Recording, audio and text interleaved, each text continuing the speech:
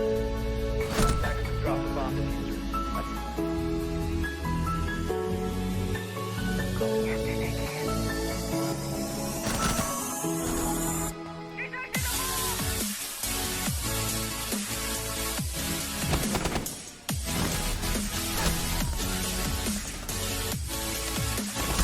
Attackers bomb diffuser has.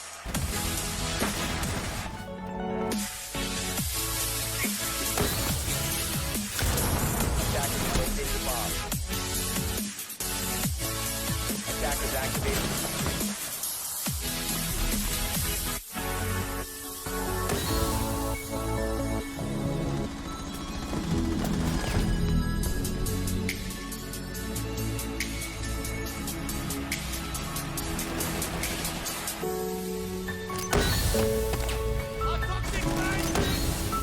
Attackers have dropped the bomb diffuser.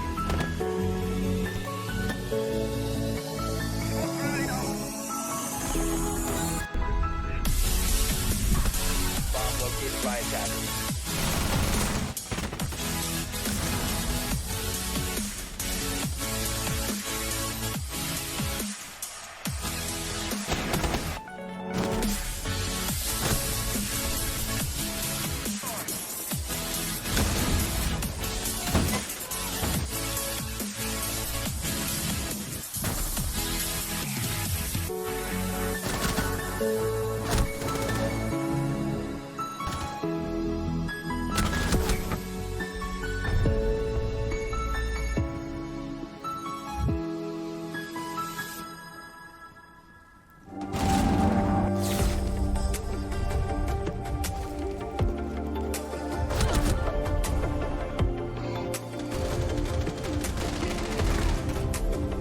Attackers dropped the diffuser.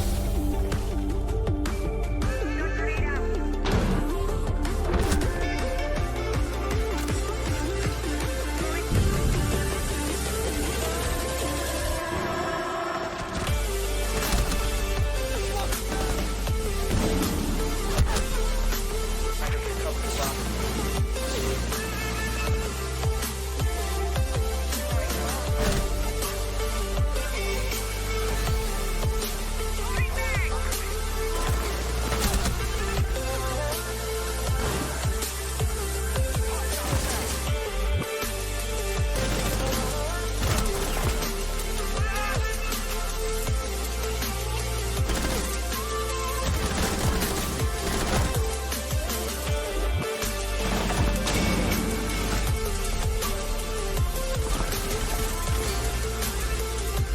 Attackers activated.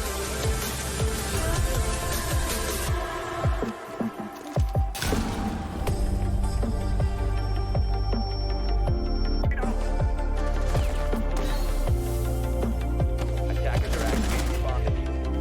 Attackers dropped the diffuser.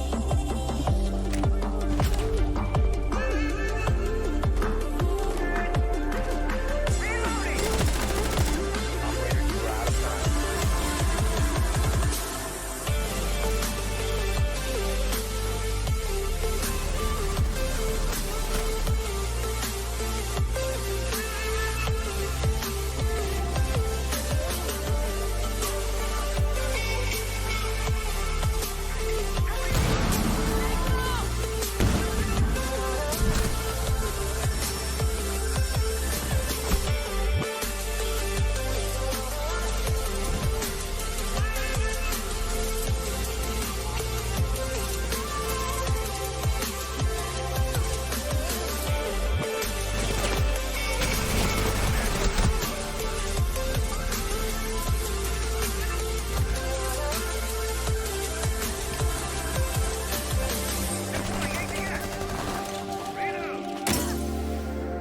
Bomb located by attackers.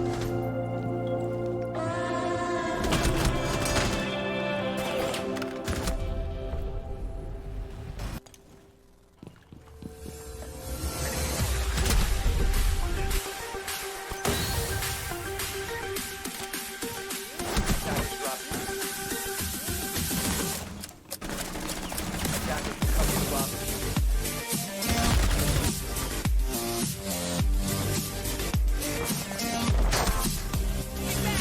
Attackers have located the bomb.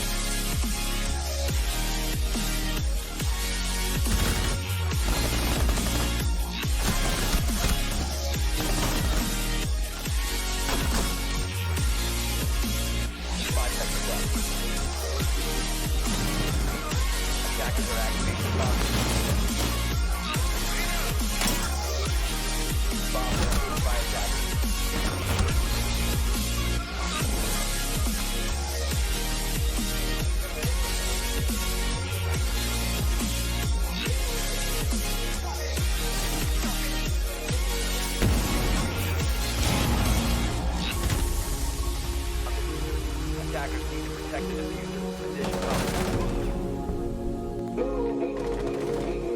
10 seconds to go.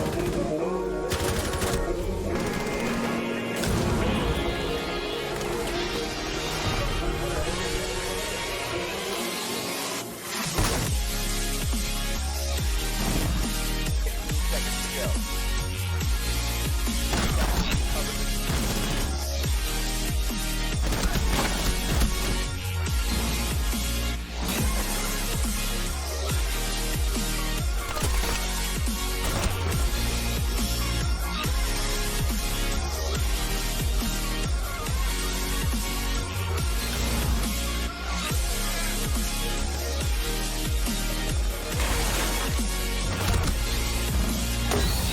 Five seconds to go.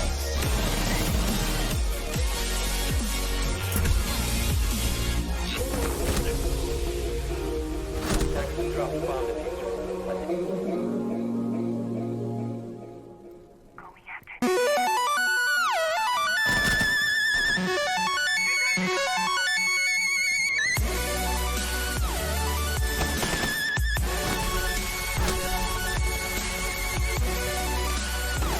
Attackers bomb diffuser hatchet.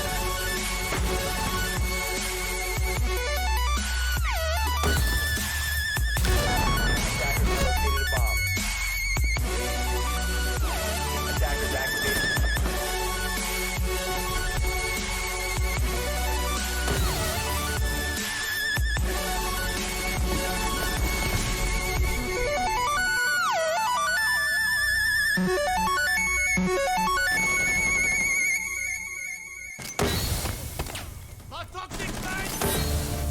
Attackers have dropped the bomb diffuser.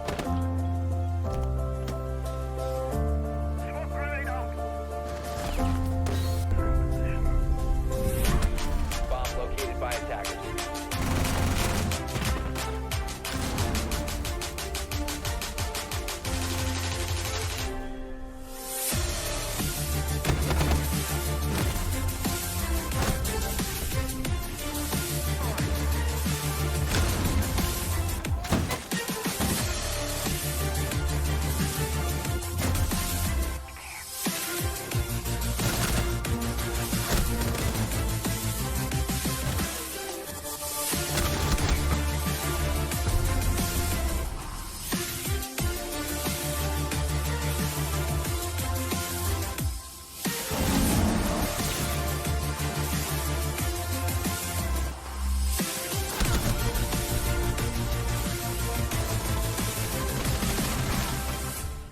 Attackers dropped the diffuser. Stun grenade out.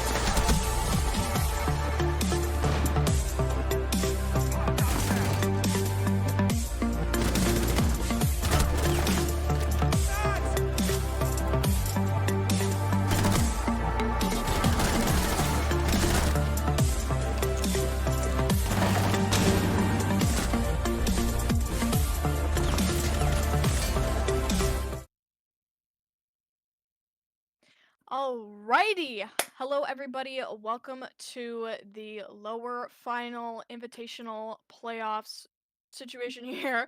I normally, obviously, I'm not Hans. I normally do not do these introductions, so you're gonna have to bear with me. But hello, my name is Giraffe. My name is AK Jenna. And tonight is going to be a very, very good match today. We will be having Luminosity versus EG.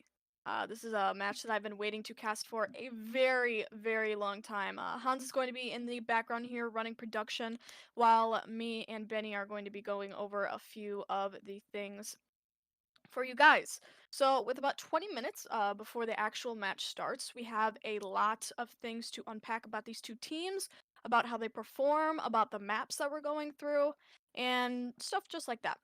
So, first of all, let's talk about the actual map. So, Benny, if you want to kind of interject with me here, we will be doing 5 different maps. This is going to be a best of 5. We will be doing Bank, Clubhouse, Villa, Coastline, and Border. So these maps are actually a really good, diverse set of maps. Okay, it's going to give us a lot of different opportunities to talk about different strategies and actually go over things. So I personally have not casted border one time throughout this whole competition. So I am extremely excited to be doing this. How about you, Benny?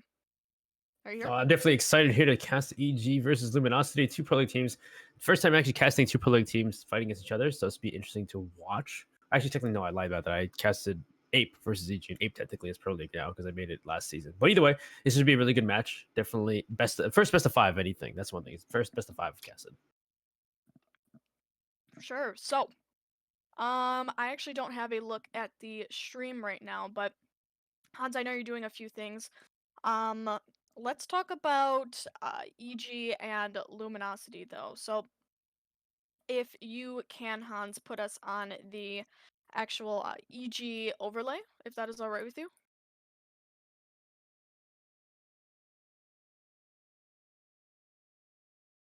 Alrighty, perfect. So currently you're not screen sharing, so I can't really see too much about the actual okay, got it. That's perfect. Here, let me pull up the stream. I don't even have the stream pulled up.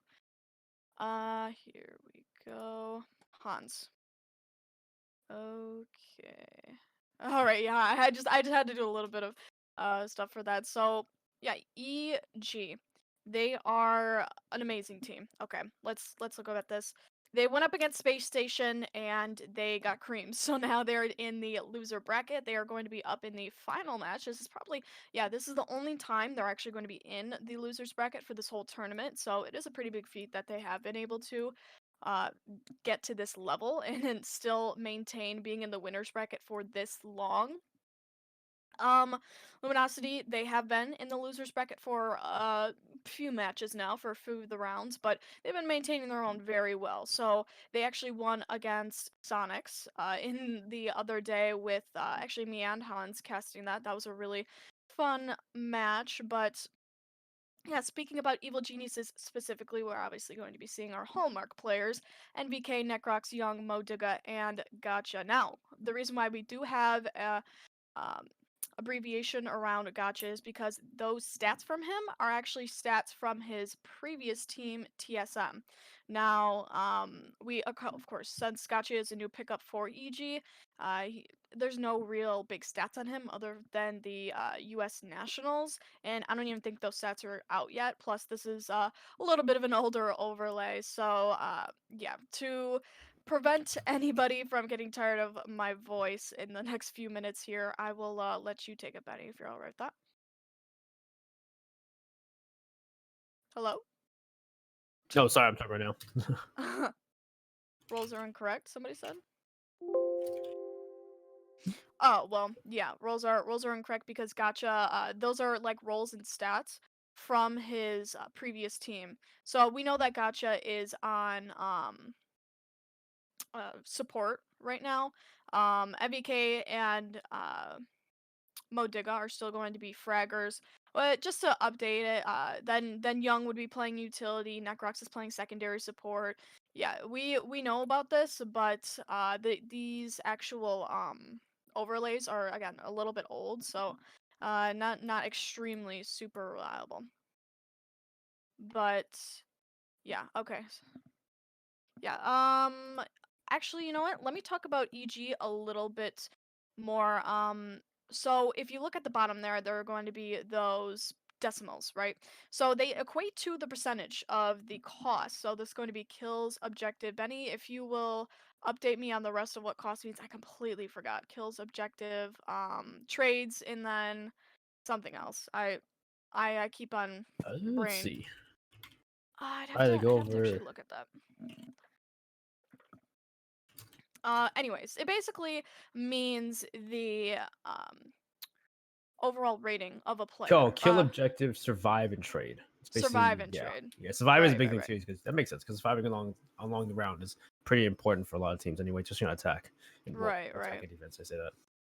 Yeah, it's an important statistic to look at, especially because it goes beyond the lines of a specific role, right? So you obviously have NVK. This was again from Pro League Season 10 statistics. So you have NVK being a 0.56, right? You've got Necrox 0.64, and those two players were at at the time Fragger and support. So being that Necrox was higher than NVK and he doesn't get nearly as much kills, it's actually a pretty cool thing. So yeah, basically this is just the simplest layout we could find. Of course, again, we know that these are not updated statistics, but we'll try to get back with you guys on that one. Now, if you would go to Luminosity for me, please. All right. It's just gonna take a couple seconds for it to update in Luminosity. So yeah, this is actually a different font because yeah, old overlays.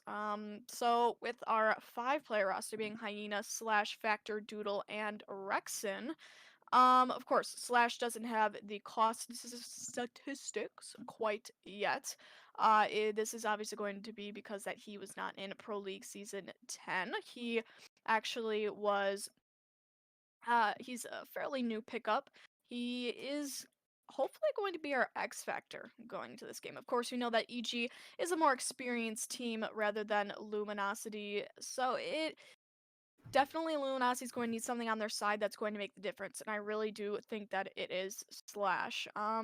Benny, I know me and you were talking about this earlier. Do you kind of want to summarize kind of the debate going on with Slash and how much of an effect he can make? Oh, it depends because like you've seen Slash do very well on Luminosity. We talked about more the fact that team of Luminosity in itself is a team of younger people, a team of younger experience. Most of them just joining Pro League or have been in Pro League maybe recently, but not very as long as Slash has been. Been on Rogue for many years now. So he brings not statistically maybe not the most individual best stats, but he brings a lot of experience and he brings a lot of new ideas to Luminosity, maybe even to IGL, maybe even to lead them ahead in their playstyle. But we'll see what happens. I would definitely see Slash play very well so far with Factor. They playing very good roams and play good very duos, so it's hard to say. We'll see exactly what happens. Yeah. And obviously, you can see that the cost for each player, respectively, would be 0.62, 0.59, 0.58, and again, 0.62. So they actually have quite a high cost for every player walking into this. So, of course, they are important players to the team. They all do their part. And the fact that they have such similar costs really speaks volumes about the team chemistry they have, right? How well they can work as a team and how each individual player really makes the impact for the rounds. But yeah, so enough on Luminosity and EG specifically. If you want to bring us to the specific maps, again, I will say what maps we are going on. It is going to be Bank, Clubhouse, Villa, Coastline, and Border. Those are our 5 maps for tonight. Yeah, so Benny, if you would like to get us started off with Bank. So EG has played Bank. So if you go over, we'll just go over like best thing to do is go over last season's stats, but even then, there's still been a lot of time between last season of Pro League and now. So both teams, have gone through a lot of change. You have Slash on Luminosity. You've gotten back Gotcha on EG. You lost Geo as well. Oh, not Geo. You lost Geo. You lost Geo on EG as well. So it's been a lot of changes. EG played it 4 times. They won it 3 times, tied it once during Pro League Season 10 when it comes to Bank.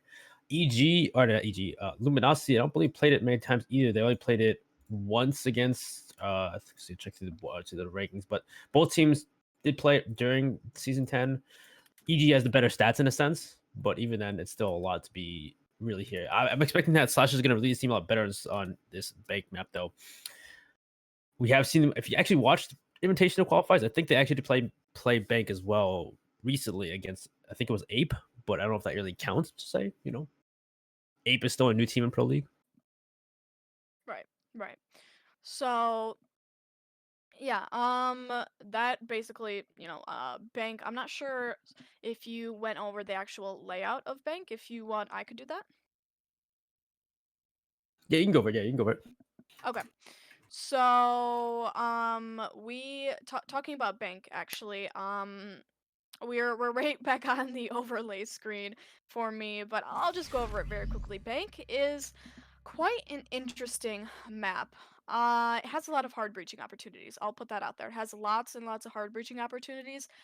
It has a lot of utility use in it as well, right? You have a lot of tight angles to be able to hold. You have lots and lots of actual roaming opportunities around the map. So you've got spots in the map like Heaven. You've got those long hallways where you can hold the angles coming in from the second floor CEO, right? You have open area. Okay, that is a big staple in a lot of defense strategies. So it's really a lot of the defense strategy is going to come down to a big factor of roaming, being able to waste the attacker's time. We'll say blue stairs, right? Take that for the lockers objective, okay?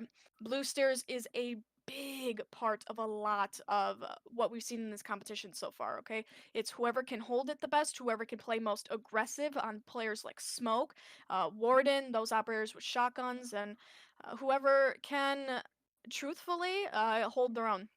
So yeah, other than that, I pretty much have gone over quite a lot of what really Bake has to offer. Of course, there's a lot more opportunities for each map. Now, if we would like to go to Clubhouse, we can.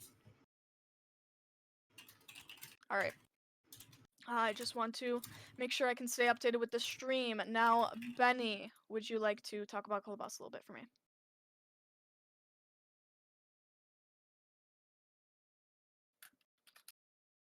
Oh, Yeah, sorry. seems I was talking about other things. Yeah, I can talk about Clubhouse. Yeah, definitely talk about Clubhouse. How defender side has been lacing. Well, it's been with some bands. Clubhouse is a map most people know. It's been in the rotation for a long time. They go through a change recently within the last year or so. But either way, it's still one of the maps that most teams know how to play because of how it is. And it's also just, straight up just, hey, you know what to do. You know how to clear top floor, second floor if you're going for basement. You know how to clear, open up CCTV. So I'm expecting this end up being more of a team of who can do better in a sense. It's really, I don't know. It's just, EG should have the better time here. LG is more of an aggressive team, and a Clubhouse be aggressive sometimes backfire. And a lot of teams also been really adapting the SSG strategy and been playing aggressive on that downstairs side. So I'm very interested to see what they thought. Actually, I think I remember seeing LG playing against 8, but they actually used that SSG strategy where they castle off bar, play upstairs, reinforce both jacuzzi and CCTV. So I'm definitely interested to see how they play it and how well EG can run into that as well. But I'm expecting really to be EG a better map for them.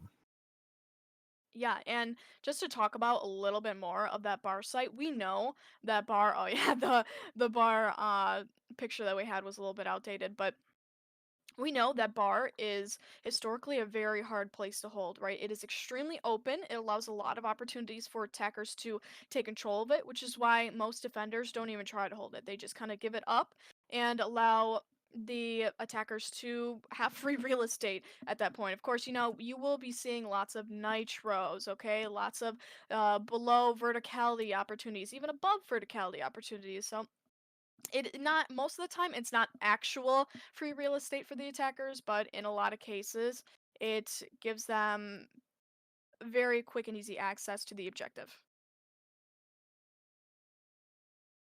All right. Yeah, there's gonna be a lot of it's one map I expect to see most teams. It's less becomes well, it becomes some of a strategy. It becomes also about decisions because in the sense of Clubhouse being able to accumulate your attack, especially on attack, making that strategy work out and getting the correct angles, the correct territory, and then pushing for site and executes makes what Clubhouse is pretty much.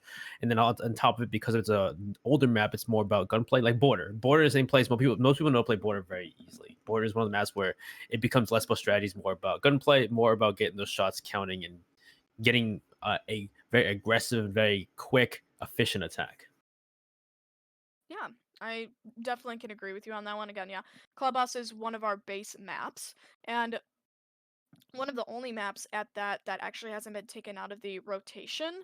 So yeah, I actually love that it hasn't been taken out of the rotation yet, even with its rework. And of course, other maps like Bank haven't been taken out of the rotation, right? They're just those timeless maps that really make the game so much better, so much more in depth in terms of strategy. Now, we do have three other maps to go over. We will do that pretty quickly here, being that it's already 7:55, and our match is probably going to start a little bit after 8. But yeah, Villa. Now, do you have the Villa slideshow ready for us? You do not. Okay. Okay, that's fine. So to kind of make a filler for the chat, I know we do have 90 people in here, so thank you guys all for tuning in, for watching.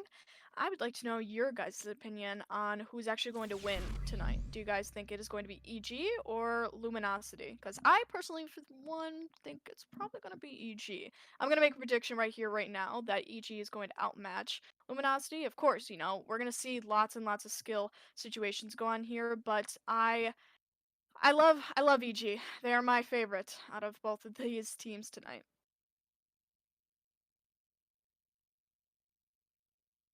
Right. Also, yes. Yeah. As actually interesting, we can also talk about the amount of oh sure, no, I need to invite him here actually. Let's get this guy in here real quick, guys. So where is this?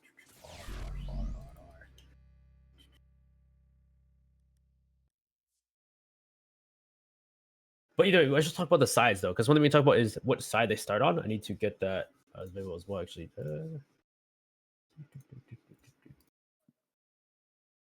Yeah, for the first map, I believe it's EG attacks first. So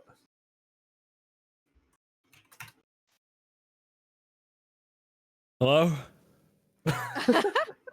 We're actually in the middle of kind of doing a desk close situation here, so just to let you in on that one. I'll actually take the mic here for a second. Villa. Villa is a very interesting map. I for one think that it is people think that it's a defensive map. I like to think that it could go either way because it has a lot of defensive and a lot of offensive opportunities to it. Right? You have lots of hard breaching opportunities basically on every single site. Okay, you have lots of utility opportunities. You have lots of different outlets into the objectives, ones that lots of defenders won't even expect, right? We'll take Aviator Games, for example. Okay. You have the Vault. Okay, you have 90 Hallway, that whole area. It's like a square type area, right? Going all around surrounding the objective. So if you were to play your cards right throughout the actual round itself, then you can pretty easily get the objective surrounded and make a very quick execute. So I think honestly that it's a lot of it is situational. Okay, it goes down to those primary, secondary, tertiary sites. Whoever's going to have their strengths on each. All right, Benny, you got this one.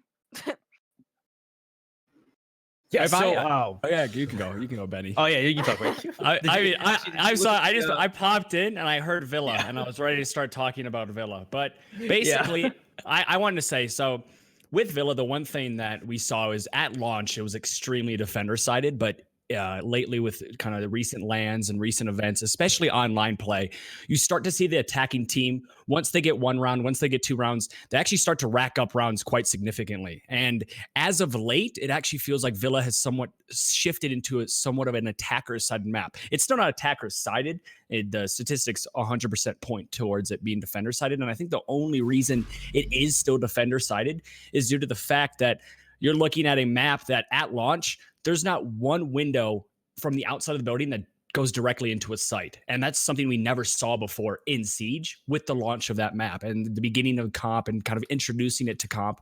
It kind of threw a lot of teams off guard, especially on the attacking side of things. And it shifted that meta to make Villa extremely defender sided. So I think it's kind of falling back into more of a normal spot, maybe where you'll see like a consulate kind of thing, where consulate it's still defender sided, but it's not as like glaring as we think Villa is, which is a really good sign because it shows that teams are starting to adapt on the attack and the defense is not as strong. It's not this behemoth that we've seen before. Very much agreed. Yeah, especially with the bans. I mean, the bans too. The bans definitely a big point here for what exactly happens usually for Villas. But usually, you're gonna lose. You lose one Harbage. Usually, you win a Villa. Usually, you lose Maverick, Habana, Thermite, and then maybe a Jackal or some kind of roam denial. And it really does help the defense in the end for a lot of those things. And so definitely interested to see it. It is EG's map pick is Villa. They're starting on defense. They're starting on attack probably on that one. Pretty sure I'll just gonna pick defense for Villa. I think they are actually. So let's see. So yeah, so since EG's map pick is Bank, I'm gonna LG Luminosity on defense first, of course, on Bank, because Bank is somewhat defender sided. It's a bit more even. It's not as bad as Villa or Clubhouse. And then on Clubhouse, EG is going to pick defense because they're the ones there. It's LG's map pick and so forth. Yep. I think the only one's different is EG's picking attack on Coastline because LG's pick because Coastline. Well, Coastline's Coastline's a 50-50 map. It's one of the only maps in the pool right now that's actually 50-50. The exact statistics is 49.9% on attack and 50.1% on defense. So that is the closest you are going to get to a 50-50 map. So it doesn't really matter if you're going to choose attack or if you're going to choose defense. It's kind of just a preference and kind of maybe depending on what you want to ban. Obviously, there's attacking sided bans and there's defending sided bans. So say if you want to have extremely defender sided bans, you want to choose defense first, or you want to extremely attacking sided bans, you're going to choose attack first. And that's probably what EG is going to be playing into, and I'm most likely LG recognizes that, so that you might see some different bans, but I don't expect that to happen. I think going into this entire best of 5, even if we don't get to all 5 maps, I'm pretty sure all of these teams, all of these players are going to be showing things relatively consistent with what we've seen from them before. I don't think they're going to be showing anything drastically new because yes, this is extremely important because they obviously want to get to the invitationals, but is this a situation where they want to risk showing all these crazy strats before the season of Pro League? That's just, I think, the question that's going to be up at hand. It depends because this is for Invitational. This is for the spot to go to upper final or to grand finals against to replay SSG if EG wins it, or if LG plays up into playing SSG. It's hard to say. It's still a best of 5 though. So there's a lot of gameplay here for both teams. I don't know if they're going to hide strats, if they're going to show all their cards. It kind of feels they need to because again, this is your one ticket to the world champion or world championship, as they call it. Yeah. And it's also one of those things where they can show everything and then they get to the finals against SSG. And we've seen SSG as of late. They are incredible. They're probably one of the scariest teams right next to Reciprocity, in my opinion, especially in the North American scene. And if either Evil Geniuses or Luminosity shows absolutely everything right now, you bet Luke on the side or Lycan on the side of SSG is going to recognize that, and they're going to say, all right, we're going to guarantee our spot in the finals because we know exactly what these teams are going to be doing. So it's just a play of games. If you get ahead early, I'm going to most likely say both of these teams are going to slow things down and just try to hide things and go back to a default style of play. But if this is a close game, back and forth, I'm expecting a lot of strats to be shown, and that's something SSG can definitely capitalize on in the future. Right. Yeah, I'm definitely assuming, especially SSG, when they play EG on the upper finals for winners bracket, it was 3-0.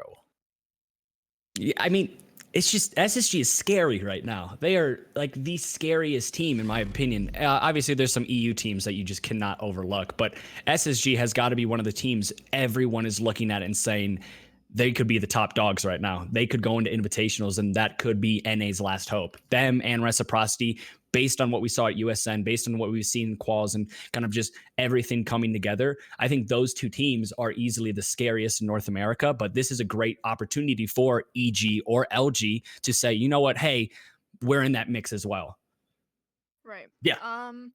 Yeah, so I'm going to take the opportunity right now while we're just about to actually fill into the game to answer a few questions that we've seen in chat. So, somebody asked if this was a best of 3 or 5. This is a best of 5. And then somebody asked a little bit off topic question, but I'll still answer it.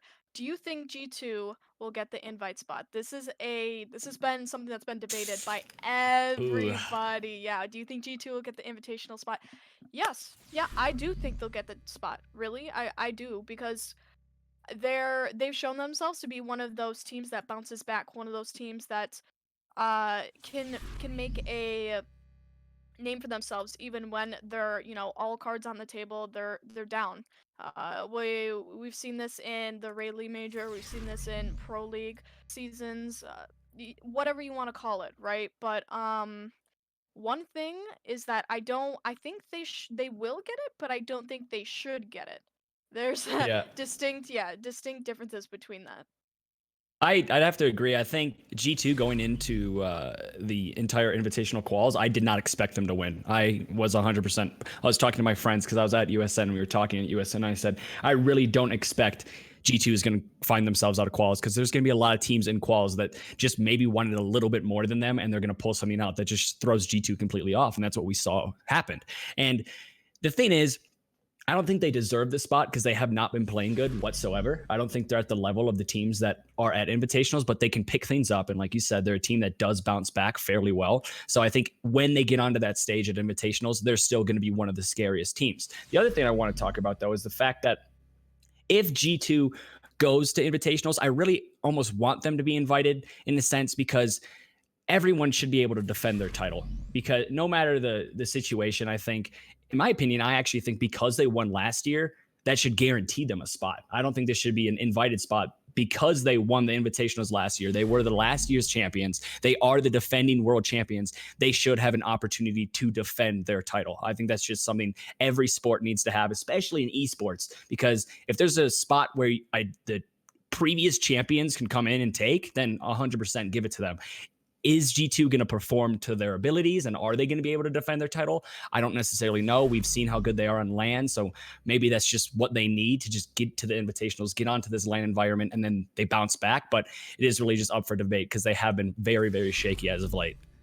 Right, and especially since they dropped Goga, that was a miscalculation, guys. I don't know what personal stuff was going on behind the scenes for them to drop Goga like that, but that was a interesting pick at that. One thing though, I said this, I really don't think they should get the spot because I feel like they're just setting themselves up for defeat again because we've seen they got slammed out of their original spot. They got defeated. They really did not bring anything new to the table. They just got completely taken away from any opportunity to get into this competition in the first place. So what's different? What would be different the next time around if they were given this invitational spot, right? What would be, being an honorary team going up there, what's going to be new for them? I mean, of course, they need a break. I think talking about this, they just need a break at this point cuz there is so much that they need to work on as a team. They still need to adapt to Pro League. I mean, they've kind of hit the reset button, getting rid of Goga, getting rid of, big players off the team. So I can't really see why they should get this. I can't really see them having big success in this next competition. And they just need to work on themselves and work, as individuals, as players. Yeah, I definitely because like the big thing is that they brought in Kryn, they dropped Goga as well. They dropped recently the Unos as well. They brought in Uno. They brought in Kryn. It's been a lot of changes for EG, or not EG, G2 within the last year. So it's almost like I feel like they haven't really figured out roles just yet. Especially Kryn now on the team. I don't think Kryn's a bad player, but I just think they need enough time to really solidify their composition, how they play, what roles they do. And it's almost like because like before we always thought about Kento Raketti, he was the fragger. But lately, you've seen games where Pengu and Fabian are the ones leading the fragging teams. They're the ones getting the kills. They're the ones leading the charge here in the team, which is very different from previously. Yeah, I mean, the thing is, with every single team, you're going to have sometimes fluctuations in roles and fluctuations as who's going to be the top dog, who's going to be the person that 100% is always going to be like, oh, fragging out, getting all these kills. And it happens. That's a normal thing to happen for a team. And I think right now for G2, that fluctuation and that, I guess, rotation of roles just happened at an unfortunate time because they obviously really wanted to qualify for Sixth Invitational. They made all these changes and then they realized, all right, I think we have it under control. But then the moment they got into a game setting, they were like, oh, wait a second, things are not clicking here, not clicking there, and it just kind of all fell apart. So I think it's a mix of unfortunate timing and maybe some questionable decisions in terms of changing rosters. But again, that's something I don't necessarily like talking about because there's things behind the scenes and there's a hidden bias that we like casters often ignore, which is the fact that maybe things were just not in comms, things were not working well. And it's simple as that. It's not working well, then you're going to have to make a change. And that's probably what happened with G2. And unfortunately, I think it's just happened at a rough time because it was when they needed to play their best in order to qualify for the Sixth Invitational. Right. Yeah. So, But anyway, yeah, we are going to be getting into this match very shortly here. We are just waiting on the actual caster to give us the go-ahead for us to start casting it ourselves. Now, I'm not going to be casting this one. I believe it is going to be Red and Benny for the first match, but the second match is going to be Hans and I. So yeah, I will be heading out here, guys. You can take it. All right, there we go. On to the map of Bank. It's going to be the first map of this best of 5 series. Obviously, we're 100% going to be playing 3. Are we going to be playing 5? That is going to be the question here. Going into the ban phase we were talking about earlier on in the pregame is the fact that we're expecting fairly typical bans and fairly typical strats from both of these teams, maybe not showing too much until the game starts getting very, very close and they need to start pulling things out. So Habana ban right off the bat. No surprises whatsoever. Bank is the map with the absolute most hatches. So getting rid of Habana does not matter. Oh, what? I think we're out of sync. Oh, how bad out of sync? Pretty bad. Just go to that link and just watch from there. This might be easier. Oh goodness. This is NA. This is North America. Technical difficulties. It's just it's inevitable at this point. It's inevitable. Yeah, and DVR isn't on either, so we can't roll it back either, unfortunately. So we'll just go off the stream at this point because this is a no delay stream because Despo, our fantastic observer, is doing a 4-minute delay on the clean feed itself. So there's no chance of any kind of leak, any kind of stream sniping. It's straight up just we're casting it as it goes along. But either way, bans. Habana, Jackal, Valkyrie, pretty crazy here. Valkyrie's been a very powerful operator in the hands of all these pro league teams, so it can't be crazy to see her banned out. Yeah, no, I mean, Valkyrie's just one of those operators where there's Intel's everything in the game of Siege, so just getting rid of at least one Intel op is something you want to do. And then also Mira coming off of the board, that's also an Intel op. That's what you see on defense every single time there are bans on defense. They're most likely going to be all Intel ops. Valkyrie, Mira, Maestro, Echo. It's just because Intel is so valuable when you are on the side of defense. I'm hoping we are all synced up. Did we just get into the pick phase? Like 11 seconds? Are you watching the stream or no? Yes. Yeah, I'm watching just watch the stream. Just watch the stream. Okay, good. All right, we're all good then. Again, guys, it's North America. Technical difficulties and issues like this, it's part of the job. It's just what we expect at this point. Oh, so there's a question. Does EG not have a one map advantage? No, that one map advantage is only to the player or the team in the upper bracket, which is SSG. So this best of 5 has no advantages because they're both in the lower bracket. Yeah, and I actually want to quickly clarify. So because these two teams are in the lower bracket, if they go up to the upper bracket and they are in the finals, don't they have to win twice, or is it a 1-map lead for SSG? Do you know the exact rules for that? Okay, that's yeah, what I it's thought. a 1-map lead. Yeah, it's just how it is. Just like it is right now. If you guys are watching the Rainbow Six channel, they're doing LATAM and EU. The upper bracket team just gets 1 map over the other team. So like you saw from BDS and from BDS versus Team Secret actually had a 1-map advantage. They lost it immediately. Yeah, that's what happens sometimes. But it's something you really want to. I think SSG, obviously, the lower bracket and double elimination is something everybody loves, and it's also something like SSG, because they've been playing so good. That's a really big advantage. Just a 1-map lead, just being able to kind of maybe sit back a little bit on the first map, or just have that reassurance that, okay, if we mess up completely here, we 100% can bounce back, is really, really valuable. But we are going to be seeing, going into the action phase now. Everybody is kind of put their drones in the proper places, and it looks like there is going to be a downstairs hold here, as we are on the first site of the day is going to be the basement. This is Mr. Old Reliable, I think, on Bank. It's not necessarily the most viable site on this map, but it's the most played out site, and it's, I think, the most comfortable site for a lot of teams. Yeah, I assume this is the preferred site here for, and most teams, yeah, every team pretty much at this point. I see some teams play Telos Archives first, play that tertiary site, throw a little curveball at the attackers. But for EG though, I don't think you can take that risk though, because you've seen EG play before, we've seen them play in Pro League. Now they have Gotcha on the team. Has a bit of a change. They lost Geo, but they're still a formidable team. They're still a team you don't exactly want to take lying down. No, definitely not. I mean, Gotcha for Geo, there's a lot of controversy around that. People say it was a downgrade. Some people say it was an upgrade. But again, it's roster changes. I don't necessarily like talking about roster changes, because what happens inside a team's comms and a team's decision is their decision, obviously. And I've actually liked how Gotcha has been playing with EG. I think maybe he's gelling a lot better than I expected him. That's 100% sure, because in the early goings when he was a sub for EG, we saw glimpses of just how good Gotcha can actually be, and I think it's going to be interesting to see when he can pull that out. But clearing out blue here, we are going to be seeing the first kill. It's going to be Necrox down. Goodbye to the Maverick. That's a valuable operator. One of the 2 hard breachers is already knocked off, and well, the push from blue is unfortunately not very successful for Evo Geniuses. Yes, they have gotten control of it, but they do lose a body in the process. And Slash is still upstairs. That's one thing we've seen Slash before. We actually saw it in a different game when they played Ape. Slash has been getting away with some stuff where he just gets upstairs and gets in positions that he should not be and are not allowed to be in. Because, you know, flank drones, you should have drones in positions to deny that kind of upstairs coverage or that late lane flank. Because now Slash, with no regard, no information from EG, is upstairs in CEOS Pulse at all players.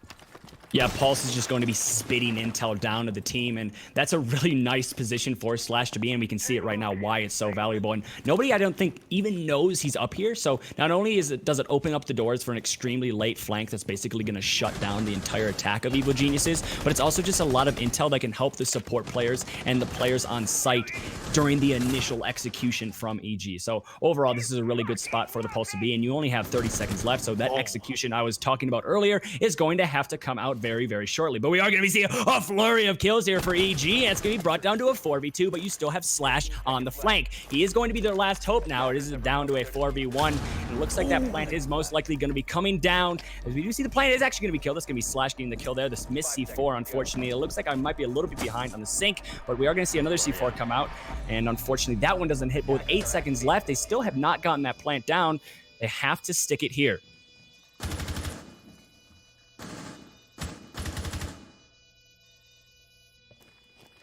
Oh. So at this point now, it's still in that post-put situation. Slash now needs to try and debate his way into sight, but it ain't gonna matter. Modiga will finish him off. Is that instant actually or no? Oh, well, I'm just watching. Well, I'm watching the stream, so it's fine for the viewers, though. For you, it's different for you, Hans, because you're watching actually. But I'm watching the stream, so it should be in sync at this point, right? Right? Maybe, I don't know. Yes, so we are having some unfortunate technical difficulties, and I need to apologize. But again, it's North America. Things happen, and we're just trying to get I guess things we'll ask. synced Yeah, so up. Hans, what are you at right now? Are you in the Fade, or what are you at exactly? Let me just enable my mic so you guys don't talk like in the void. I see 43, 42, 41, 40, 39, 38. Tell me when you're synced. 40, 37, 36, 35. I have Well, an we ad can't- now, so Yeah, no, so yeah, we're watching the actual, we're watching your stream, Hans, because we're trying to get in sync at this point. Wow. Because the actual stream for both of us, like you watch the clean feed, I'm at 20. Okay, I'm at 21. So 17, just pause for like 16, 15. You can't pause. There's no DVR. This wouldn't put DVR. Oh, there's no DVR. Yeah, I put it in the chat. No DVR. Damn. That's all I'm saying. At that point, we gotta go off your actual stream at that point. What do you say? What number are you at now? What are you at right now? 03. oh, wait, Benny, what are you at? Are you at 5, 4, 3? Yeah, well, I'm around. Well, it depends. I'm watching the live stream and watching the actual Live stream. stream, So the Hans live stream. Live stream from the clean feed. I'm already at 45. Oh my goodness. On the am stream, I very see far 49, 48, 47. Okay, yeah, do that one. That one is Yeah. synced. Okay, I think we're good then, right? I guess so. What are the viewers at? What are the viewers at? What do the viewers see? Are you at 38, 37, Yeah, the 36? viewers should be at 37. No. Yes. No, you're gonna be a bit late because like you're watching the stream and not feed it back to me, you know. Well, no, Hans, it doesn't matter what you see. It doesn't matter what the viewers see and we see, as long as it's on. I think we'll be okay. It might be Yeah. a couple seconds late, ladies and gentlemen, but unfortunately, I think that's just what we're going to have to deal with. If it becomes unbearable, please let us know, and we'll try to figure it out. But They're for all right saying now, different we at numbers. least- One said Yeah, 230, one says 225, one says 25. I'm saying 11. I'm seeing 11, 10, 9, 8, Oh God. 7, 6, 5, 4. Yeah, so this is definitely going to be something we are going to try to figure out here as soon as possible, because this is a best of 5, so we have a lot of time to figure it out. We have some leeway here, so we are going to just try to get this figured out. Again, guys, we do apologize, but some of these things are just a little bit out of our control. So are we going to try to go to okay, do you want to just try the clean feed then and see if that works? We might have to do this. We might have to do Discord share if anything. Okay, that actually could Sure, probably watching work. Hans' point of view of anything. Hans, you want to try Discord share then? What are you at on the clean feed? Are you at 113? 13 seconds. 13, 10, 12, 11, 10. Can't we just do that one then? I think he's too far behind us. Though when I saw his, he was like 5 seconds behind us. Like, I couldn't Oh, tell. do you, What do you? how about, Hans, do what you do you want got? Where did Hans go? Hans died. Hans died. Oh, sorry, I had muted myself on the listen board. Discord screen share. Oh yeah, no, he's Discord screen share. Watch Discord screen share. Let's both that. Oh, okay. But yeah, no, it looks like, let me just, oh my god. So it looks like the plant has gone down. We're in a, again, actually no, plant's gone down. We're in a 4v5 post situation. Luminosity now has to somehow retake site with the, well, actually no, it looks like the Thermite's down already too, actually. Yeah, so it is a post-plant situation. The Thermite has, I think, exactly 1 health, and you're going to see a flurry of kills once again here for EG. Bring down to a 3v3, make it a 3v2 now. And it's going to be a Pulse and a Mozzie. I don't necessarily know if they have their C4. Well, bring down to a Pulse, and actually nobody is left. And just like that, EG is able to win yet another round. And I think we're all synced up. So technical difficulties aside, I'd say that was a fairly quick cleanup of all of that. You know, it only took like a couple rounds. We figured things out. I'll take that. I'll take that as a win. I'll take that. You know, it's all on the fly. But either way, that's a really, again, these are really solid rounds from EG on a defense, not defense sided so much. It is sometimes, but that's not as defense sided as Clubhouse or Villa, but still, these are rounds you should be winning on your defenses here on Bank, especially that downstairs site. It's these attacks from EG have been quick and they've been getting the plant down. That's the biggest point right now. Yeah, absolutely. And again, we were talking about this earlier on in the pregame. Every map right now in Rainbow Six, no matter what, is defender-sided, even Coastline by a very slim margin. And I think the reason why every map is technically defender-sided is the fact that it's a defending versus an attacking team. Any game you play, most of the time, the defenders have a slight advantage. On Bank is actually fairly even. The exact statistics, well, not accounting the USN, so I do not have the USN statistics, but up to USN, Bank has a win rate for the attackers of 47.45%, and the defenders have a win rate of 52.55%. So that's actually a fairly even split, considering some of the splits you see on Clubhouse and Villa. So when you look at maybe a 2-0 for the attackers or 2-0 for the defenders, is not as daunting as it would be for a somewhat different map, but it is still one of those things where you just simply don't want to be down in a game. And I think Luminosity, this is a perfect time for them to kind of bounce back here. They are going to the up top site, which is technically the most viable site on the entire map. So this is a great opportunity for them to just kind of bring this one back. And again, 2-0, it's a very easy deficit to just pop right back into this game. Yeah, they're not too far behind. They still can bring us back here for LG. But either way, we'll be going upstairs CEO. This is the lower bracket final, guys. In chat, if you didn't know that, this is a best of 5. People tuning in. Again, I'm because of Benny on. This is Red Cube we saw on the scene. This also is a really nice overlay that shows our names. We'll probably change up casters here and there during the best of 5 because there's 4 of us here talking. Or 4 of us in the chat. Oh, that would definitely be very interesting. But we are going to be going into the action phase here. You got about 2 minutes and 30 seconds left, and we see Hyena has echo drones littered throughout the map, just trying to spit as much intel to his team. That's going to be an easy pick, actually a very early pick as well. I don't exactly know where it came from. I think it was on the window, if I'm not mistaken, from Doodle, and that's going to be the sledge down. So say goodbye to your grenades and your soft destruction. This is a very nice pick for the side of Luminosity so early on. Yeah, that's actually a really good pick to get one of the people off the windows. You see that window play here on Bank, especially for the upstairs site. It's still very powerful to deny rotations, deny people in general as well. So that's one play that Doodle has to have to worry about. But either way, you'll see, looks like most of EG are trying to get some early picks. They're outside the windows, whether it be on north windows or on the windows right by site. And one thing, we need to see them take control of one of the 2 sides, but they go through, maybe they go through west side. Looks like see more Digga coming from the west side lobby, along with a, is that a rappel? That can't be down the skylight. I couldn't see that right. I don't think it was. I sure hope it wasn't. No, it was not. Wait, yeah, no, yes, it is. It is a rappel down the skylight. This is definitely very interesting. This is not something you see very often, but Gotcha is going to hop off of it, and instead it looks like they're going to be going for this red push. This is similar to the push Norangu, I would like say, kind of initiated in the Invitationals last year, and it's something that works very well when you want to play very aggressively, and we are going to be seeing Gotcha is able to find 1 kill. That's going to be on the Factor, and just like that, a refrag there from Doodle is going to be onto the Thatcher, but it's going to be another refrag for Yan, so it is going to be brought to a 3 versus 3 with about a minute left, and a nice shot there from Slash is able to take down Necrox, and you're only down to 1 Evil Genius's member. So this has been completely thwarted. It was a nice push at the kind of initial start of it, and it looked like it was gonna be nice and aggressive pushing from red. But unfortunately, I think things just kind of fall apart here. And with the intel from the Echo drone, as well as the fact the really good gun that Slash Hug has, this is most likely going to be a round win for Luminosity.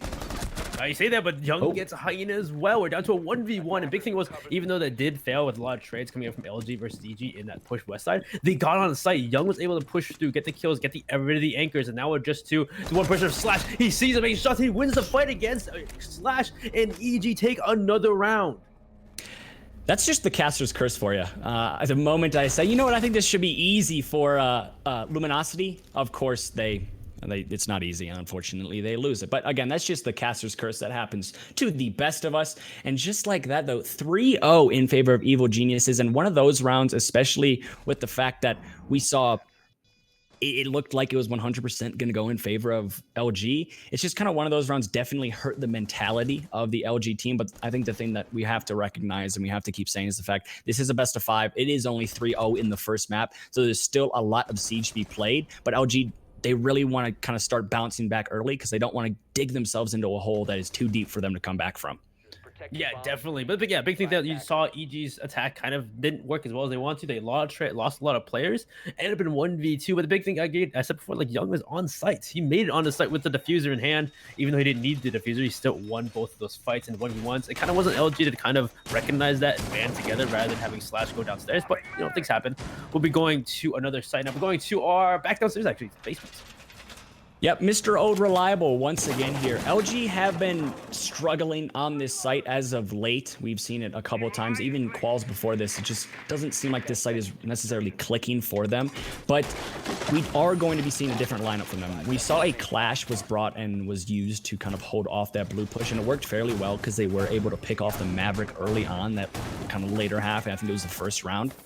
But it still resulted in the Evil Geniuses win. I don't even think they're going to be investing anything into blue. I think they might just be giving it up to the attacking team, which, in my opinion, is a smart situation right now because we saw SSG during the U.S. National Finals. They had kind of some issues with just holding blue. They got too aggressive on blue, and every single time Reciprocity was able to take down Bosco and then just push on the site. And sometimes blue, it's really good to hold, but it also can be a detriment if you lose the defenders extremely early on. And I think this is a really good call from LG, kind of throwing an audible here, and it's definitely going to change Evil Genius's push and force them to adapt just a little bit.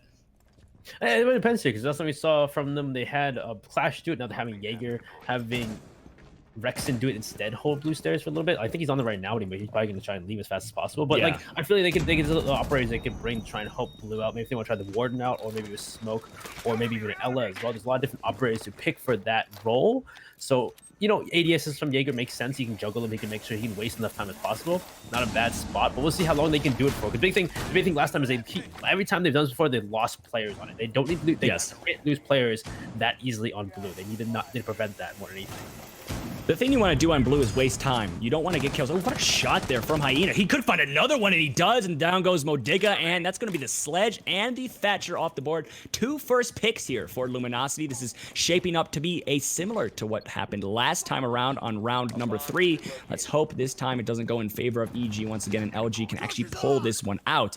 That was a really good first pick there from Hyena, absolutely holding down Garage. And with about 1 minute and 15 seconds left, EG definitely have to reorganize. Yeah, looks like next one's gonna drop down the hatch, and he's going for the play instead. Gotcha gets slashed at a different angle as well. Nekrok is on site in CCTV, and how Young coming on main stairs gets Factor in a 3v3 as they're trying to pull us back. But Doodle is on site. He takes out Gotchi, down Jung as well, and there is next taken out by Rexon in LG. First round defense. They don't let this go down too easily. Yeah, so they are just trying to eke out as many rounds before the half comes around, and they could still come out of this with a 3-3 draw going into the half, which would be absolutely spectacular for them, especially being down 3-0 at one point. And the thing with that last round is we saw it really came down to the fact that Hyena being able to find those first 2 opening picks really solidified the position that LG could hold, and they just held it the entire time. I think what happened in the round prior, in round number 3, where we saw LG, yes, they got the opening picks, but then they got kind of a little bit too aggressive. That we saw maybe some over peeking out onto the elevator hallway, and then Yun was just able to find kill after kill after kill. This time around, I think LG played it a little bit smarter. They recognized, hey, we have the man advantage. Now let's capitalize on it. Let's get this round win, and that's exactly what they did. So props to LG, and just like that is a 3-1 scoreline. Yeah, as a prompt LG, but also I guess at that point it was desperate attempts from EG. They exactly didn't know what to do having lost 2 members. and they just kind of went for it. Necrox just jumps down the hatch, and they really go for they just try to go for the play at that point. But the thing was, you had Necrox by himself in CCTV, but then you also had Young and Gotcha go down main stairs. I kind of feel like it was a weird split push at that point, just because you're down 2 members anyway. Yeah, I think, again, it just comes down to the fact that they lost 2 very key members in that push. They had no control of Garage late in the round, and you lost your Sledge, you lost your Thatcher. That's a lot of utility that was basically eliminated before they could do anything with it, and it just kind of forced Evil Geniuses into a position where there's not much you can do except try to get your kills. And they did have a valiant effort. They were able to kind of get close, and there was a little bit of hope there, but I think LG just played this one a little bit better than the round prior. Yeah, so we'll see this time they're going back upstairs to CEO for a different try. Slash playing a different role this time. He's playing Vigil. So we've seen him play a myriad of roles so far. We're playing the aggressive role of a roamer downstairs. And we'll see EG, of course, is drone out, figure what they're going to do. Make sure there's nobody in the immediate area for this push on the square. Last time we saw the push onto west lobby, west side, they opened up spiral stairs, and Young was able to close it out from EG that round, even though they lost quite a few members on that push. So let's see if a different push here comes from EG, if they can take square and just open up the CEO instead.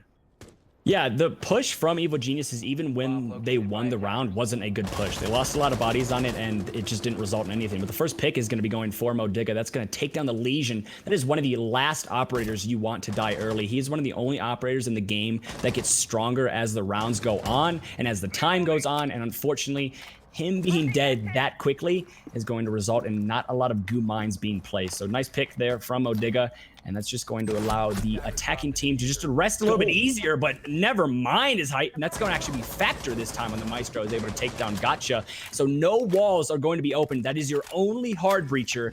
I don't know where the cover was for Gotcha, but that's very, very unfortunate, and there's going to be a complete rotate here from Evil Geniuses if they want to try to get into sight. Yeah, nobody was covering Thermite. Nobody was covering Gotcha on that placement of the exothermic charge, so it allows her factor. Probably had the information either from a member of call member or just heard the balls. Nobody's in square besides Gotcha. Goes for the wide swing. That's a big thing here for them as Slash gets Modiga as well. We're coming out a great roam here from Slash. There's the minutes left on the clock, and there's 2 members for the trade of Legion. At least Legion now. Legion was the one that killed. That was Doodle, but now there's 2 person dead on the side of EG. I say that Necroc is Hyena. Yeah, so Necrox finding a kill on Hyena is able to even up the table just a little bit, so it is going to be a 3-3, but you only have 45 seconds left, and there's not a lot of control onto site. You don't have any of the walls open. You don't have much presence really anywhere on the map, but what a shot there from Necrox. Could potentially find another. It's going to be 2 for him on the round, and there's now left to the Vigil and the Doc. So Doc with the ACOG could definitely pull this out, as well as the fact that he does have stims left, but he has not healed stimmed up the Vigil, I think is a better way to say it. You see just holding Banana here. One shot there, is able to find one, but it is going to be all up to the Doc here. Has the gun. He has the positioning as well. He's just going to have to figure out where the attack is. Could potentially force them into a plant situation and just kill the planter, and the round's going to be over. And with 10 seconds left, that looks like what is going to be happening. He's able to get the pains. Unfortunately, doesn't land the shots. IQ is brought down extremely low. They're just going to be going for the kill at this point. Rexon is able to find another one, and just like that, is brought down to a 1v1, and Necrox is able to find it, making it a 4-1 advantage for Evil Geniuses on the attacking side of Bank.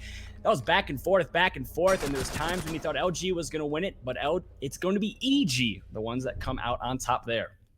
LG and EG, that's hard. That's hard to say. That's hard. Yeah, that's the big thing. There was the fact that it was so close, but in the end, it was such an issue there for EG. Is there, even though they lost their Thermite, they still need to come back and able to get the kills. Both Necrox and Young finding the kills they need. Not actually Young, Necrox and I think it was NVK finding the kills they need to take that site and overall just make it in their favor. That's so surprising. The fact that they start so well here for LG, but then they just lose out on these engagements as 1v1s.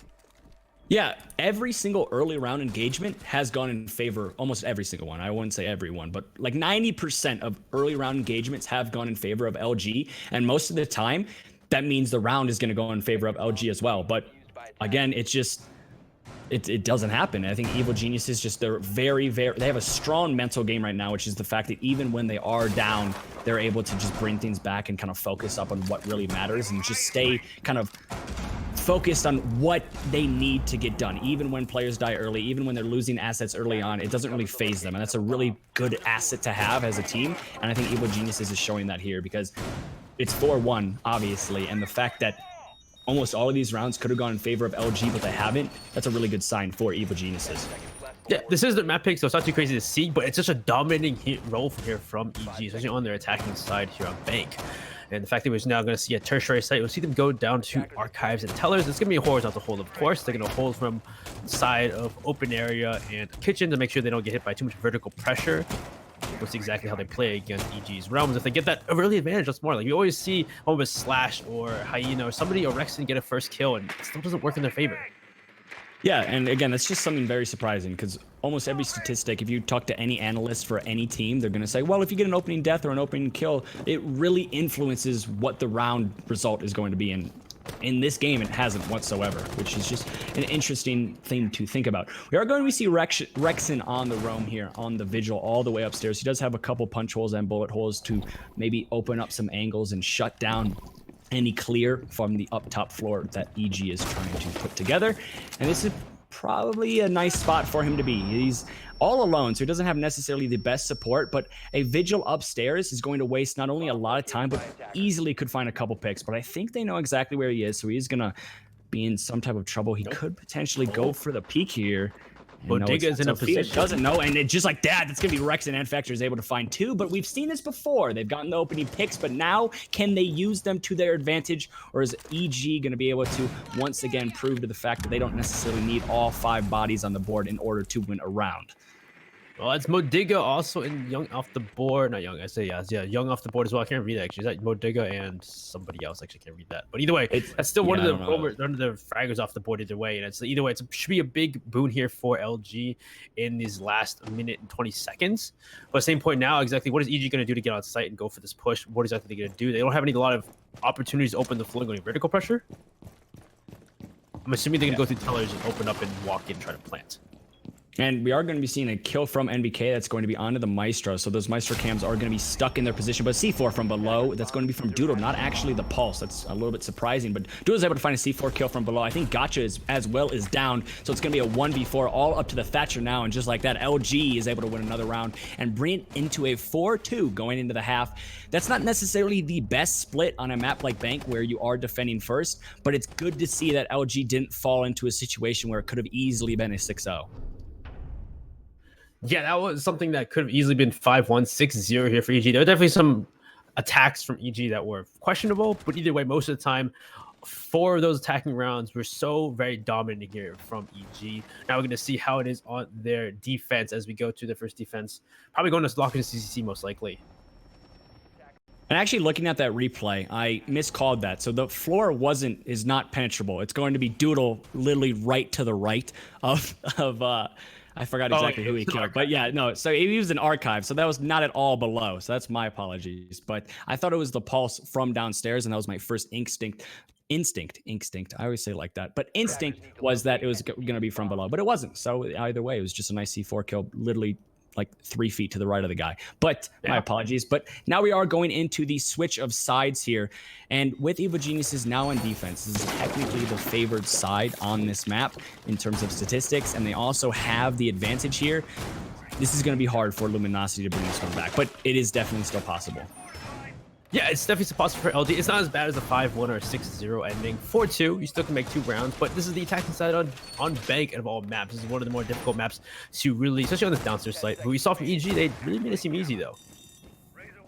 Yeah, there's times where I think EG, it's like they don't have to put too much in order to clear out their, especially obviously since they were on attack first.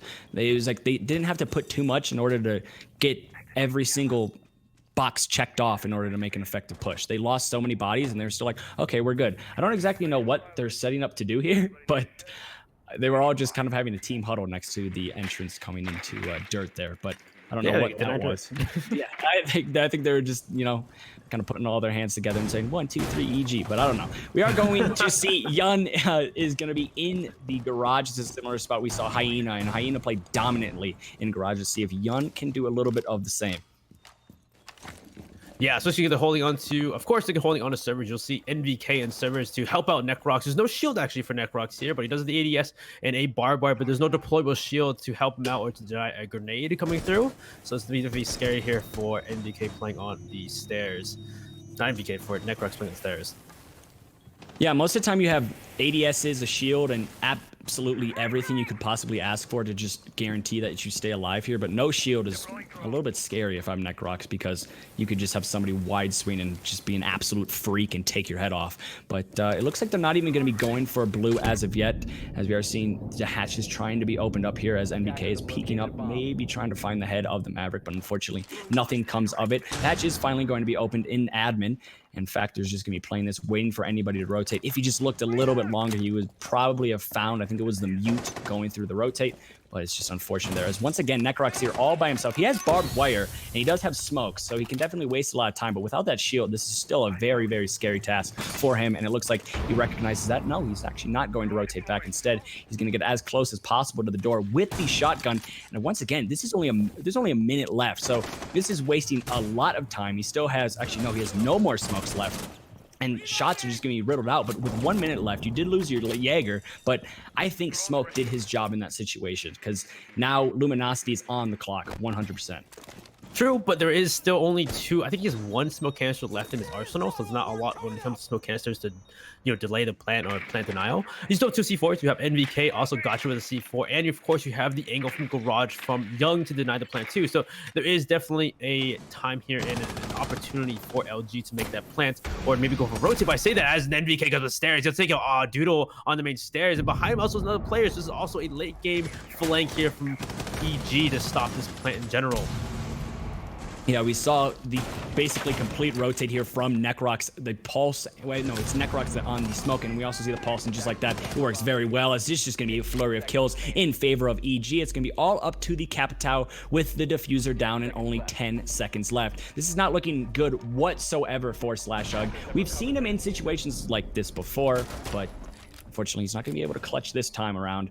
And it's EG on Mr. Old Reliable Bomb Site is able to win their first round on defense. I think it really comes down to the fact that Evil Geniuses recognized a perfect time to initiate that flank, and LG didn't obviously have any idea where it was coming from, and then it was just explosive kills back to back to back, and it was brought down to just one player left. And even the last kill was from a flank from Smoke coming down blue stairs, rotating all the way around and shooting the Capitao in the back. Yeah, I'd definitely say it's very interesting to see that they went for that late game flank, and there was nothing. I believe Doodle was the only one to deny that he was awaiting for some kind of flank later on, but he's in a 1v2 at that point because both defenders went up the stairs to make that flank. And it's crazy to see that they were so slow in dealing with Necrox on the stairs. Even then, they didn't get a kill. They lost a member in that engagement more than anything.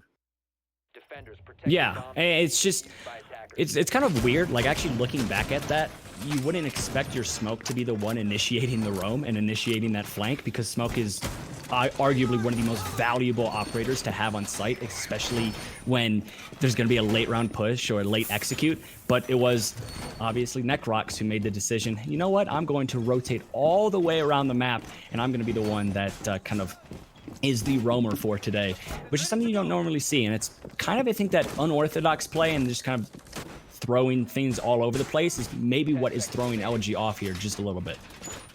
It's very true, but at the same point, you saw Necrox had no toxic canisters left. So yeah, as well. Yeah. What do you do at that point? You're a Smoke with no toxic canisters. You might as well get aggressive with the SMG-11 at that point too. And then you have NVK, of course, on the pulse. He took control of the server hatch or the CCTV hatch. So you have that vertical play because they're already down members. So most of EG were already downstairs trying to make that play.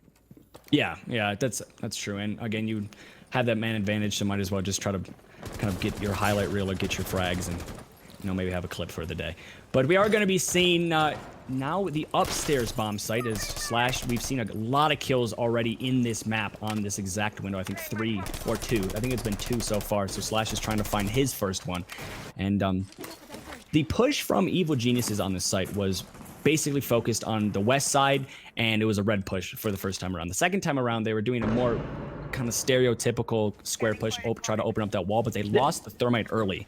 So it's going to be interesting to see what exactly LG decides to do, and it looks like with that ash on those windows, and I don't exactly know where the other players are, it looks like they're going to be going for a red push as well, if I'm not mistaken. And we are just going to have to wait and see here. Yeah, exactly. Just wait and see what they do. He sees one. Slash is getting peeked by 2 people. He takes a hit off Gotcha. And there's Young as well. Oh, no, it's not Young. That's NVK on the Alda. He loses it out to Slash too. Slash is... That's actually... It's funny. When I was casting cookies, he actually called it the Slash spot. That was actually Slash's spot, like you have a K9 spot. And Oh, yeah. he just proved it why it's a spot. I mean, I literally said it right at the beginning. I was like, well, Slash here is on these windows trying to find his picks and trying to find his kills on these windows. And, well, he found them. He found 2 of them on 2 extremely important operators, Maestro and Echo. So valuable late in the round, and the fact that they're dead extremely early on, this is going to basically give LG a huge advantage if they want to execute onto site. The problem is they only have a minute left. Yes, they have the man advantage, but they're not doing much with it as of yet. It's a little bit of a cold war after Slash got those 2 first picks, and things are definitely slowing down for the side of Luminosity. They might just be organizing and kind of waiting for things to kind of fall in their hands as they do have the man advantage, but they definitely want to pick up the pace here just a little bit. Yeah, I'm assuming they both know that. I remember seeing a concussion from Zofia from Factor that knows one person's inside of the elevator, and also I think that one below, they see that as there's another kill for Hyena to take out Necrox. Slash is on the windows looking for a kill. Anybody see? He sees one in his conference. Don't make the shots as Young with the MX4. Storm takes a Slash, and onto a 2v4 though. There's 30 seconds left to go, and LG are kind of a little bit stalling here on the banana side of the site. Yeah, this is getting into a situation where if they want to get that plant down, either of these operators on the side of defense can just kill the planter and the round's going to be over, because you only have 15 seconds left, so you are getting into crunch time, as well as the fact you have a alibi, and well, only an alibi now, as it's going to be Doodle is able to find a kill onto Modiga. Shots are going to land from Yun. He's able to find a kill onto Hyena. I think that was the diffuser as well, but LG is able to find the kill, and just like that, they are able to win their very first round on attack, as they are slowly but surely trying to bring themselves into kind of attacking distance to tie this game up. Yeah, at this point, they're 5-3 in the favor of EG. They're not able to defend that second preferred site, but they're still having a better time here compared to LG on their defense, which is really the big point here. As we'll go back to, looks like going back to CEO and Executive, I believe, from watching the live stream or the actual clean feed. But either way, we'll see how they do here on a second try. Hopefully Young or NVK and Necrox. I think it was the NVK and NVK and Necrox don't peak again like that. Yeah, I think the thing that we also have to talk about is the fact that that round was still very, very close. And if I'm LG, that's way too close for comfort. You had a 5 versus 3 advantage. At one point, it was a 5 versus 2 advantage, as we can see on the replay. And it's just, you don't want to be throwing those potentially. If it was brought down to a spot where if Yun just killed the planter or potentially was able to drop the diffuser when nobody was watching him and there's maybe a couple more seconds, that round was 100% going to go into Evil Genius's favor. And it's just these types of situations where LG 100% has the advantage and they're just kind of tossing it away is a major problem that Evil Geniuses, yes, they might not be capitalizing on every single time it happens. They're going to capitalize on it 9 times out of 10, and that's what's going to result in Luminosity losing this game. Yes. Oh, yeah, so correction, there was Gotcha and NVK who peaked Slash on Slash's spot, which you don't really do. But this time it looks like Slash is going to, oh, not Slash. NVK is going to drop the Alda, drop Maestro, and bring up a Doc instead. Maybe more aggressive, maybe to deny Slash that push or that ability to peek those windows. And so Gotcha's still staying on the Echo. The Yokais could be what they need in the end too as well. Having those Echoes, having the Yokais in the end, maybe to deny the plant, at least information-wise. I think that there's still information-wise as well for Gotcha. Or for EG in general. Oh, and just like that, one drone is going to be gifted to Mozzie, so a little bit more intel on the side of the defense here. And I don't exactly know what Mozzie plans to do with that drone, but we can see he's just going to be waddling it around on this upstairs site, maybe trying to figure out exactly where the push is coming from Luminosity. And the thing is we saw last time around, Slash was on these exact windows, and we can see Evil Geniuses, they got punished for it on the round number 8, and this time they're just not peeking it whatsoever, which is very, very smart from them because they know we cannot just gift 2 easy kills to Slash Hug once again. Yeah, see, looks like this time NVK is playing below us, the Doc, not playing on site instead. So it looks like maybe being aggressive here. EG's going to try and play more aggressive roles. You have NVK below. Looks like Mo's still inside the elevator. This is a very general spots here from last time. Same spots except for NVK. And we'll see if LG still sticks to the same push, though, as it still was very close, you said before. They almost threw that away. There's a good thing it had the man advantage, so they're able to at least double peak Young inside of conference. Yeah, and this time they don't have that man advantage, and it looks like they're still going to be going for that same push, so I don't necessarily know if this is going to work out very well for them. This looks to be more of a window-focused push, as I think 2 operators already were on those windows just trying to establish any type of presence, but again, None of the attacking operators have stepped foot on the exact same floor as the site, and there's only a minute left. And, well, we actually have a good sign for the attacking team, and it's going to be that they did take down one of the C4. So on their roam clear from below, they were able to take down the C4, and just like that, they're also able to take down the dock. So window play, once again, is going to give the side of Luminosity a 3 versus 5 advantage here. And basically an exact replica of what we saw last time around, but this time is just even more so kind of getting very, very close to being out.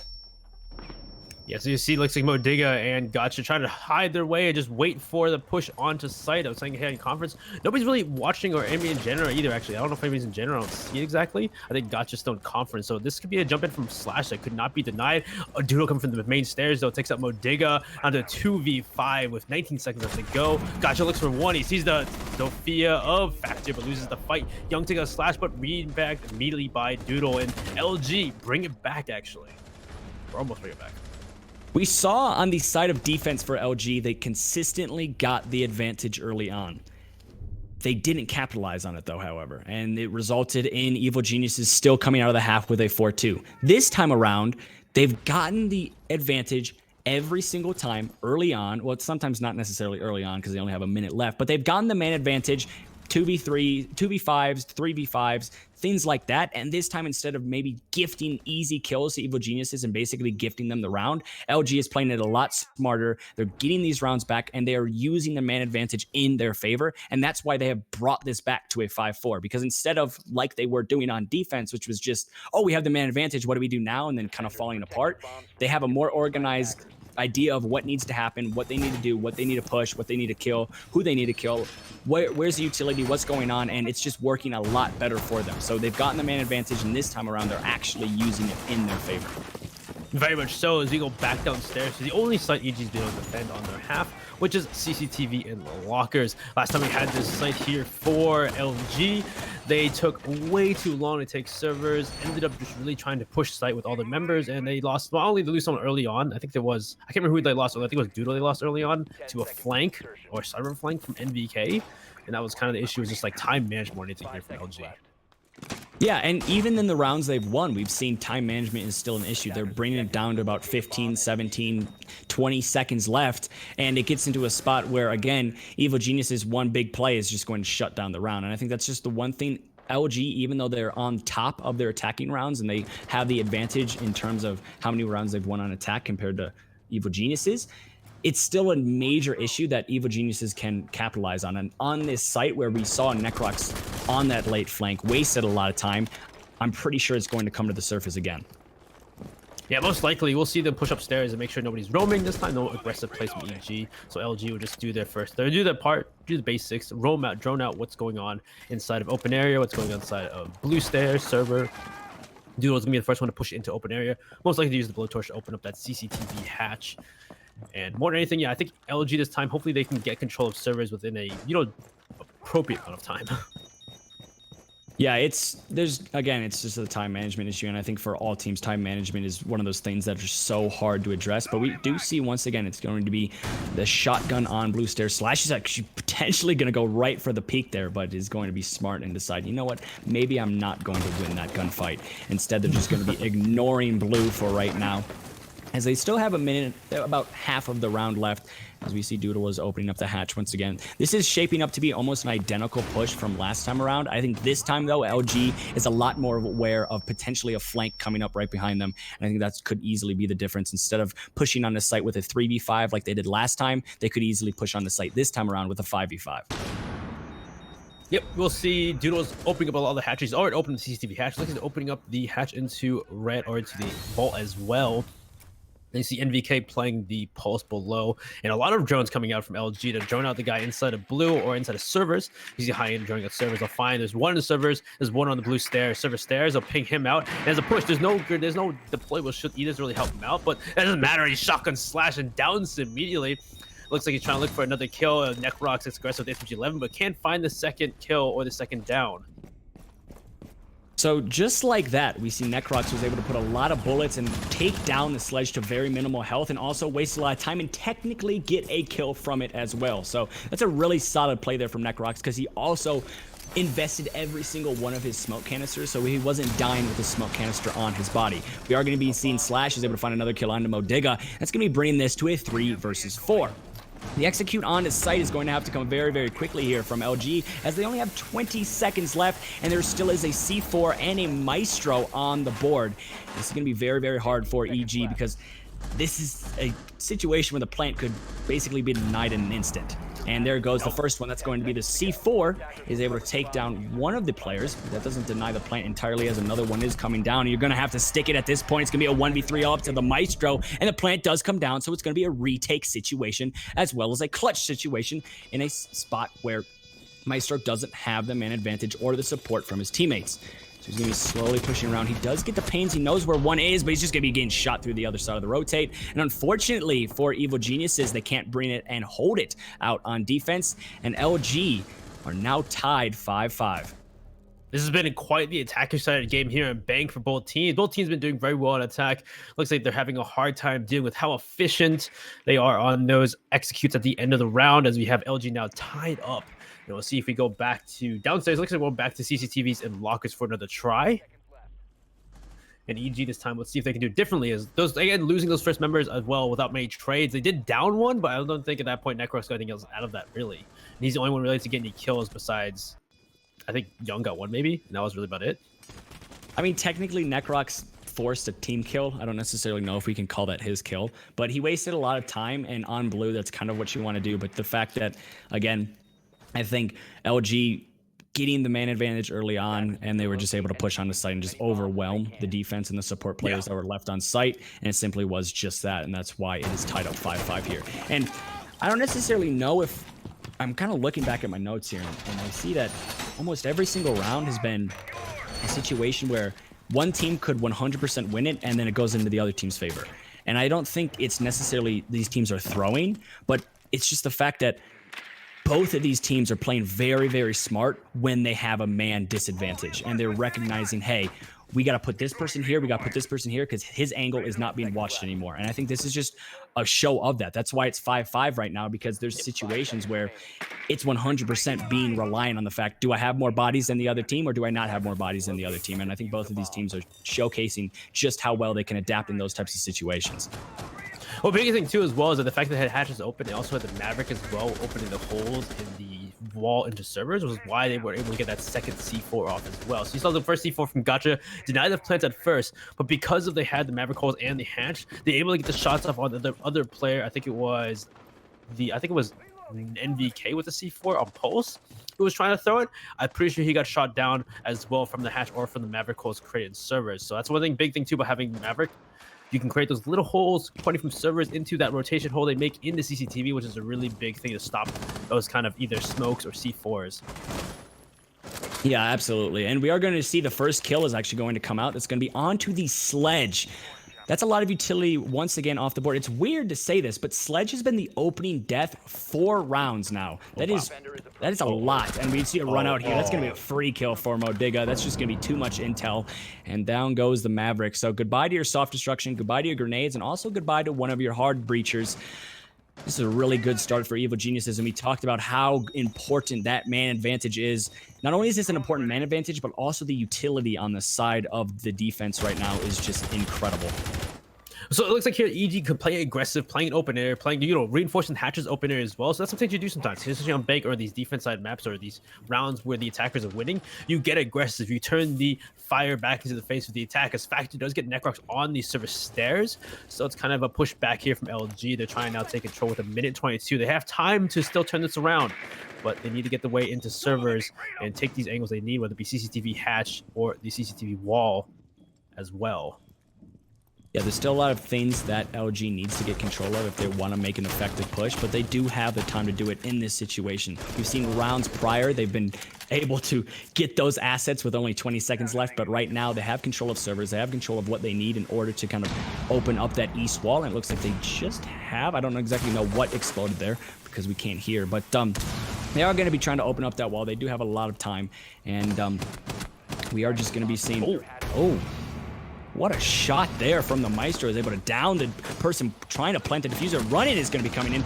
Gotcha is able to snuff that out, and just like that, it's going to be down to a 4v1, and it's been all explosive for Evil Geniuses. And when it was going into a landslide in favor of Luminosity, Evil Geniuses says, you know what, let's just wait a second, and they're able to bring a round back and make it 6-5 and stop the momentum that Luminosity had. Yeah, funny thing is, guys, remember this is EG's map pick, so they definitely need to close this out and keep the momentum going as they go on to the next map, which is LG's pick, which I believe I forgot what it was actually. I literally forgot what it was. I think LG's map pick next was, if I'm not mistaken, I think it was it no, Villa's the third map, and then we go on map. to I think it's it's Clubhouse. Clubhouse. We go on to Clubhouse. Yeah, Clubhouse is next. I almost forgot. I literally almost forgot what it was. But anyway, so they're looking to keep this momentum going, and they've won that next. They've won that round. They're on match point now, 6-5. Looking to close this out. They're going back to CEO. Actually, don't know that. I'm going to Intelligent Archives actually for this next site. They'll be taking the tertiary site, playing out differently, and see if they can throw LG off. Yeah, I think this is actually a very smart move from Evil Geniuses, because we've seen how well orchestrated the attacks from Luminosity is on basically every single site so far. So we know LG has what it takes to win every single site, but we haven't seen much from them on this site. And this is, I think, something EG has read into and figured out, obviously, during the duration of this game. And they're saying, you know what? We don't know what LG can bring here. They might be completely shocked that we're even going here. And this is a perfect opportunity for us to close this game out.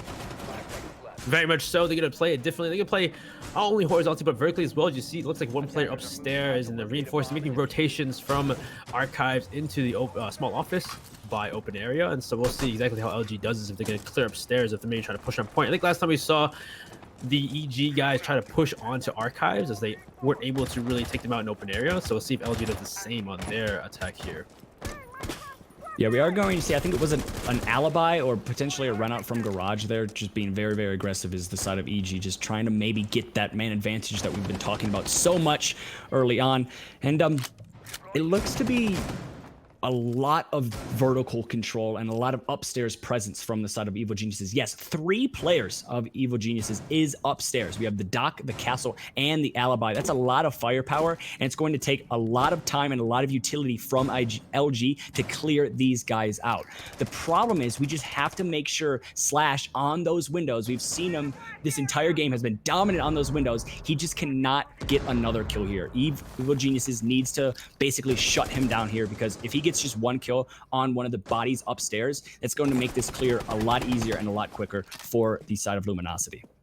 Yep, you'll see a lot of crossfires here. Gotcha, as well as Bodega holding on the generator, and also you have one player NVK upstairs on the dock as well. And so I agree. The Slash will not get the kill. Actually, Slash is going to get taken down by NVK. There goes the upstairs window coverage. It looks like at this point LG, having lost the member, or maybe trying to push on a point instead, as Bodega sees one of the holes made, but actually won't make help out as Hyena takes him up from below, and Hyena takes another one of Young. Now 3v4, 3v3 as Necrox does take it back. He takes 2 actually. Rex in factor a 2v3. They're on site. Necrox 3 actually. Necrox with 4, a quad kill for EG to win this map, and brings to the next one. Necrox just said, all right, let me just sit on a heater here and shut this game out. And that's exactly what he has done. And map 1 of Bank goes for Evil Geniuses. But we are going to be going to Clubhouse. Again, this is a best of 5. There's still a lot to be played. But getting that first map, it gives you a lot of confidence. It gives you a lot of momentum that you 100% would love to use going into the next map. So Evil Geniuses off to a very nice start here. Yep, this was EG's map pick. If you guys didn't know, that's a good 1/5, technically, maybe 1/5, but a good 1/5 here from the team as we go on to Clubhouse, which is Luminosity's map pick. And so looks like we'll bring it back, and we'll have maybe Jen come back on and talk about that map. Yeah, so yeah, I've been watching in the past, I mean, especially for these past last rounds, it has been an amazing game for EG and Luminosity. It was very close for a while there with EG picking up their attack rounds as well as Luminosity. So just to kind of unpack a few of the things that happened. This, again, it was very attacker-sided. I did not expect this to happen. Here. My cam is being a little weird. You know what? We'll figure that out later. But yeah, so a lot in their attacking rounds, right? EG was just, they outsmarted LG, right? It was a lot of going and being able to make those late round executes in amazing fashion. Right, it was even when all cards are on the table, EG was able to execute quite a lot in their rounds, and they were able to clutch a lot of their rounds, especially in that 1v3 with Young. That was probably one of the most amazing plays I've seen this whole tournament. But yeah, just a few more things to talk about. LG was, yeah, they were very shaky at defense, but again, they tightened up a lot on their attack. This of course trend in the game. They gave away lots of engagements. Again, like you guys were saying throughout their defense rounds, it was really unfortunate to see that happen, but they ended up picking it up quite a lot during those attack rounds. Of course, grabbed some of their rounds back, and I say it was really good from them, really good showing. But in the end, EG was able to outsmart LG once again. Nothing too much to say. I'm kind of just circling back around here, but yeah, if you guys want to talk a little bit more about what actually happened. I mean, I think we've all seen what happened, but I think something we also have to talk about is the fact that going on to Villa, we've seen how good Luminosity is on the map of Villa, as well as the fact it's just going to be one of those situations where it's almost a must win for Luminosity because they don't want to get caught out in a spot where it's 2-0 and then easily one more map and it's all over. You never want to be in a spot like this. So I think there's a spot. I think in some world, Luminosity right now is backed up against the wall, and the only thing they can do is bite back. And I think on Villa, this is a perfect opportunity for them to bite back, and we could easily see this go 1-1. Yeah, I definitely agree. We could easily see this go 1-1 in the map. We've seen them playing Clubhouse, seen them in Villa. I'm interested to see. So now we're playing on their map pick of Clubhouse, though. We'll see EG on defense with LG on attack. And I don't know, it's interesting to see like maps like Bank when attack sided. So I wouldn't be surprised if Clubhouse is the same depending on the bans. But we've seen how well both teams are on their attacking side. Yeah, no. Yeah, my apologies. Villa's I said Villa. I meant Clubhouse. My apologies. Yeah. Villa. So yeah, it's not good. Villa's the next map, which is easy. You guys all understood what I meant. Come on. Again, yeah. We'll go over the maps again real quick. So we have first map was Bank, was EG's pick. Second map is Clubhouse, it's LG's pick. After that is Villa, which is LG's pick. EG's pick. And after that is Coastline, which is LG's pick, because Coastline makes sense for LG. And it looks like something's happening in the chat actually. Yeah, there's a lot of comments. I'm gonna refrain from looking at the chat for right now. Yeah, our next map will be Club. Sorry, guys. Yeah, I was being a little repetitive there. I was in the chat quite a lot during the game, so some of the rounds I actually wasn't able to see. I saw a lot though from clutches, especially EG. Jesus, that was absolutely crazy. EG though, they were able to bring it back in the last few rounds. I really loved seeing that from them. They honestly, I think it really was a talk of themselves, being able to go back and forth saying, what are we doing wrong? What can we fix? What can we do better? And the fact that they were able to do that, to be able to adapt to what LG was giving them in the fashion of a few rounds, that's absolutely amazing for especially teams like this to be going at it and do that. So now Clubhouse, okay?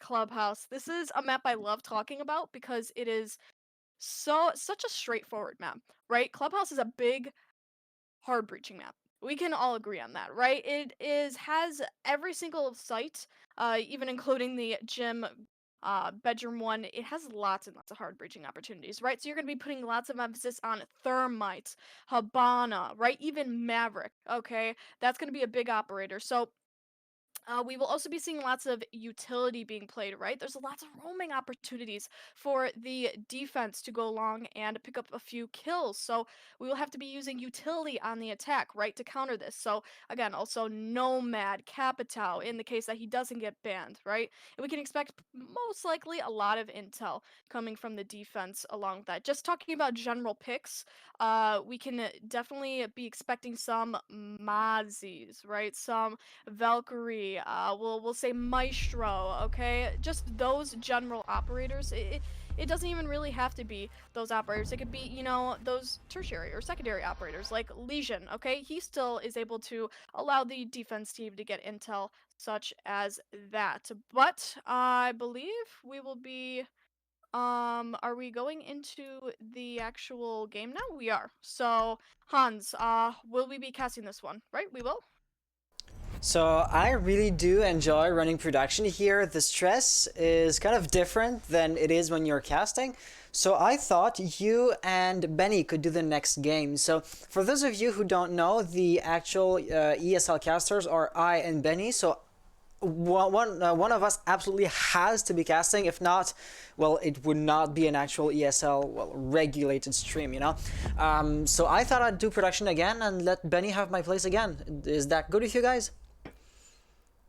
I actually leave it in the chat. Check and vote. Oh god. Alright. Oh god, this is gonna be way too okay. Jeez. Well, you know what? I'll just really quickly take away the bans while we get consensus from chat. So yeah, we see the bans that we expect from these two teams, Maverick, Capital, Mira. Maverick being the one ban that is definitely commonplace on Clubhouse, especially being that, again, like I was saying earlier, it's a lot of emphasis on hard breaching operators. So Maverick is probably one of your he's not the most straightforward hard breaching operator, but he's definitely a secondary one, and one that can still make a lot of impact, more so towards the hatches. So, of course, he can't be kaited, he can't be bandited, so it just leaves a lot of opportunities for the attack if Maverick was still in play. Now, did we get a lot of people saying who's what? Some people say Benny, some people say I should It's do a it. mess. It's a mess. Yeah, It's a so- mess of people stuff in chat right now. All in all, I'd say Benny's fan want to hear Benny. My fans or people who watch my channel do want my voice on the stream. So really, either we all do it or we just take turns. You can go Hans. I can take a break, man. We got 5 maps to go over, man. Oh, absolutely. So it's all good if you want to take it from me. I can easily do the next one. Alright. That would be so hilarious to do a quadcast. Anyways, we would just be all talking over each other. That'd be, oh gosh, wow, too much. Okay. So, would you like to start off, Hans, if you're casting her? Alright, so first of all, we are here on Clubhouse, and the bombs are, I wasn't too focused at the beginning of the round, in the basement, aren't they? So yeah, exactly. So it's gonna be quite interesting to see a no small amount of reinforcement actually going all the way up in CCTV, because we're not exactly talking about just protecting the ceiling/floor directly above the objective. They really want to force Luminosity to kind of waste some resources, pushing like the proxy side, the second defense the EG has set up here, in order to force them to use up utility before pushing the actual bomb site. Sorry, it kind of looks to me like a gamble. Let's see how it plays out. Yeah, I'm quite interested actually to see this. So we already are going to be seeing lots of hard breaching opportunities and a frag this time for Luminosity to start off our round.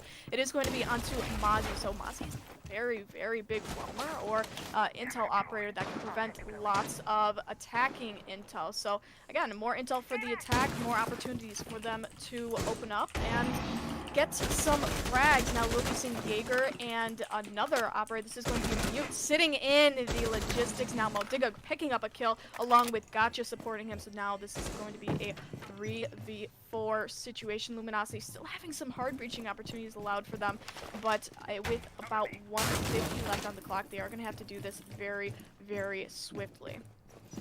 So as we could see here, the castle barricades really do tend to be a double-edged sword. Gotcha kind of had to tear one down because it was in his way. And first of all, it does make noise, both for the attackers and in that case for EG themselves. But second of all, well, the barricade is no longer going to be there. It's no longer going to be preventing the attackers from simply walking up. All in all, it's not going to matter too much because we no longer see any roamers in the bar area. Maybe one silhouette here might want to run back up, but I don't see any of them who is really intent on going back there. So it's really just going to come down on Luminosity's push here, as they seem to be relatively uncontested when trying to remain at the top floor to play off the verticality, thus leaving them the ample opportunity to prepare whatever push they're going to go for and to execute it with minimal disruption. For sure. So with a 2v4 situation left at about 45 seconds on the clock, Rexon is going to be watching the hatch as Hyena is going to take the opportunity now to hit the bottom Moto, and Gotcha's going to pick up that kill with ease. Now with a 4v1 situation, yeah, this doesn't leave too much of unfortunately, yeah. It's going to be Gotcha picking up our last kill of the first round. EG had that in the bag from the 2v4 situation out the gates. I can't really say too much about the what was going through Luminosity's mind in that 2v4, sorry, really 3v4 situation, but definitely can say that they were most likely talking about what they were doing wrong by the end of that round, being that, yeah, lots and lots of frags going down for EG. Very, very early round. I really didn't expect it to be very aggressive plays from EG. I thought, you know, they might be sitting back for this top hold, but I really just completely underestimated them at that point. They were amazing for this top floor. So definitely to me it did seem more or less like a calculated gamble there, and it absolutely did pay off, so we can commend them on that point.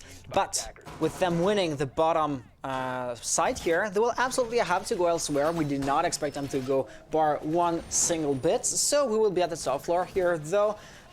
We are in the bedroom area rather than CCTV, which does bear some merit to it. Like we've seen one of their previous games that we've casted in the Invite Qualifiers, and they really did get some good results here.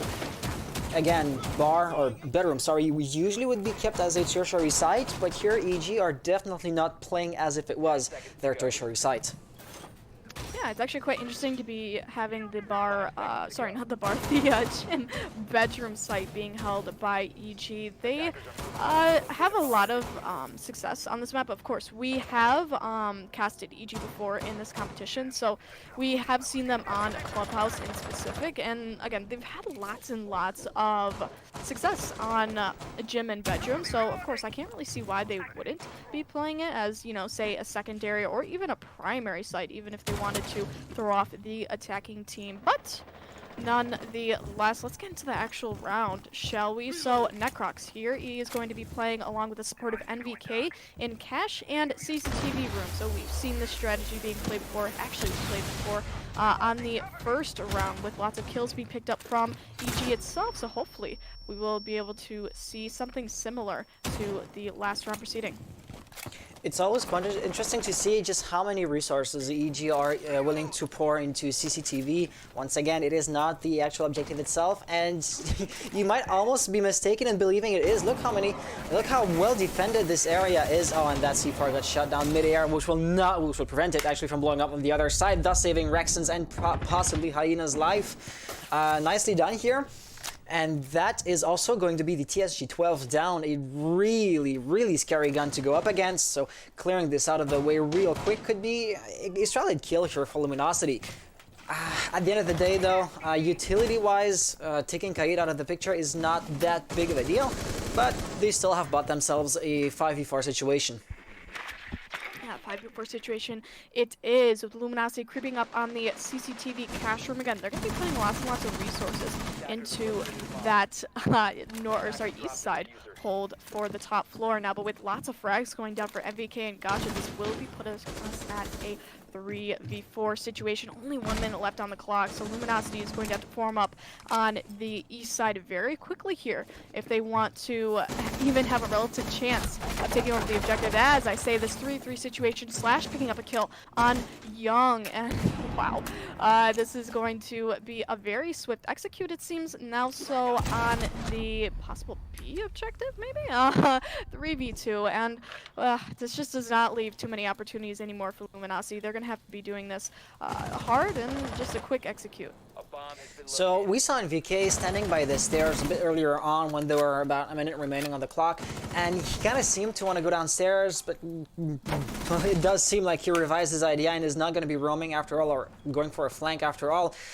It kind of indicates that they really did expect the push coming in really quickly here, which in the end is not going to happen as that C4 gets destroyed mid-air, but NVK has another say in it. The C4 was not the only way to deal with that Hibana.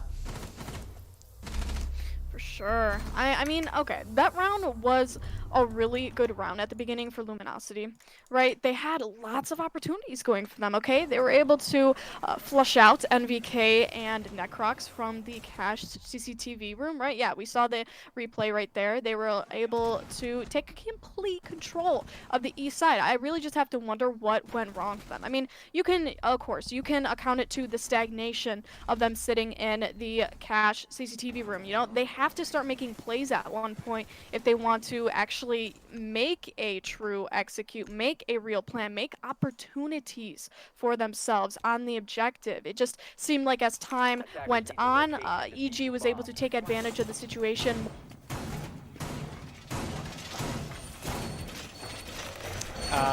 Did your mic cut off? Is Discord okay?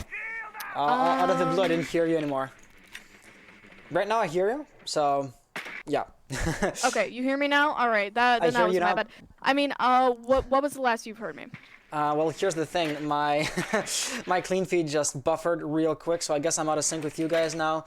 So let's just refresh that, and it is frozen. God damn it, YouTube! Why you do this to me? All right. So yeah. Okay. Yeah. Sorry about that. I do see 13 seconds now, and we are topside. Okay. So yeah, we'll just we will kind of scratch out what I said.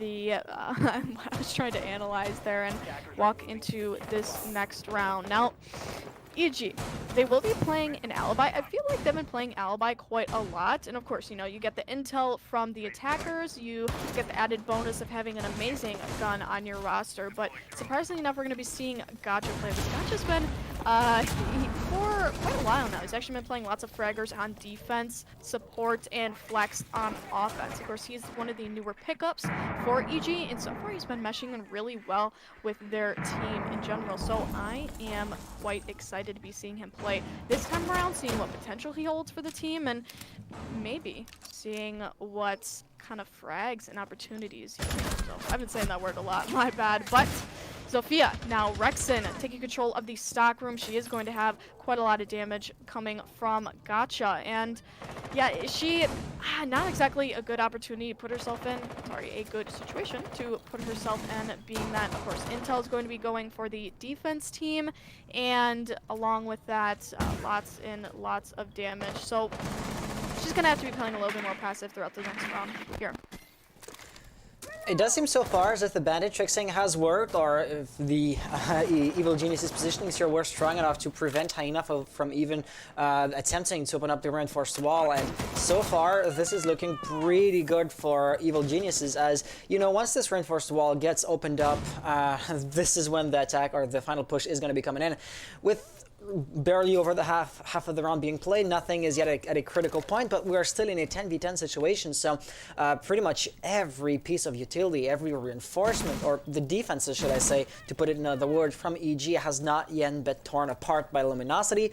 And, you know, with every second that passes, it's one less second that they'll have to try again should their first push at the end of the round eventually fail. As I say this, however, NBK, that's 2 kills, but Slash will reflag him pretty quickly with a double kill of his own. Back down to a 3v3 situation. Equilibrium has been achieved again, and the pressure is definitely going to be mounting on the objective, though the hard breaching part does seem to end up in a failure, as we have lost Thatcher, and Young is definitely still alive. Yeah, however, we will be seeing Hyena though, so there is that opportunity or a possibility of having the hard breaching go down. As I say that, Slash grabbing himself up a triple kill, 2v2 situation now, more frags going down as the clock ticks. Now, 30 seconds around on the clock, and Slash is going to have to make his way up catwalk, picking himself up a quad kill. Heine has the attempt at making a plant, and there's going to be more situations now. 1v1 situation, and Young is going to pick up the final kill of the round. That was an amazing engagement for him. Wow. We saw at least 3 double kills, or even 4 double kills. Like, it was one-sided, 2 kills happening in a really quick succession, and then another double kill to balance the first one out. Definitely a few players here had their moment and did shine under the light. It's the kind of things that we absolutely do like to see, you know? Yeah, of course. And I think somebody said in chat, they tried to counter my comment about Gacha. So Gacha, would you like to actually talk about Gacha? I know you don't have an extreme amount of actual experience with watching EG and stuff, but I've talked about him quite a lot at length. Would you like to have just a little bit of a conversation about him for a second here? Unfortunately, you putting me up on the spot like that is going to put me in a tough situation, as I was going to refer to my notes to answer such a question, but, you know, right now, I am, yeah, I'm too much short on the short notice here, so please do so. Do answer the question that you were asking me, and I will be sure to take notes for the next time you want to ask me that. Okay, so Gacha actually was a switch with Geo from TSM. So Geo went to TSM and Gacha got picked up by EG. Now this is kind of a controversial debate because it's you can say just as much that Geo did and had a real impact on the team of EG as Gacha is now having an impact on the team of EG. So all in all, I would have to say that you can, you know, attribute different actual viewpoints to it all, but in reality, I think it was a trade for EG, especially them having, you know, more of a spotlight this time around, having better experience, getting a little bit more in depth to Pro League, and of course, you know, maybe there was some situations that went down with them personal in terms of actual roster changes, so I won't comment too much more about that, but yeah, so how about you take this one away from me after I've been talking a little bit? Well, in the meantime, Luminosity have definitely found a foothold in the building itself, if not really close to the objective at all, actually. So the defenders here at EG are definitely going to make them pay for every inch of ground they gain, as Factor gets a refrag, but gets himself refragged through the hatch. Nonetheless, you gotta always watch the hatch. And Young here getting another player down. That's going to be Rexon out with the impact nade. Now a 2v5, 2v3, sorry, situation. And we're not even close to attacking the floor of the objective. So far, this looks really good for Evil Geniuses. Of course, and with, yeah, Evil Geniuses to be taking the lead on this round, of course, but with only one person in collateral for them, and I can't really see who actually was the kill for EG. It is pretty grainy on my part, so unfortunately I won't be able to call out names at this point for them, but I'm sure whoever it was doesn't make as much of an impact on the round as we are going to imagine. But yeah, so this is going to be lots and lots of stagnation at this point, right? It's going to have to be Luminosity figuring out what they could do for the rest of the round. But they do have 2 hard breachers, so that is going to be a plus for them. We will be seeing Necrox using one of his toxic babes, attempting to prevent the push from Moto, but as you can see with this engagement here now, the push isn't going to be coming from Moto, it's going to be coming down main hall with Doodle not necessarily even getting any contest from the defenders, and he's going to be watching from the Moto now with a little bit of help from Thermite. He is going to have to be the main force driving into the actual site. So with 24 seconds remaining and now a 1v3 situation, just as I pick it up here, Hyena will get Modiga down, putting us effectively in a 1v3 situation, but with 40 seconds, wow, 14 seconds. Second language is never easy. Yeah, this was an uphill battle that was next to impossible to win here. He was caught with his pants down while reloading. Unlucky here. Really, the timing was not in his favor. Yeah, timing not in his favor, and a lot of quick frags for EG really amounted the round as their own. And in the end, they, of course, you know, they showed their defensive prowess and showed how aggressive they really can be on the roam, on the pitch, and just, they took the domination of the round. They did. I mean, of course, I can't really say too much else out of that. I was paying attention a little bit to the chat. The chat was absolutely blowing up because of Intero, but of course, amazing round for EG as well as LG, but with a 4-0 scoreline, it does seem to be that EG is picking up quite a lot of the rounds. Of course, this is their defensive phase, so as we all know, defenders are going to be more poised to win out the round regardless of the potential proceedings, the whoever has the jump on who. So yeah, if we do see a 6-0 lead for EG by the time role swap occurs, we necessarily won't be too surprised because EG, of course, they are very, very good at defending, especially on this map. Okay, I believe, I'm not quite sure, but I believe this was EG's pick, was it? Well, if you type LG's pick, thank you. LG's pick. Okay, that's my bad then. So yeah, this was LG's pick, but of course, we see the irony of lots of pro league picks from these two teams, especially them both being pro league teams. We definitely have this trend where, and of course, I've explained it to Hans quite a lot of times that normally the picks from each team, they usually end up losing them. So it makes it quite hard for the actual casters to get anywhere in terms of predictions and in terms of course, seeding out how the round will work. But yeah, so of course, we have been seeing this game to be quite one-sided for EG, and that factor picking up a kill for himself. But yeah, I'll hand this one off to you.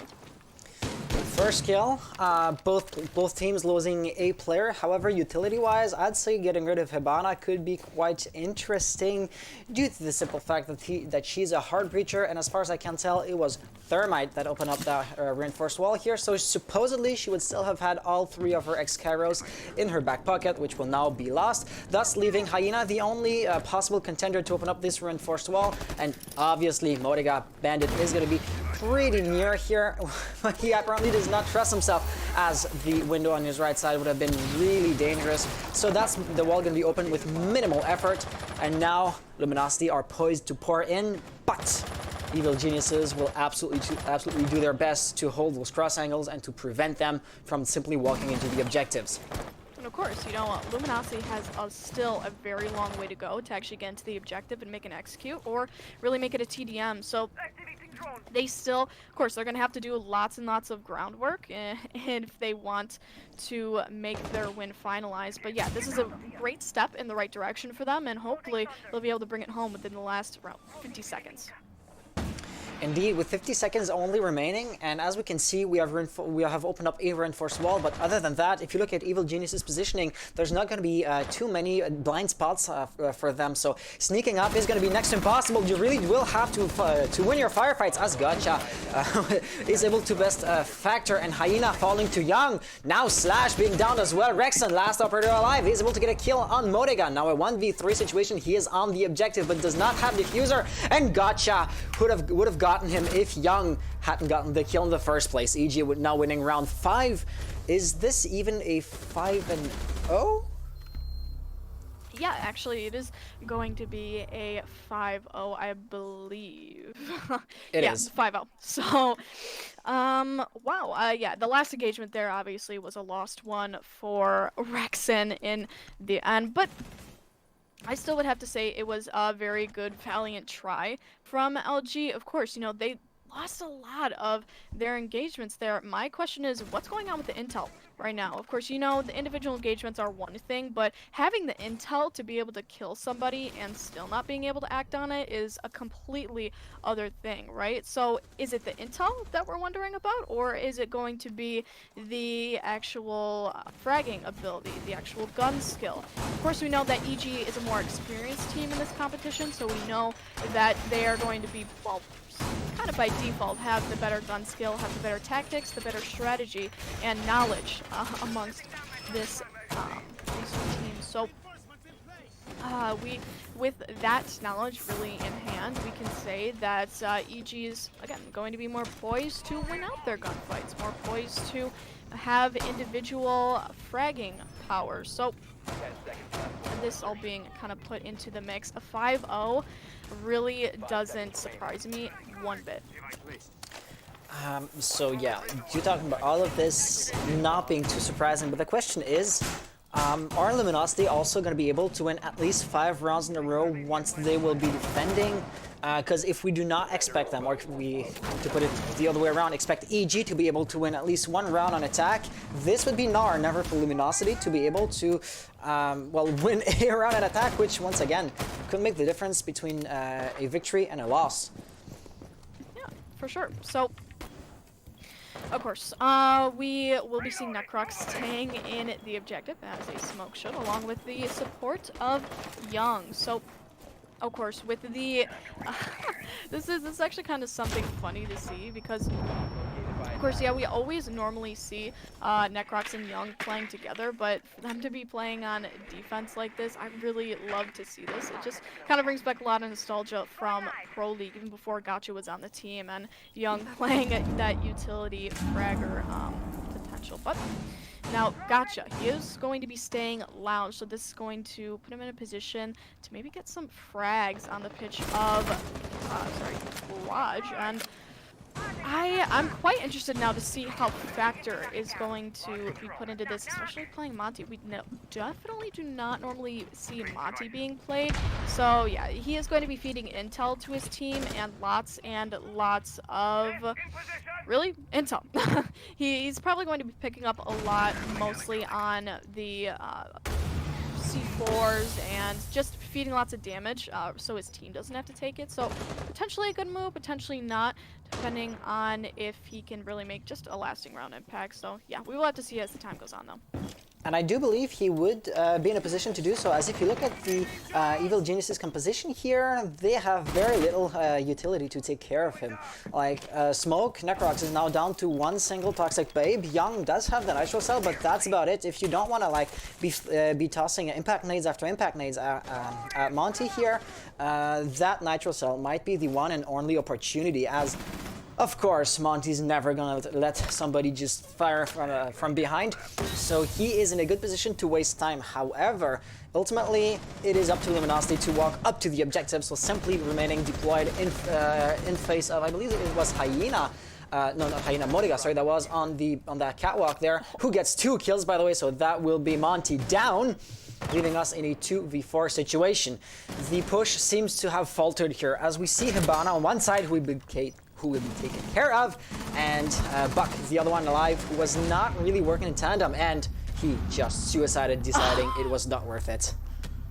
The quad kill from Modiga, that is so sad, that is so unfortunate that Modiga couldn't get the ace up at the end. Oh no, yeah, it is going to be a side from the LG team. Yeah, it's so unfortunate for them to be committing suicide like that, but at that point, is it really an executable round? I mean, I think, truthfully, if LG was able to waste enough time, I'm not quite sure what the time was by the end there. I'd have to assume that it was quite late in the round, but even with the extra seconds, LG really could have figured out what they were doing wrong. That's why I hate, like, suicide doing that. We've seen that a couple times in this competition, but it's just extra seconds that LG could have used to, again, figure out what they're doing wrong, what they could have adapted, and of course, this is a blowout match, so we can definitely say with complete confidence that EG is going to be most likely the winners of this match. But especially if Luminosity can just pick up one round, that's the start of comeback, right? That's the start of momentum for them. So to kind of just blindly give away the round to EG is just so sad, so unfortunate. But yeah, all in all, great round. So here's the question. I don't think that we really expect EG to win their first round on attack, especially considering the basement is so easy to defend. But if they do so, they win in a 7-0, and presumably the final would be the match that's the most evenly matched. Sounds redundant, sorry about that. But you know, the lesser teams have been weeded out throughout the tournament, leaving us with presumably the 2 best teams. And here, Evil Genius is being in a position to absolutely crush Luminosity. That could be a heavy hit to their morale going into the next map, which is going to be Villa, for those of you who have just tuned in. So this could be a really, really nice victory for Evil Geniuses. Once again, winning an attack in the basement side is definitely going to be an uphill battle. Yet, Luminosity are absolutely not allowed any and all mistakes. Their backs against the wall, so to say. So they definitely will be sweating now, as we see here. Rexon getting taken care of. He really did not see that one coming. It's so unfortunate for Rexon to be taken out in that fashion, but again, this is MBK taking advantage of any opportunity he can get to pick up any frags for himself. So, this in mind, this is going to be a 4v5 situation. Luminosity already at odds to lose out this round, and just as I put that into perspective, 5v3, and yeah, EG definitely seems in the driver's seat for this one round, but of course, this round does tell us a lot. Of course, yeah, EG able to pick up the rest of the frags. They're able to win out this round and pick up the point. Yeah, gotcha, grabbing the double kill for himself with that frag potential, especially on the support operator. Will that be a 7-0-1 in a flawless... Look at that! It's a 1-on-1v5! Will that be a flawless victory for 7-0? That would be... and it will be a flawless round. What a way! EG just steamrolling through the game. Luminosity not having a say in the matter. Really, really lopsided match. What else can I say? This is going to be pretty tough for Luminosity here. Yeah, very, very tough and a big uphill battle for them. Like Hans said previously, a big hit for their morale, big hit for their confidence. So they, again, especially with Luminosity being a younger team, they're most likely more dependent on those emotional plays.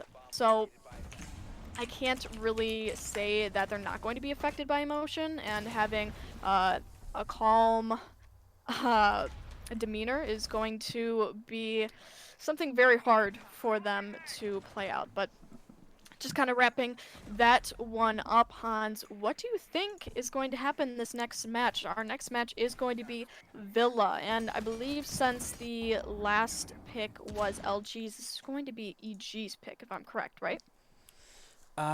Yes, as far as I know. Well, you know what? When I'm that lazy, just ask the bot, and he will tell us that it is indeed EG's pick here. So your theory of it being the map that the team didn't pick is the map on which the team's gonna win did hold true for the second one, but not really for the first one. Evil Geniuses so far, or actually looking back at that last round, have been winning with such a steep advantage that they really are in a position to allow themselves one or two mistakes should we come to that. So Luminosity here, they are, figuratively speaking, pretty much backs against the wall. They cannot allow themselves to lose or to commit any and all mistakes now, even though you do need 7 points to win a single map, and you know, just stupidly losing a firefight is not going to be putting them in a sudden death situation. They have committed enough mistakes as is, and in order to win, they'll have to climb up from such a steep hill that it is going to be pretty tough for them. It is not over as long as a team hasn't won 3 maps, so I'm not yet ready to say that's too late, just give up now, you know, but definitely they will be facing an uphill battle. Yeah, of course, and being 7-0'd is a pretty big feat for EG itself, especially with the first map Bank being very contested. Of course, it was going back and forth for quite a while. It was definitely a barn burner match, but yeah, I felt like really all demeanor and all momentum was just lost for LG by Clubhouse. Of course, with EG being able to play on defense, that definitely could have played a big role in their success as a team and given them the momentum they needed to pick up those few extra rounds. But I can't really say too much about what's going to go on because, of course, if LG is going to pick up their pace, pick up their demeanor, they might actually have a chance at picking up Villa. So Villa is quite an interesting map to go over. I'm not sure who else is in here to actually talk about Villa, but if you guys want to, that is definitely open as well. So it looks like we're on a 4-minute break, everybody. bathroom break for the teams before we go to Villa, which could be the last map. But so far for this casting for this next goal will be me, Red Cube, and Jazzman. On for the next crew will be a trio. I suppose a trio. Oh, Trio. well then, you know what? Well, then why don't we do what Intero does and get a quadcast? He does it so well. I don't know how. Quadcast. Everybody in the chat is saying it. Come on, I want to do it. I want to do it. I still want to do it. Produce, I guess. Well, no. You know I'll be what? producing. Stop. I'll be producing. Yeah, exactly. Replays are good as is, He's you know? producing. Stop it. Yeah, come on, Jazz, man. Yeah, Get everybody's in the saying game. quadcast. We gotta do it. Can we please? All right, do it? quadcast. Quadcast, really? I only I'm see one so- podcast in I'm there. so excited. I'm sorry, I'm but so can, excited. Can Twitch chat even handle 2 Asians and me and Benny? I don't feel You it. know, get the. All right. Oh, that's Jasmine's out. He's good. All right. I'll see him later.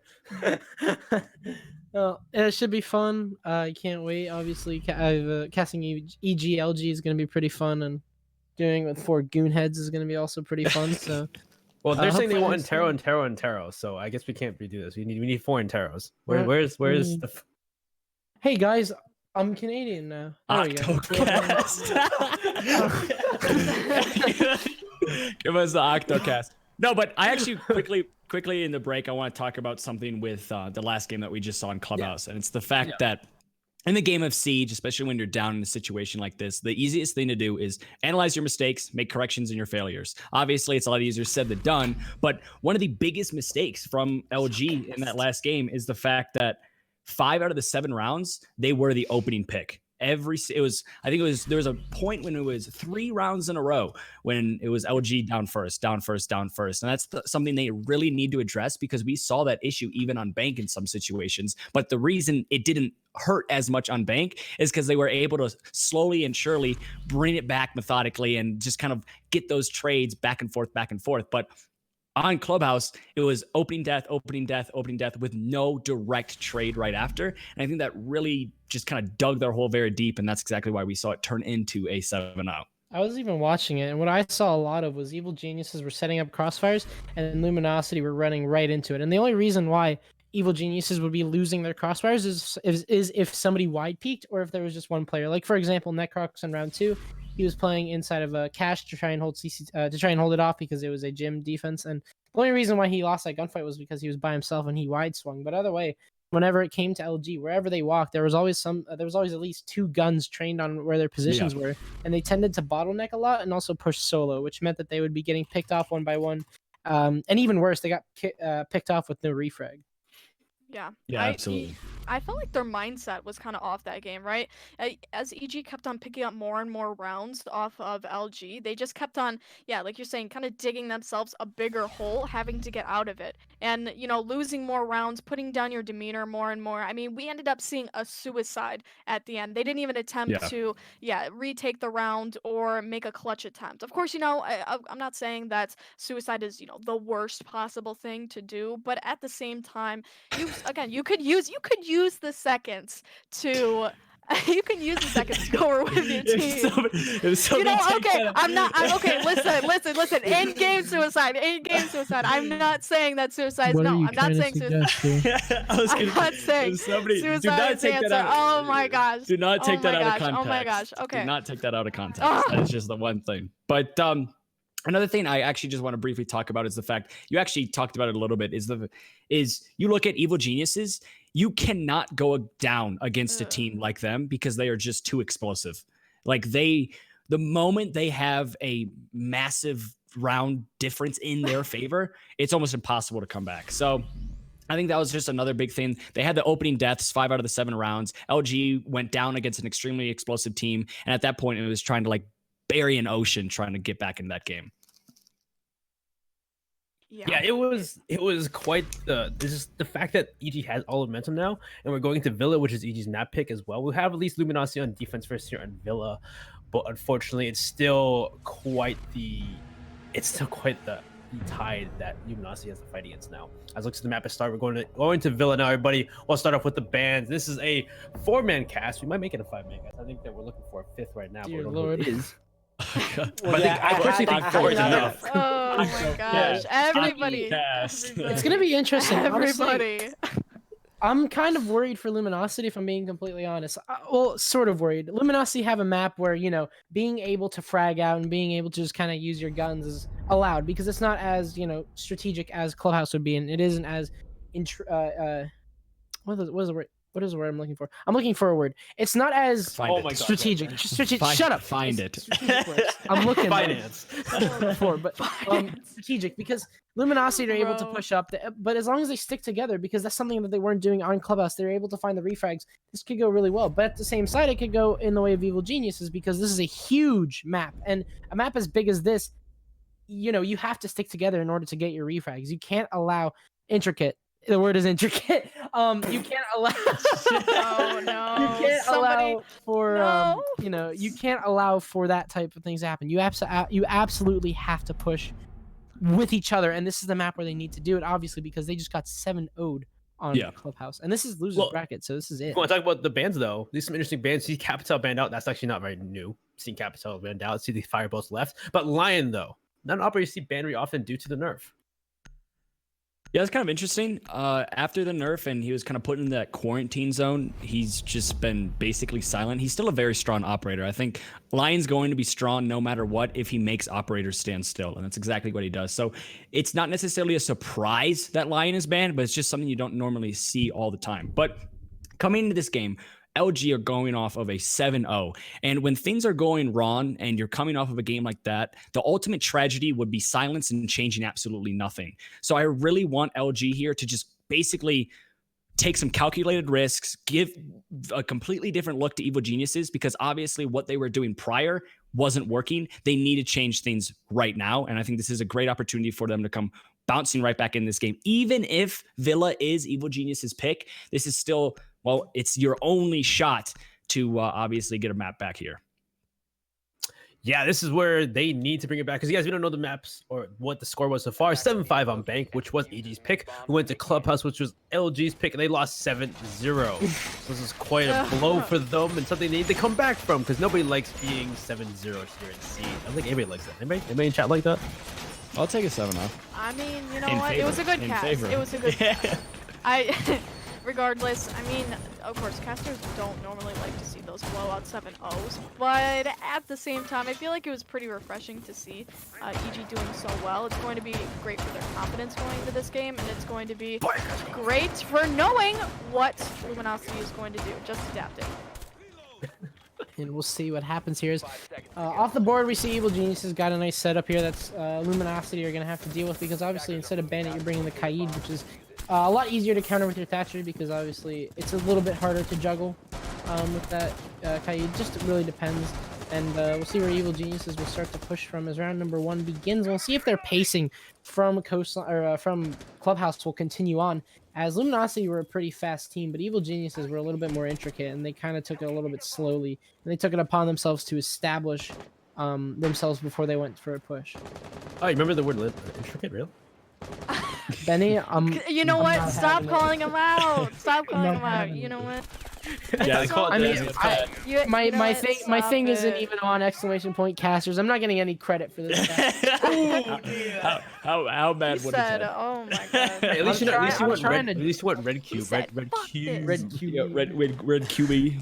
That's all right. Well, you know what? To make up for that, let me just put the lower third here. Let's just give some props to all the casters.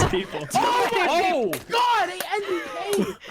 Immediate opening onto Rexon. Oh, what And there's another the He opening. just hell? single-handed. death. Oh my. He cleared out the entire north side just with that single kill, and now Evil Genius is gonna go off of that, and we'll start to push up Study, and the wall, only an Electroclaw is gonna stop Gotcha from opening this up, and in most cases, even an impact, but there is none. So this wall most likely going to be opened up here, and Luminosity already gonna start to feel the pressure as half of the round is gone, and so much of the map has been controlled here from Evil Geniuses.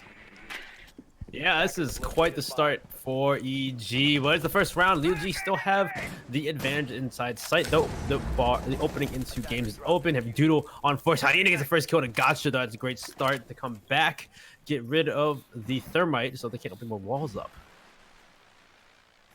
I think this is the gonna most be- important wall was open. Yeah, I think the most important wall was open, so that's going to be a Jaeger for a Thermite, and that's a relatively even trade, but the problem is the Jaeger going down so early gifted so much control for Evil Geniuses, and that also has pushed them into a position where they still have a minute left, and they have a lot of assets in order to make an effective execute onto site. So this is looking very, very good for the side of Evil Geniuses. The only thing they need to do now is try to bait out as many smokes as possible. So you're going to see Necrox is able to find another kill that's going to be onto the Echo. So goodbye to that exact denial, but that's going to be a shotgun kill for Doodle. And Factor is able to follow it up, making it 2v3. So gifting Luminosity their very first man advantage of the map so far. Yeah, with the 2v3 situation going down, Luminosity is going to have to take the reins on this one more. Toxic Babes going down for Smoke as he plays the aggressive wide swing. Games from a possible engagement here between IQ and Smoke. Smoke kind of inching, and he's not going to get the pickup kill for Mo Digga. Mo Digga less than 25, and Defenders winning out round 1 with Slash, making himself that MVP. LG not afraid to hop on the aggression there. They definitely felt the pressure from Evil Geniuses, and they wanted to find a break in their strategy, and it just came down to winning gunfights from inside of the site, and it didn't really seem like Evil Geniuses had much of a response as they were going for that rotation, and they were kind of making their way over in the doorway of the bar. I just got back from work, and you know, and they just kind of did. They didn't really have much of a focus onto the study players that were starting to kind of die out little by little, and it eventually just came down to a thinning. And by the end, Evil Geniuses were all left outside of Game's doorway, and that was really just about all of their attack. So they just really got thinned out, and it was just bad timing because the rotation was going down as they wanted to kind of surround the site, but they weren't able to do it as LG were kind of just cutting them off. It was surprising that they did get a hold of some the more aggressive angles, what they needed here for the attack. They got control of that wall open and study. They were able to take control of 90, but they weren't able to make anything out of it. Though I agree it was kind of LG able to make those picks happen, and that's a big thing here for these attacks and these defenses from LG. So we'll be going to our trophy and statuary, other preferred sites here on Villa. And we'll see exactly how EG play this one out, and if they're going to take Master, or if they're going to push from Study's side. You see, not really different operators picks from LG. Same thing as always. Both the Castle was different though. Yeah, actually really interesting to be seeing Castle, and especially the castles he is going to be putting down. This is quite different. I can't really, like, wow, this is...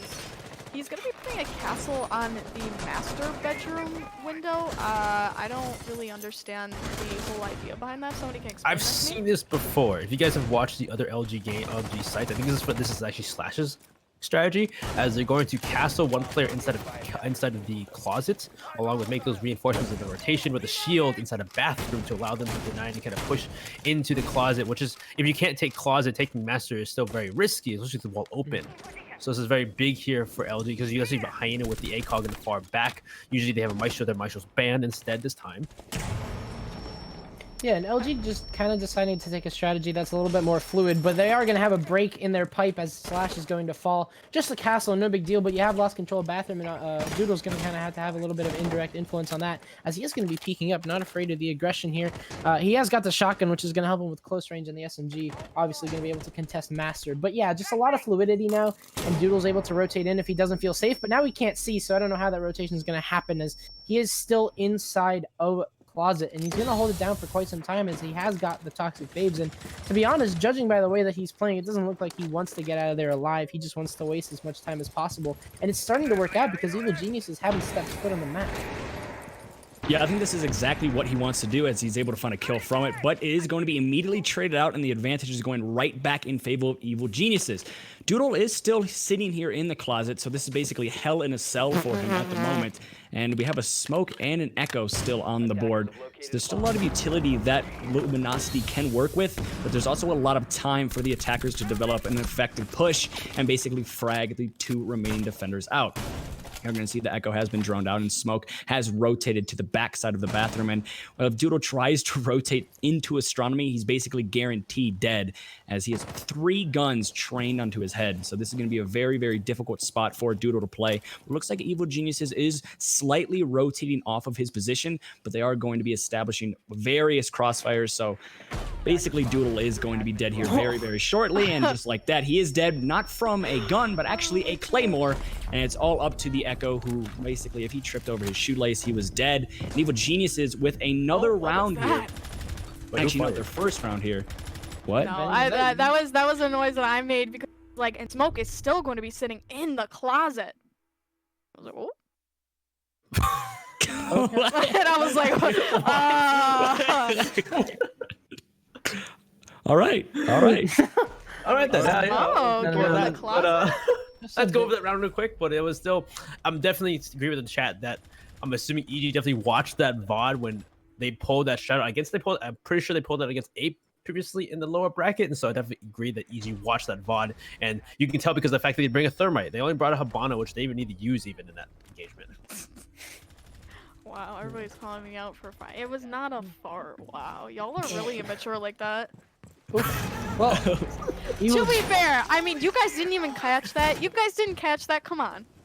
I didn't even and know. ladies and gentlemen, I just welcome kept talking. to, Welcome to the Quadcast. So how are y'all feeling? How are y'all feeling? Is everyone feeling all right? What y'all eat today? You guys have a good meal? Oh my god. This is devolving so much. I had this really weird white pizza, honestly, and I didn't like it. And I think that's Wait, the you were the one what that's pizza? right? Wait. Wait a What minute, you were the one. What? Sorry, right? Colors don't matter. I had a pizza. You said white pizza. What do you mean Yeah, white oh, pizza? Betty, what do you Margarita mean? What do you pizza. mean a white pizza? Everyone knows what a white pizza is. White pizza. Betty, Okay. what do you mean? What's a white pizza? I don't know what a white pizza is. Okay. Just forget it. I didn't say anything, bro. I didn't say anything. Evil Geniuses, that entire round just had a really good pinch here. I'm just gonna act like the white pizza never happened. Wait a minute, white pizza. Wait a White minute. pizza. Are you? Do you Well, swing it's that really way? You garlic swing sauce. that way? White pizza. I'm done. Wait a minute. I didn't know. Stop it. Wait a minute. I mean, I didn't think you'd eat white pizzas from guys, but okay. I think that's what won them the round. Okay. That's all I'm saying. It was Evil Genius's really good pinch, as you know, they kind of had Doodle cut off. As much as he was there, he didn't have any influence inside of the closet, and it didn't really stop Evil Geniuses from pushing in and getting what they wanted done. They kind of focused, Luminosity kind of focused a little bit too much on holding off Master, while the rest of Evil Geniuses started to make progress in towards Astro and kind of undermine the entire defense. So unfortunately, it didn't work out this time. But let's see what LG do differently as they're looking to have a little bit more fluidity, in through Astro and into Master. Is fluidity a word, actually? It is. Yeah. Fluidity. Yeah, it is. Betty, just stop talking. You are dumb. Oh my god! You are so dumb. Stop! Is fluidity a word? What is white pizza? What is wrong with you? Nobody knows what white pizza is. Nobody knows. Nobody knows. How does nobody know what white pizza is? Because Chat, you're you know- dumb. That's not a word. Secret weapon. Secret weapon. Chat, do you Oh know my what white God. pizza is? I need to Secret know. weapon. Chat. Dude, Isn't it just like Alfredo sauce? I can't believe that this is like my biggest cast, and I'm doing this. I'm not representing myself. Evil Geniuses are starting to go for the plant, though, as they've got control of sight, but it is being influenced from No, it LPS doesn't matter because they Factor. clear factor. It's Factor, they gotcha. Yeah, in fact, One's the master factor ball. Hey, Factor there with is a double no- kill! Oh my! Oh my goodness. EG left single-handedly Necrox. The gunny. He's gonna have to pick this up. The diffuser is way far from Necrox. necks. I can't take this seriously. Oh And my now, god. what happens now? Evil We Geniuses gotta cast have it like a lost- They're Smash just Bros. okay. game. See, this is the perfect situation. This is the time where you will take EG to figure out what you did wrong. Okay, Okay. chat. White pizza is a pizza with garlic. Oh my god, Factor. Oh my god.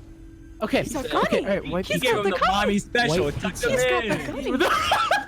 Tuck them in. Alright, bringing it back. so what is white pizza again? Okay. White pizza. It can be one of two things. It can just be pizza without sauce or pizza with garlic sauce. I work at a pizza place. Oh. That's why I sauce. said it wasn't That's good. that's nasty. That's why I said it wasn't good. Why do you think I said it wasn't good? See, I'm trying to You get didn't some say like. that. You so didn't say that. Yo, Jenna, stop. You know what? You don't even know what white pizza is. You call know it a what? cocaine? You know what? He said it was. He said white it was pizza, garlic I sauce. said Betty, not me. you're cocaine. not Say the even garlic better. You sauce. didn't know that fluidity was a word. And you're a caster. We're all casters.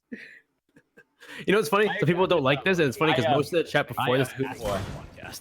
Oh yeah, you asked for this. This was your mistake, not ours.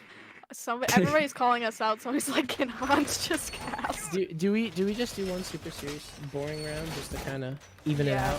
You know what? We'll give them the serious. I mean, round you that can they see the want. utility on Luminosity. They have a lot of intel and also intel denials. They've got the Echo. They've got the they have the Legion. Really good for Python. Good for intel as well. That's why Legion's a bit too fucking overpowered. Can you keep it down? I'm sorry. I got kind of angry. Legion is broken. Legion's fucking broken. Legion is broken. You can't swear, you know that. Legion is freaking broken. Oh, so now you hate us, chat. I see how it is. Jazz either way, ruined the so- cast. Jazz ruined the cast. You know what? You ruined the cast. That's what you did. No, I brought it some. Okay. We'll get serious this round. All right.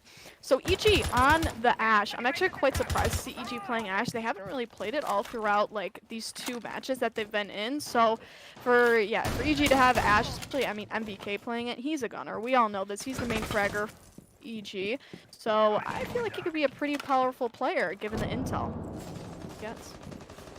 And LG just have this kind of interesting setup here as they are going to contest underneath, which is something that we haven't been seeing them do all that much because Evil Geniuses have been able to get so much map control just going in through the main stairwell. As we'll see NBK starting to clear solo here, and you might run into a little bit of a problem named Rexon, and it doesn't seem like NBK has the intel because Rexon's sitting right on the red stairs contesting this angle, and there's no one to drone it out. There is a drone coming in though, and this will find out that Rexon is sitting there soon, and this might be a challenge for NBK, but as he said, going to play just a little bit back and allow the rest of his team to make his way downstairs.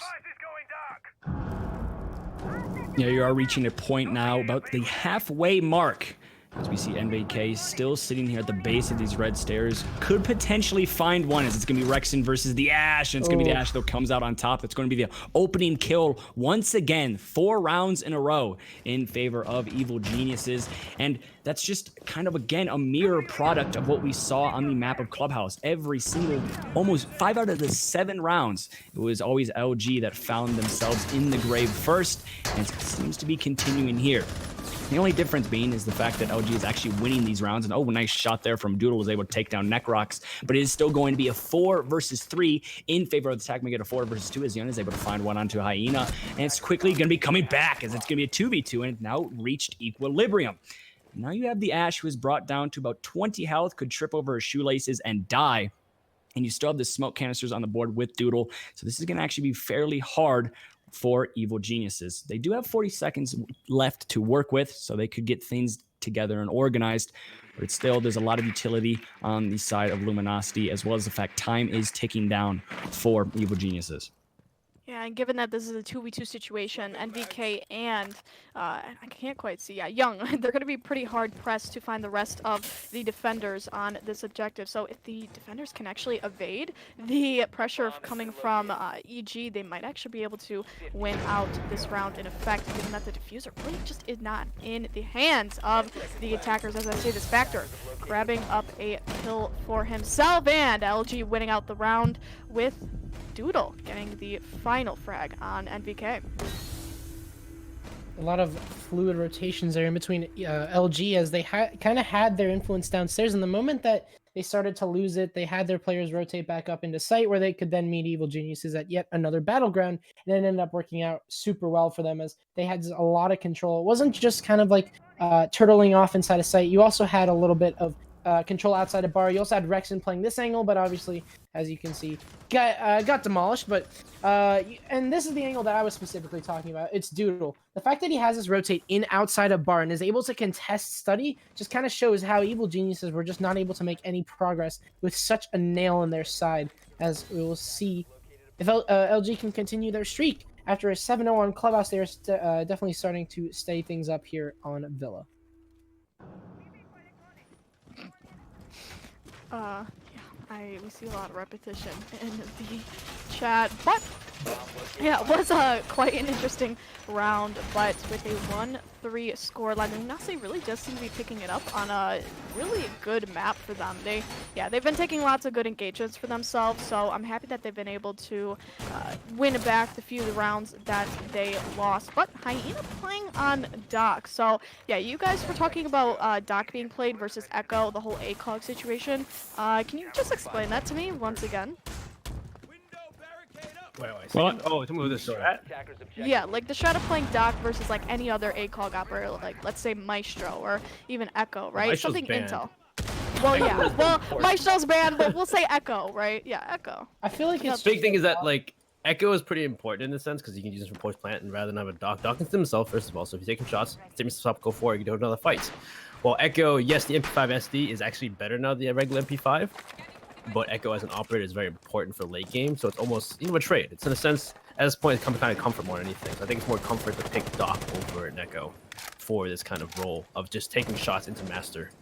Yeah, and Doc has kind of transitioned way more into a fragging role than he kind of was in the earlier years of Siege, where he was playing hard support and anchoring inside of sight. That's completely changed along with the game entirely, as it has become a much more aggressive game.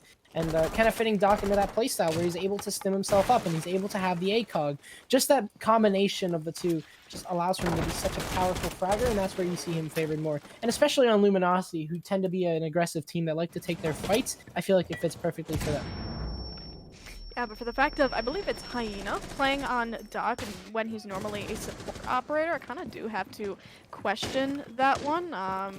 It's really grainy, so I can't say, yeah, Hyena is going to be playing on Doc, but yeah, we'll stop talking about that for the second as I say this. Hyena fragged out by Gotcha in an amazing attempt to claim this master bedroom.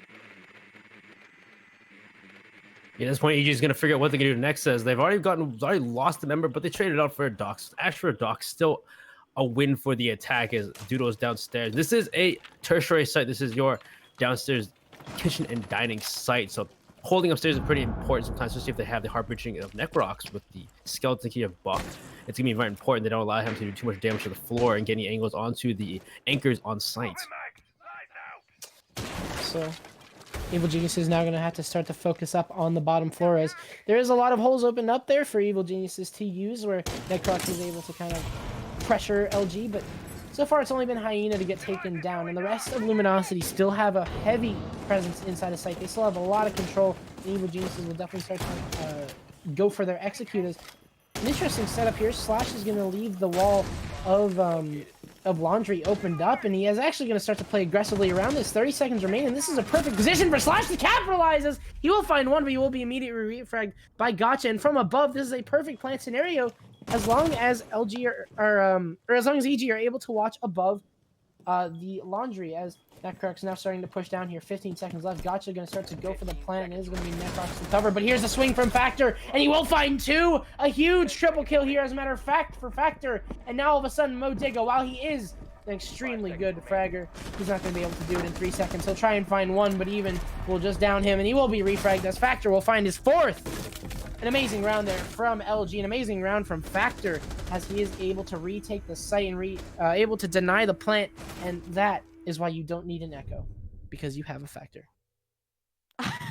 Yeah, Factor really playing as the X Factor in this situation. I really feel like, though, for EG, verticality just wasn't enough. It really was the Jaeger that put it over and had the horizontal engagements be in his favor. So I feel like, again, a lot of it as well went down to the fact that it was a late round just flood.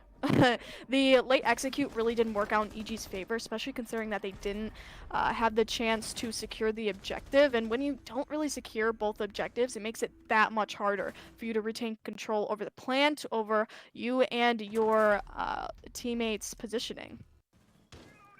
Yeah, and I think looking at that last round, something we can just take away from this is a 4-2 split going into the half is not a problem whatsoever on Villa. Villa is extremely defender-sided, so if Evil Geniuses takes a round back here, that's going to be huge for them, because a 4-2 split is actually, it's not favorable, but it's something that you can actually work on top of. And the thing is, I was talking about this last time around, and I said Villa is one of the maps where we've seen Luminosity play on, and we've seen Luminosity play on Villa very, very well. So it's no surprise to me that we're actually seeing them in this kind of dominant form, even after coming off of a map like Clubhouse. Because Clubhouse 7-0, you expect a team to kind of fall apart in the maps prior and the maps after that. But we're seeing LG, they are on Villa. We know they're a comfortable team on Villa, so it's absolutely no surprise right now. Yes, they have the defender sides, and yes, it is technically in their favor in terms of map statistics, but they are playing a much more dominant game, and that's not really surprising here because we've seen Luminosity in these types of situations before,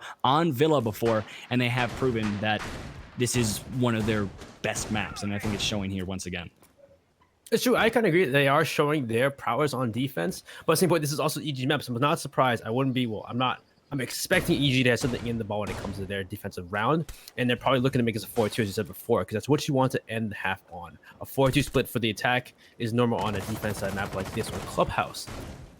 So the big thing here is you're going to see them at least try to take this round, but we're going back to a preferred site. We're going back to Trophy and Statuary. The fact they couldn't win out their tertiary site of dining and kitchen was probably a big blow to us. NVK already taking shots, already in danger, already leading a goo mine, and Factors on the roam, on the hunt for his life. Yeah, so Evil Genius is going to be going for the same take here, but the thing is, they're actually going to be going for a similar take, as you're going to have MBK and Modiga duoing downstairs, but you also have the two Germans of Rexon and Factor that are going to be contesting them quite heavily, as they are just sitting outside of China, right where they sit. And now Rexon will rotate off of the drone, so the intel is given, and it will be Factor to take down MBK. So already the low HP Ash going to fall, and a different setup here from Luminosity in general. Instead of focusing all of their presence on the master side, they are now going to kind of split it off in between site and underneath site. And it is starting to work out, or at least so far, as NBK has already fallen, and Evil Geniuses have wasted just about 2 minutes, almost 2 minutes, trying to get control of underneath, and so far they've been extremely unsuccessful. Located by attackers.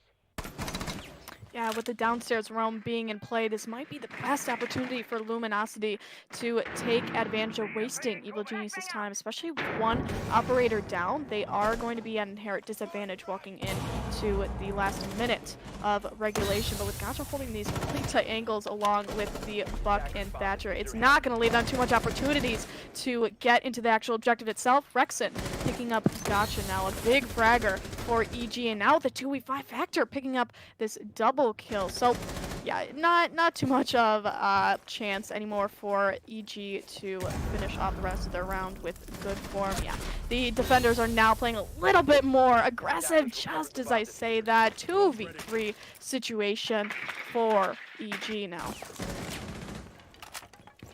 Yeah, you're put in a position now where we've seen Necrox and, well, now it's just going to be Yun, who has clutched out before, but it does not matter, as LG are able to win yet another, making it 5-1 going into the half. And I think the thing we have to take away from that round is the fact that Villa downstairs in the basement is rarely used, but when it is used, it tends to throw off a lot of teams, and I think it really threw off EG there. We saw they recognized, oh, there is people downstairs, let's try to clear them. It took too long to try to clear them, so they said, all right, let's just ignore them. And when they ignored them, we saw the Bandit and the Jaeger both rotate upstairs. Factor was able to find another kill for himself. And if we could potentially look at the scoreboard here, I just want to see what Factor is working with. I'm pretty sure we can't he's... talk to the observer. Oh, okay. Never mind. Yeah, we cannot talk with the observer, so I don't know. We won't be able to see the scoreboard. But I'm pretty sure Factor is at least in double digits at this point, because he's gotten like a double kill almost every other round, if not every round. So Factor's probably in double digits, and it's just the roam game from Factor and also the roam game from Rexon, forcing basically the entire team of EG to focus downstairs on an area that's not the site. It wasted so much time. They got a bunch of picks from it, and it just put EG in this situation where there was not much they could do with about 30 seconds left in a 2v5. They brought it down to a 2v3, but again, it was almost pity kills at that point. And now Evil Geniuses, they are going to be going and switching sides, so this is the best opportunity to kind of bring this one back. And again, it is Villa. Villa is extremely defender-sided. It has a 58% win rate for the defenders, so 5-1, yes, it might not look pretty, but it's not too alarming if you're an EG fan. Yep, so It's not too alarming in my opinion, but also that's still 4 rounds you need to come back from. Yes, it's still very possible for EG. EG's a map probably a team that knows Villa very well, but LG has been a team we've seen previously historically is very attacker oriented in a sense. They've done very well on attack in many of these maps, even if there are defensive maps. So I'm look to I just be mean- LG take the momentum here. I mean, you could argue that all maps are defender-sided in their, prime state. So, actually taking a look at that, for this to be more of an attacker-sided map, I could definitely agree with that consensus. But we will be seeing Modiga hiding in Library now. He might be able to get a couple picks for himself. I'm quite interested to see what this round can hold for him and MVK. Yep, so we'll see the push downstairs, and like LG's fashion, they are wasting absolutely no time making their way up red stairs. As a matter of fact, just ignoring almost all of the control from underneath, and I guess they're going to rely on a flank hold, but I mean, how long is that going to work here? And Evil Geniuses are playing extremely passively on this as well, so it just allows Luminosity to get their opportunity to go down into red. However, they are going to start to make their way back down, opening up right behind NVK, and Factor once again widening this gap here. His kills are just absolutely insane, and now all of a sudden, the downstairs roam is starting to feel a lot of pressure. Factor yet again taking down Necrox as Rexon going to pinch onto Modiga, but Modiga is indeed Modiga, and he can find the kills. He will take down Rexon and at least maybe be able to rotate off. But he's got to be extremely careful as nearby sits Factor behind the wall. But he's going to look away for now, and this could be Modiga's life being saved. But he's going to go for the repeat, and all of a sudden, Evil Geniuses have just collapsed as Slash will be able to walk away with that one. Now, all of a sudden, it's just Bandit and Alibi inside of sight. Luminosity barely even touched the upstairs, and they already managed to clear out more than half of the team. Yeah, I definitely see this as the attacking side of LG. We see it coming out very heavily. There's also, remember, offside, though. It looks like from above, though, a Young will take out Factor. And you see Gotcha on the Alibi trying to hold those main south stairs as they're trying to pry for life with a minute left for the attackers. Though, Gotcha taking shots from the south balcony as well. And it's coming down to what LG can do to these last really low health defenders. They're challenging a lot, so they're playing extremely dangerously here as Doodle, Hyena, and Slash in a pretty easy 2v3 by the looks of at least the HP, as they have gathered around control, and now all of a sudden Evil Genius is kind of just inside of sight, and that's all that they really have. They can't really influence anything, because if they are to peek out, they will be immediately refragged. So they're just going to play together and maybe play off of each other, as Habana going to start to even make the pressure greater as he's starting to open up. But time is starting to tick away. What is the push going to be here for LG? They have slowed down just a little bit as they've got 20 seconds remaining. The pings are coming out. A lot of intel here for Slash to work with, as Evil Geniuses are starting to feel the pressure. Gotcha's going to fall, and now it'll be Doodle to take down Young as well. An excellent push into sight. LG deciding to go for the two-pronged attack, and it'll work out super well, wasting absolutely no time clearing underneath, and then eventually making their way upstairs. A little bit slower on the top floor, but either way, it will work out. A beautiful execute, and Luminosity are now on match point, a position that Evil Geniuses had them in last time, but it was a 6-0. A nice clawback here from LG. I would honestly just like to commend how LG was able to slow down but not play stagnant on their upstairs attack. So what I mean by that is the fact that they were able to get as many quick, easy frags in the first half of the round and then kind of stay on angles for the most part, slow their attack down a little bit, rethink what they're doing, play off a strategy rather than off of, the whim of some fragging potential, but be able to go upstairs, think about what's happening, and win the round out, win the deathmatch out in an amazing fashion. That is just, I really can't say that I see that too often here.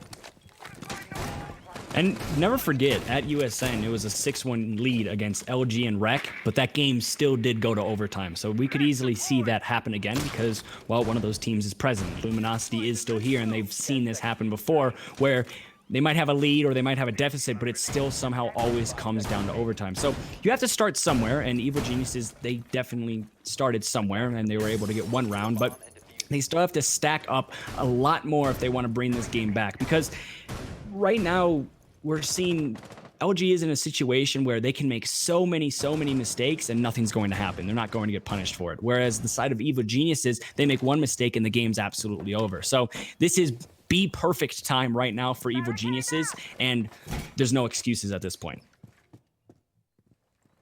Yep, so we'll be starting out this next round, going back to the upstairs, as it doesn't matter, as a headshot on to NVK, peeking out the window by the red stairs. That's a really that's a really good start for here for EG to lose a C4 already. The Mozzie does put down his pest already. NVK's probably put down those utility, but that's still a horrible loss within the first minute.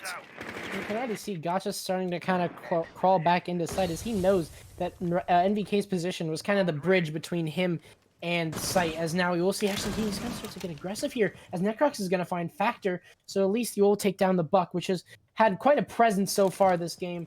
As it will be the rest of LG to start to push up Study. Just need a little bit more intel and definitely going to need to clear out the players playing in or near bar, as it is going to be Gotcha, who will rotate back into sight. And really the only offside player right now will now be Gotcha as well as Modiga. So they're going to be playing a lot closer to sight, however, as Gotcha is actually going to barricade himself off. So, I mean, you can already see the death of NBK has just kind of collapsed the entirety of Evil Genius's defense, as they know that LG are going to waste no time as they start to kind of get their way into sight.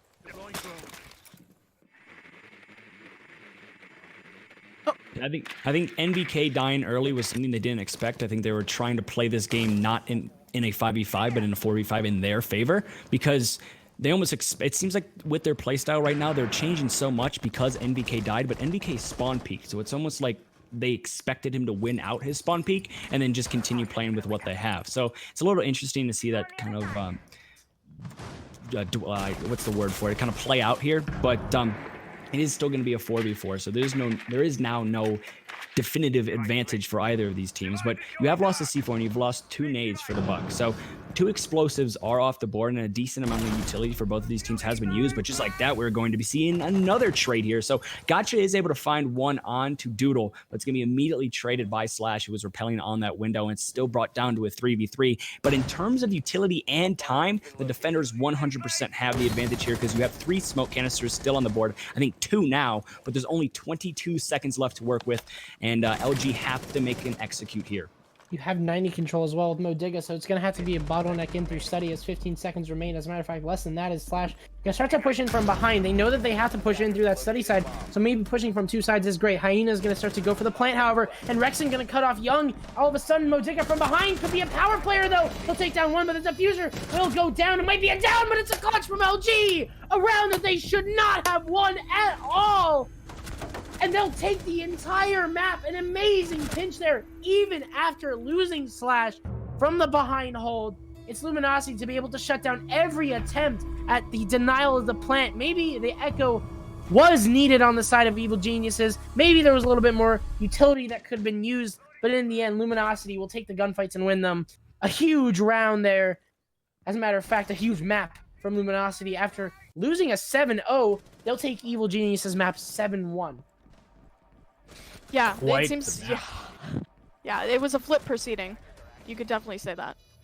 I would say like it wasn't crazy that they took that round, but the fact that EG at the end of that round had nothing to deny a plant really. The only way they could deny that plant was to wide swings, which what the rest of the defenders were. The big thing was the fact that EG could not control Aviator anymore, because they take control both watching from 90, watching Study as well. Though you didn't get the roam game, the flank from Modiga, but Rexon was still there to deny that at that point. So unfortunately, just a loss of territory, a loss of control from EG, lost in that round. Yeah, and the only thing necessary for the triumph of the opponent team is for your individual team, or you as an individual, is to just do nothing. And Evil Geniuses, coming off of a 7-0, it kind of felt like Luminosity was going to go into that last map in Villa, and it was just going to be an easy walk around for Evil Geniuses. I think they had all the momentum, they had all the confidence, but they did not do nothing. They did everything possible. They put out every card that they had on Villa, and it was a dominating fashion. They proved that, you know what, we have the mental capabilities, we have the mental strength, and we also have the physical and mechanical strength to bring this game back. And that little bit of hope could easily be the difference here in this game, and we could easily go to 5 maps, and Luminosity could come out on top. Evil Geniuses, I have to talk about it. They do have a past with games that they should win, and it kind of falls out of their grasp a little bit. When they're up 2-0, and then they say one more map, and that one more map just goes on and on and on. And in the end, they might lose and they might win. So you have to talk about the history here with both of these teams. Luminosity is known for coming back in certain situations, and Evil Geniuses is known for falling apart in certain situations. So it's going to be interesting to see how this develops. Will it go to a map 5? It definitely could, but Evil Geniuses still have one more map that they can kind of throw away before it gets 100% important. Yeah, so something interesting to talk about for this next map being Coastline. So we know Coastline as being one of those maps where frags are very, very important. They're definitely a lot more important than strategy. So with EG being the more experienced team, right? The more, I guess you could say, gun skill, better at gun skill, right? So just I guess you could say that experience can equate to that gun skill and this overall strategy going into this. So I would have to say that if EG can't pick this up, what does it say about them? Well, What do you you say guys that think? that's a weird one because it's like yes, that experience kind of equals gun skill, but not at the same point in this level of play. Right. I mean, I guess you could say that. I would say though, just 100% opinion that EG does have the better gun skill. Luminosity. That's debatable. that's hard to argue. Yeah, That's Luminosity debatable. definitely showed quite a bit. I honestly think Villa was kind of the decider for who would have the better gun skill. And Evil Geniuses had Clubhouse, which is a decider of who's going to be the most intricate team because obviously you need a lot of strategy to win in Clubhouse, but at the same time, Luminosity needed a lot of gun skill to win on Villa. And now that we're going into Coastline, a map that is super balanced, and while it relies on a little bit more positioning than it does utility placement, it's interesting. It's going to be interesting to see because if you have bad positioning, if you have poor positioning on so many open hallways that are inside of Coastline, if you have bad positioning and you're not doing anything for that round, you're kind of just lost. So if it does come down to it, I definitely do think that the frags are going to be on the side of LG, but the positioning could possibly be on the side of Evil Geniuses. It's very possible that that's kind of the way that it's going to go. But sometimes positioning doesn't equal frags.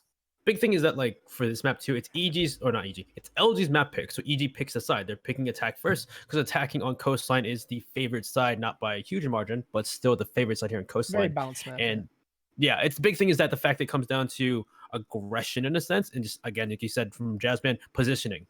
LG, in my sense, have the better sense of mobility and better sense of gun skill. Maybe you guys would differ in that, but I think this is more of their map.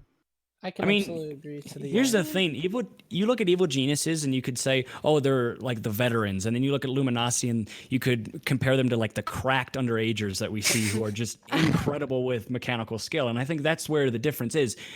Everybody knows how good Rexton is. Everybody knows how good Factor is. I mean, we saw Factor in the last map dropped. I don't exactly know how many kills because we unfortunately couldn't see the scoreboard, but he dropped a lot of kills, and so did Rexton. And it's just those two players when they are feeling themselves.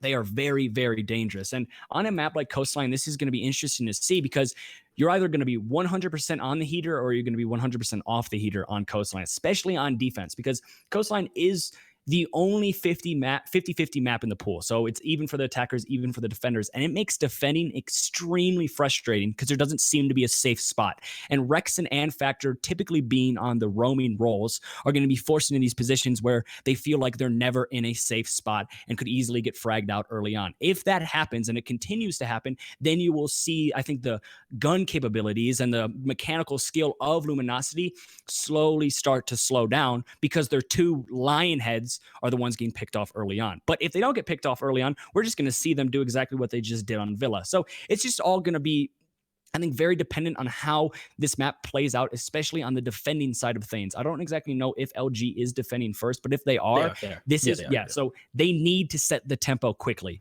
That is 100% the way they can win this map, because if you get all of the players on LG into a state of mind where they are confident, they are an extremely hard team to beat. Yeah, I definitely agree. Big thing for me is that like that LG are going to be a defense. They need to set the tempo. EG, they need to see how EG enters the map, how they do their attacks here on Coastline. If they're going to take away hookah, they're going to push for down to the kitchen, take upstairs first, and they need to figure out how they can be aggressive and how to take advantage of these attacks. Because they don't do it quick and they don't figure out how EG does it, EG is going to get that momentum and take the half, and that's going to be a problem. Yeah, absolutely. I mean, the thing is, I think if Luminosity wins this map, they have a much better opportunity at taking this entire series. Because again, you have to bring up the past with Evil Geniuses. Even though they might not have the same roster, I think it still lives on in their blood, which is the fact that best of fives aren't always kind to them. So we're just going to kind of have to see how this one develops, because if Luminosity just shows a glimpse of them being able to win this entire series, that could be the moment EG breaks. Right. Especially because going to border too. Yo, Okay. yeah. Yeah. I surprisingly enough, I haven't casted Border yet this whole entire competition, so I am super excited to be casting that map. But yeah, so three people in this conversation right now. I just want to get your guys' votes. Who do you think went out this series? EG or Luminosity? I want to say Luminosity. I really think this is going to go best of 5. I think if Rexen and Factor put on the same display we saw in Villa, they are very, very hard to beat. And I don't think Evil Geniuses has the capabilities right now at the exact moment that we're playing this series to kind of bring this game right back in their favor. It's really 100% reliant on who's going to set the tempo early on this map of Coastline. If we see Luminosity is 100% gunning on Coastline early on, I say they win the series. But if Evil Geniuses get us off to a hot start, I think this series ends here. It's an I definitely agree with interesting, yeah, it's interesting. And I mean, wow, you're just going straight for it. Honestly, I don't know how to feel about this because we know the Evil Geniuses choke. It's probably one of the most meme thing on Rainbow Six, but does it really exist? Is there really some sort of push factor that's kind of setting Evil Geniuses out of this game? Because honestly, I'm not really sure what it is, but Evil Geniuses definitely, they have this. They have this in their hands. All they need to do is they need to have the better positioning. They need to outfrag Luminosity. But is that asking for too much? Is the question. Is that asking for too much? I think, personally, I don't think it's asking for too much. I think Evil Geniuses kills it here. I don't want to see that. I want to see this go to map 5. But I think EG. I think it depends on how fluid and how efficient their attacks are, and then also just not sticking to the same plan. If they start sticking to the same plan and redoing their attacks, even if they work the first time, that's when Luminosity is going to take the hand and understand and study and figure out what they're doing. You can't be too stagnant. You can't stick to the same plan every single time just because it worked once. Right. I mean, I think we can all agree that this is going to be a very big decider map for really the rest of the series, depending on who can win out more rounds. But kind of taking away from that conversation, we will be seeing our pick and ban phase. Our 2 first bans will be Capital, Lion, and now Mira. So yeah, Lion has been a ban that, yeah, it's been a pretty hot ban for this actual competition, this series between these two teams, and I'm actually I'm wondering why Lion gets banned. Oh, and now Vigil is going to get banned. So can you guys explain to me why Lion and now Vigil is getting banned? Vigil is getting banned purely just due to the fact that Evil Geniuses play it way too much. That's Yeah, literally target all. ban, target ban. Lion is just, since it is Evil Geniuses ban, Lion is a operator that LG like to bring to force the hand of Evil Geniuses. They always do it against any team that, whenever they start to feel the pressure, Lion is their key. So if you're able to take away that key, Evil Geniuses are going to have to start, or LG are going to have to start finding more options. So, but what that leaves Hibana on the board, which we are going to be seeing from Gacha. It leaves Hibana. Oh, we actually aren't. He's off of Hibana, which is intriguing because Hibana is a very powerful operator in this map. Probably the only decent hard breach, to be honest with you, because hard breach just doesn't see. There he is. Just doesn't see a lot of influence throughout this entire game. In a lot of cases, you'll only see it pretty useful on a hookah defense. You'll see it a little bit used a little bit on a kitchen defense, but it can be a double-edged sword, and you really only see it on a penthouse defense, which just simply never happens anymore.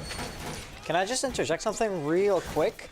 The downtime in between the two games was pretty short, so we didn't exactly have time to introduce the latest character that will be joining us tonight.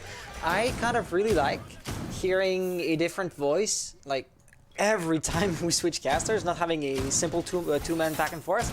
So Vulgar will be joining us, and he will be one more that will add to the rotation. Do you want to introduce yourself real quick as the first round is set to begin?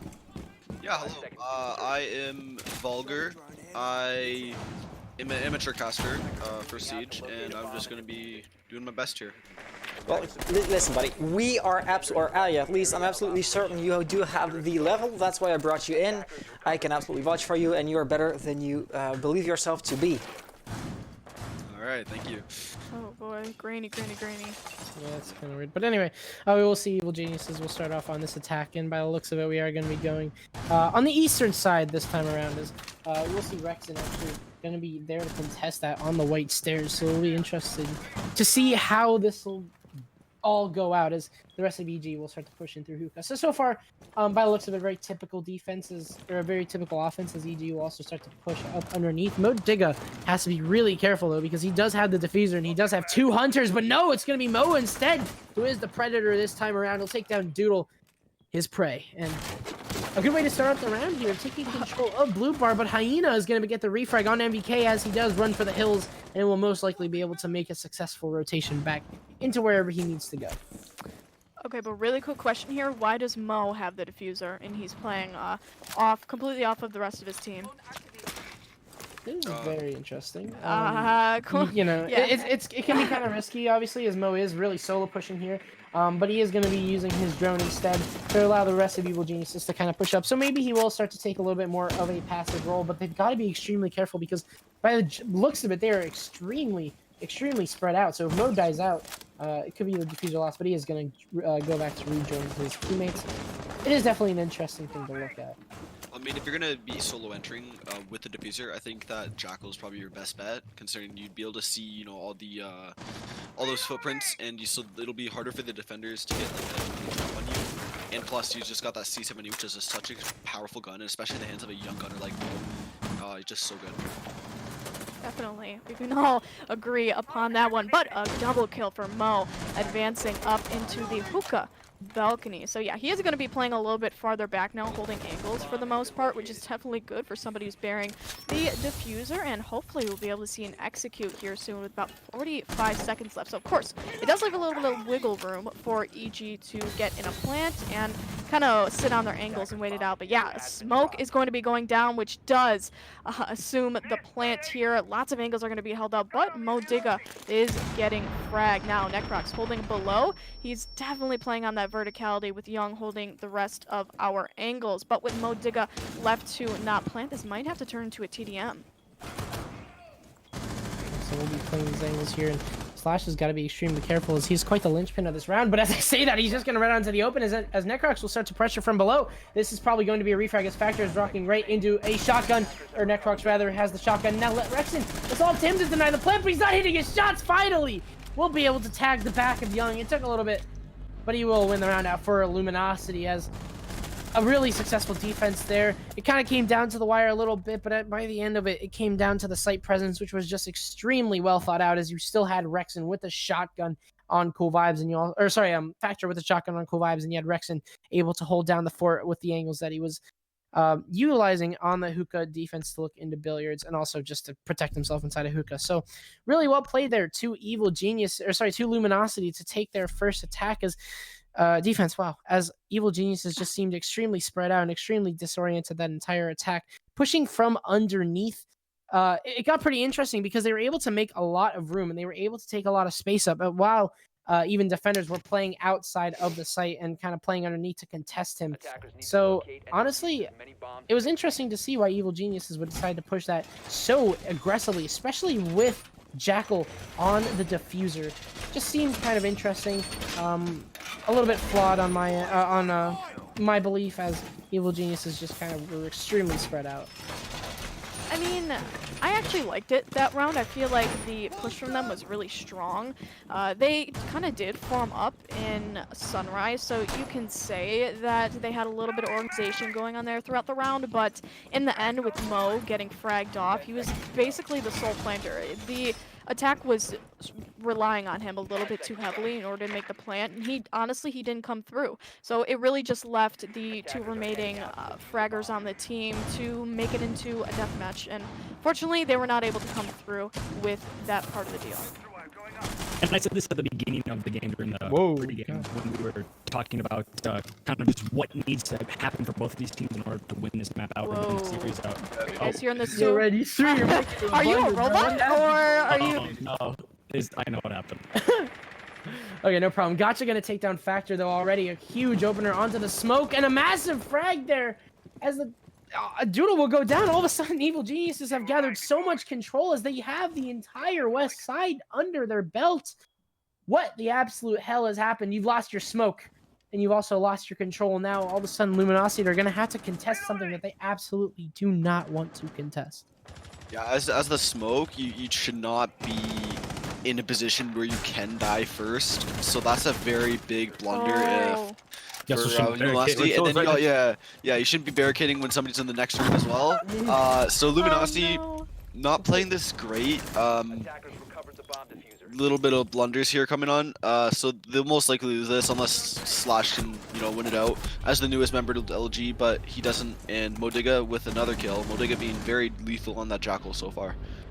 Yeah, to summarize that one, it was a round full of missteps for Luminosity. It was kind of their, that was their round where they got a little bit too comfortable with holding, and they really just allowed EG to get into the building, and for that, the objective way too quickly. No refrags on the side of LG either. Their positioning just seemed really weird. In general, just their playstyle seemed really weird. The amount of control that they wanted to hold was extremely spread out amongst a few select players, and they kind of had a huge job on them, because the moment that anybody died out, they lost some huge chunk of the map. Whenever it was Rexen to die out, you lost control of lobby at that point. Or you lost control of half a lobby, and then you could, start to push your way through. And then whenever you lost the smoke, you lost a lot of sight. You lost a lot of sight presence because obviously you don't have the direct denial anymore. Just a lot of spread out play, and there was really no rhyme or reason to it. There was no refrag either, which was extremely crucial in what could have been a really big round winner there, is if LG kind of played a little bit more close to each other and allowed for refrags, but none of that happened. And they will try this again after quite the stomp from Evil Geniuses on that round. Well, I think that this site they can win, especially considering how many missteps they took last round. I think that if they play it better, they can win it like pretty easily. I mean, not easily, obviously, because they are going against Evil Geniuses. They're going against very formidable opponents, but like I feel like they do have a chance on this site. And just to talk about the thought that I was trying to say before my mic killed itself, it was said during the beginning of the pregame was Suicide like Clubhouse. Yeah. Oh, in no. the pregame, I said that the biggest thing for both of these teams is setting the pace early and setting the tempo. And the fact that both of these teams are going 1-1 is a really good sign that this is going to be a very close game, because if we saw LG maybe go up to a 2-0 and maybe a flawless round or something that was like 100% in their favor, that's when you would see the tempo and you'd see the pace start getting dictated by a certain team. We aren't seeing that here as Modiga is able to find one onto Hyena. That's going to be a Mozzie off the board as well as a C4, but Rexen is kind of set up here to potentially get a refrag if that drone work isn't good enough, as Rexen is just going to be shooting some free fires, none of which are going to land. He does see the Ash, but he lands a couple shots. Isn't going to actually be lethal as of yet. This could definitely be a gunfight that dictates the way this round goes. Yeah, and Vicky's just dipped though. He's gone up with luggage, so he's not going to try to contest this. Contest Rex. He's just going to go down the main stairs now, try to contest Slash, I think it is, on the Maestro in the main lobby, so he's just going to ignore him. Yeah, and you will see Evil Geniuses were sought to undermine the defense that is outside of sight. Now MEK pushing up. He doesn't know the Jaeger's crash, but unfortunate timing there from Rexen as he actually barricaded the door last round. And now he's just going to get an unfortunate vault as he will fall. But MEK still has another challenge. That is Doodle to find the refrag. And this is the refrags that I were talking about. And now Doodle's going to be able to rotate off as he's done his job. He's cleared the upstairs presence, and most importantly, he's cleared the Jackal, which has proved to be very powerful on the side of Evil Geniuses, as now they will start to push in through sight with not a lot of map control gained. They have gotten control of upstairs, but now they will have to start to push in. There goes red. We'll start to have to push in from top to bottom, and we'll just see what their plan is now. As there's only there's a minute remaining, and they have a lot of time to work with, as well as the skeleton key, which will be on Necrox. Yes, Yeah. but this time the smoke is still alive. Factor can probably play this. He's already played it a lot better. He's got probably 3 toxic babes still left. And if he can stay alive until around the 30-second mark, he will be able to deny the plant indefinitely, like till the end of the round. Not a lot of utility for this plant just in general on the side of the attackers now as 35 seconds remain, and just they're relying heavily on the player upstairs here for their attack as the second toxic babe will go down. Factor going to take a few shots, and that is going to force him to play safe as he knows he's an extremely crucial piece of utility on this round as time is starting to tick away. There goes the third and final toxic babe as Doodle trying to find possibly capitalizing kill here. 15 seconds remain here, and Evil Geniuses are going to have to go in through quite the chokehold of an attack. Here they come in through luggage here, and Doodle might just be able to find a good position here to deny the plant. There goes the IQ, and now Necrox from behind is all that remains, and he'll fall as well. It will be EG, or LG rather, to take the round. Evil Geniuses will fall to quite the defense there as Luminosity just had the pinch set up. The chokehold was just so well played. Unfortunately, the funnel strategy from Evil Genius is not working out whatsoever. Yeah. Oh, do you Oh, want to? God. Okay. Well, I was saying that less actual map control normally equates to less plant security, which means it's much harder for the plant to go down for the attacking team. This was really no exception this round. We saw an attempt at a plant for the attackers, but it was completely warded off by the smoke, and with more time wasted than actually executed upon, it became increasingly clear as the seconds ticked down that this was not going to be a win for EG. Yeah, I mean, I think EG still had a chance there because they had two play. I mean, on both sides, there were a lot of players that were really lit up, like a few errant bullets going like a different direction, and EG comes, but they don't, and Luminosity does take the advantage for the second time this map, and they will be going back to the hookah site, which they did win their first time trying this. So unless EG is able to bring something different that we didn't see before, Luminosity will likely take this again. Yep, so Evil Genius is coming off of quite an unsuccessful attack, will now be forced to attack Hookah, a site that has been favored by Luminosity quite a bit here. It was quite the blowout, or not even the blowout last time. It was just a really well-held defense there, a lot of layers to it, and Luminosity probably will have the same thing going here, as they are going to play a very typical defense where they clear out, they hold off the east side until stuff goes wrong, and then starting to make their way out into the west side. So we'll just see what they'll have to do, as there's actually a lot more contention downstairs. What we saw last time around, that's how you say it. Contestants, what? English. A lot of contesting. That's just like me saying aggressivity, bro. I'm done. Contestion. Okay, Contestion. okay. I'm sorry. Contestion. I'll say it now. I'll say it right now. I'm sorry. Contestation. Okay. So now Evil Geniuses will have to start to contest the underneath control this time around. What we saw last time was Modiga was able to make their way in through Mudroom and into Sunrise Bar quite easily, and we're kind of just able to undermine the entire defense and just pressure out LG from below. This time around, it's going to be a little bit different here, as Necrox is going to start to feel the pain. He will get killed off by Doodle on this solo push, and he is going to be able to rotate off, but he's got to be careful of NBK. He's played this position many a times before, has been met against the same exact gunfight between the Ash and the Jaeger. And I mean, I guess we'll see what happens here, because both of these kills, not really going to, whoever wins this gunfight, not going to be too impactful, as you still have Rexon playing inside of office. But no, he might not be playing there much longer, as Gotcha's going to challenge him there, and it might just be Doodle to kind of come back here to help out the Doc, who's being pinched out. Factor, in the meantime, going to be taking out the IQ of Young, and all of a sudden, Evil Geniuses will start to pressure in. Modiga with 2, and all of a sudden, underneath is completely in the hands of EG. The pressure from Luminosity just simply not working out. A really well played pinch there, as they were able to circle in through office and take control of underneath. Now they can start to focus up in through sight and really execute wherever they want to. Well, in Luminosity's defense, they did waste 2 full minutes, and they took out 2 players with them. So, honestly, that roam wasn't wasted, I don't think, because now EG is going to be a little bit more pressed for time as they go for this execute, and they won't have the manpower that they were expecting to have. You know, they won't have the buck to get the underneath the pressure from below, and the IQ won't be able to spot any, like, you know, Maestro cams from the through the floor, or the ADSs or Mossy Fest or anything like that. So it's pretty good result for LG. Definitely, and with more cross angles being held, this does seem to be an Aqua execute, but as I say, that 2v3 situation, Slash is going to execute Gotcha on the repel, so that is one less angle for the attack to be able to watch, and with smokes going down with about 10 seconds left on the clock, a plan is going to have to be imminent here. Modiga's going to make the plan, but unfortunately, LG will stop and make the contestation too much. So I found out it's contestation, which is interesting. I thought it was contestation, but it's contestation. Fancy word, very fancy word. But anyway, LG clawing back around, that honestly went Evil Genius's way for quite a bit, as they were able to have the upstairs, the underneath control, and that just alleviated so much pressure as the rest of the site was the focus.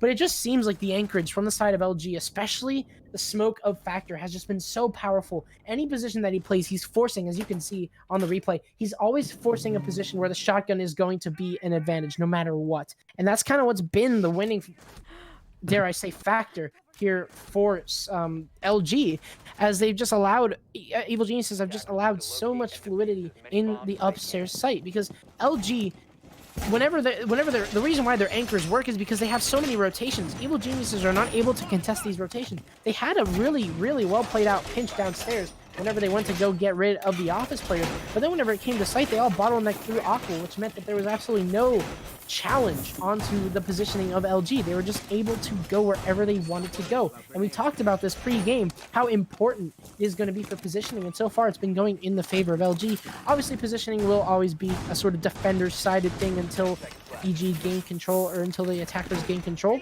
But it's just been LG taking away what Evil Geniuses have, and their positioning has just been so forced, while LG are able to be wherever they want to. Yeah, we'll see Luminosity going for their third site for the first time. So this is their tertiary site on the bars, double bar. And so they're not really expecting to win this, but if they can, then that would be an extremely good position for them to be in. Being up 4-1 on their tertiary site. But we'll just have to see how it plays out.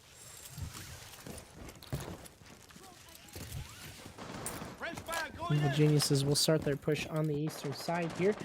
Very typical take, as you do see LG are positioned here to try and capitalize, or at least try and contest what they have. This is always what LG like to do. They always like to kind of get in your face and challenge whatever Evil Geniuses will definitely want to take here. But Modig is going to read the position of Rex, and it will result in a down. But oh, the picks here from Hyena, as he is possibly going to be going for the run out. He will take down one, but will be got to the refrag. All of a sudden, this cluster of kills will go in nobody's way, as we are going to be equal here. Evil Geniuses and Luminosity each finding themselves with 3 players. But in the end of the day, I do believe Evil Geniuses, as long as they get rid of Hyena, or of a Doodle playing outside of theater, will most likely be able to gather this upstairs control and allow it to move Necrox up to a position above site, where he will be able to tear up the entire ceiling and just pressure Luminosity from site. But obviously you still have to get rid of Doodle, who has the intel advantage now, as they know Gotcha is going to start to push in through 90. But what do you do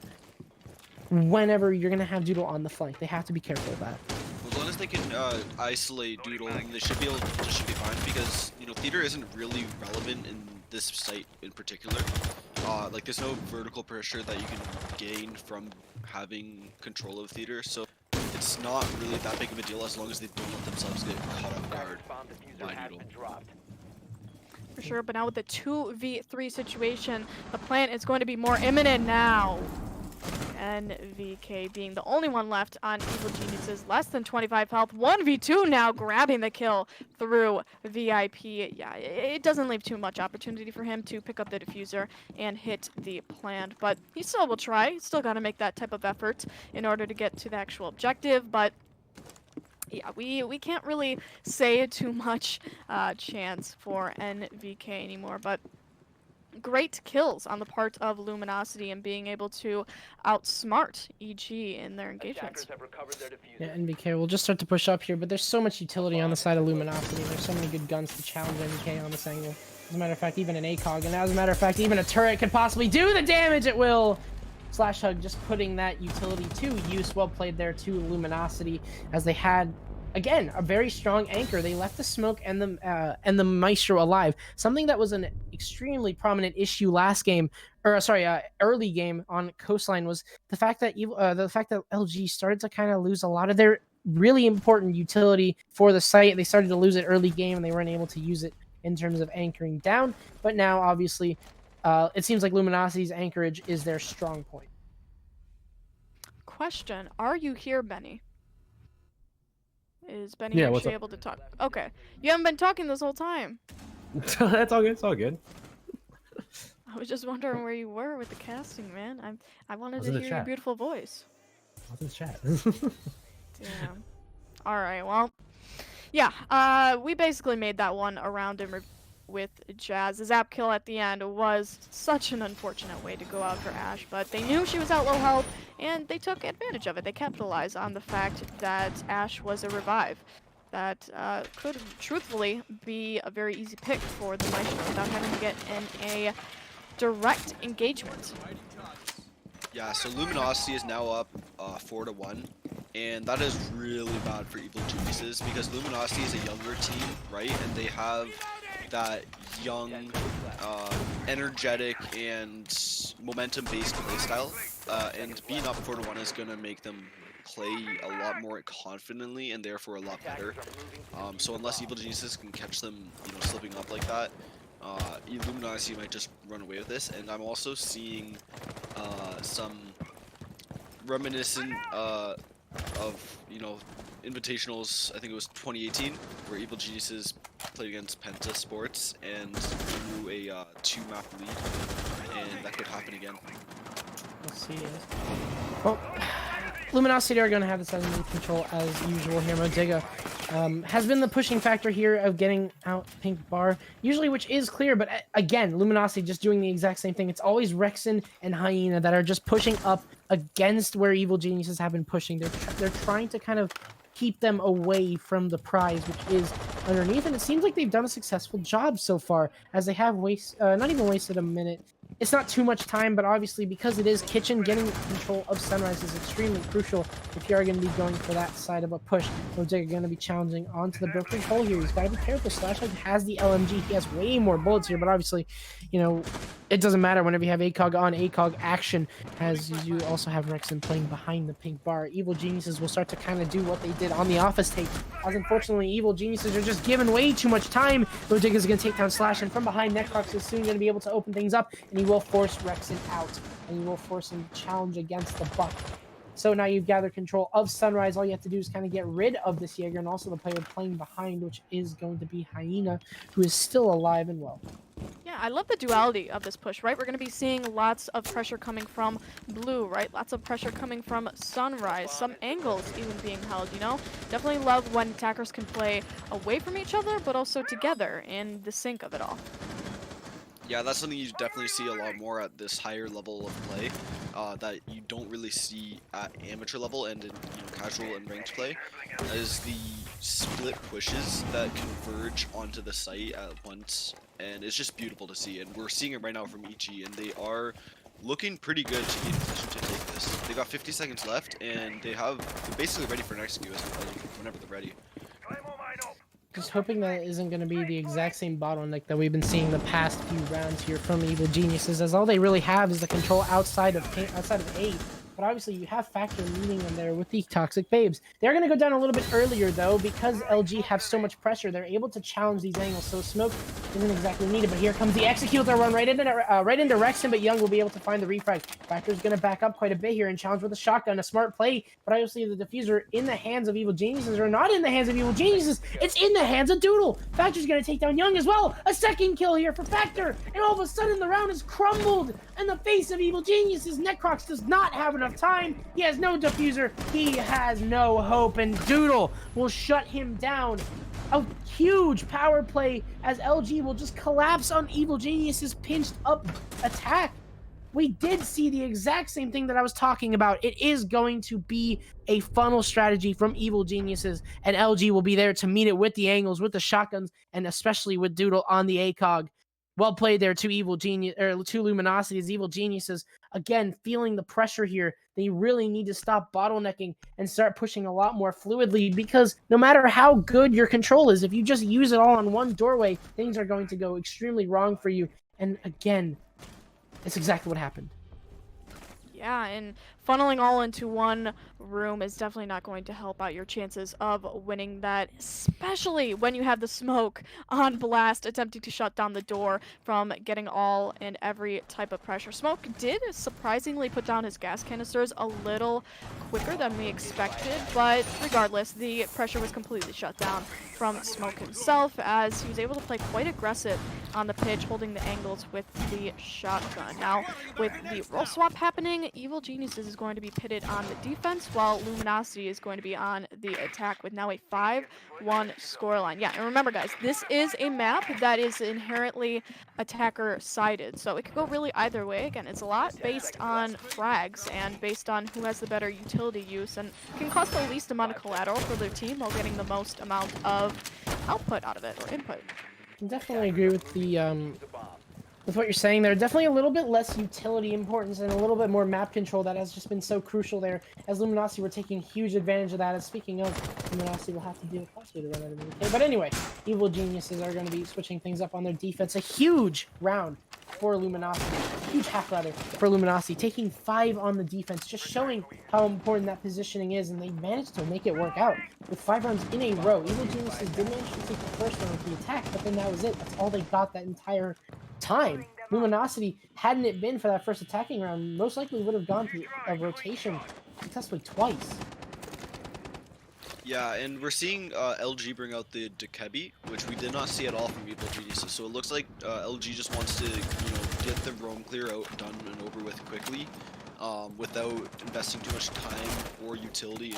And we might see that work out because EG does seem to be bringing a pretty heavy roam presence, and Factor will be taking down NBK, but will get fragged by Modiga, and just a flurry of kills. But EG does come out on top, so Luminosity playing from the back foot now. And they bring it, I think, from the left. Yeah, kind of surprising to be seeing Doke on the roster this time for Luminosity. It hasn't been played quite yet by EG, but I am excited to see how well Doke can be played in terms of grabbing intel on those kinds of roamers. But yeah, actually, great engagements for EG onto Luminosity, of course. We know that EG is going to be much better on defense than on attack, so hopefully we can expect a much better performance for them this round. We already see that being pretty evident with this 3-4 first defense round. Yeah, LG will start to push up, and they don't have diffuser control. And by the looks of it, by the looks of what they're playing and how they're playing extremely passively, it doesn't seem like they have a lot of drones here. Hyena's going to be outside of sight now, and the diffuser, yet again, still down. That's going to be a huge focal point because it's in such an easy position to pick up. Rex is going to take down Gotcha, however. That is going to be the pulse. A huge frag there onto the C4 operator. Now Modiga on this flank could possibly be shutting down Luminosity where they stand. He's got to be extremely careful, and obviously Mo hits his shots. They know that this is going to be a huge danger if they don't walk away with these kills. 35 seconds remaining now.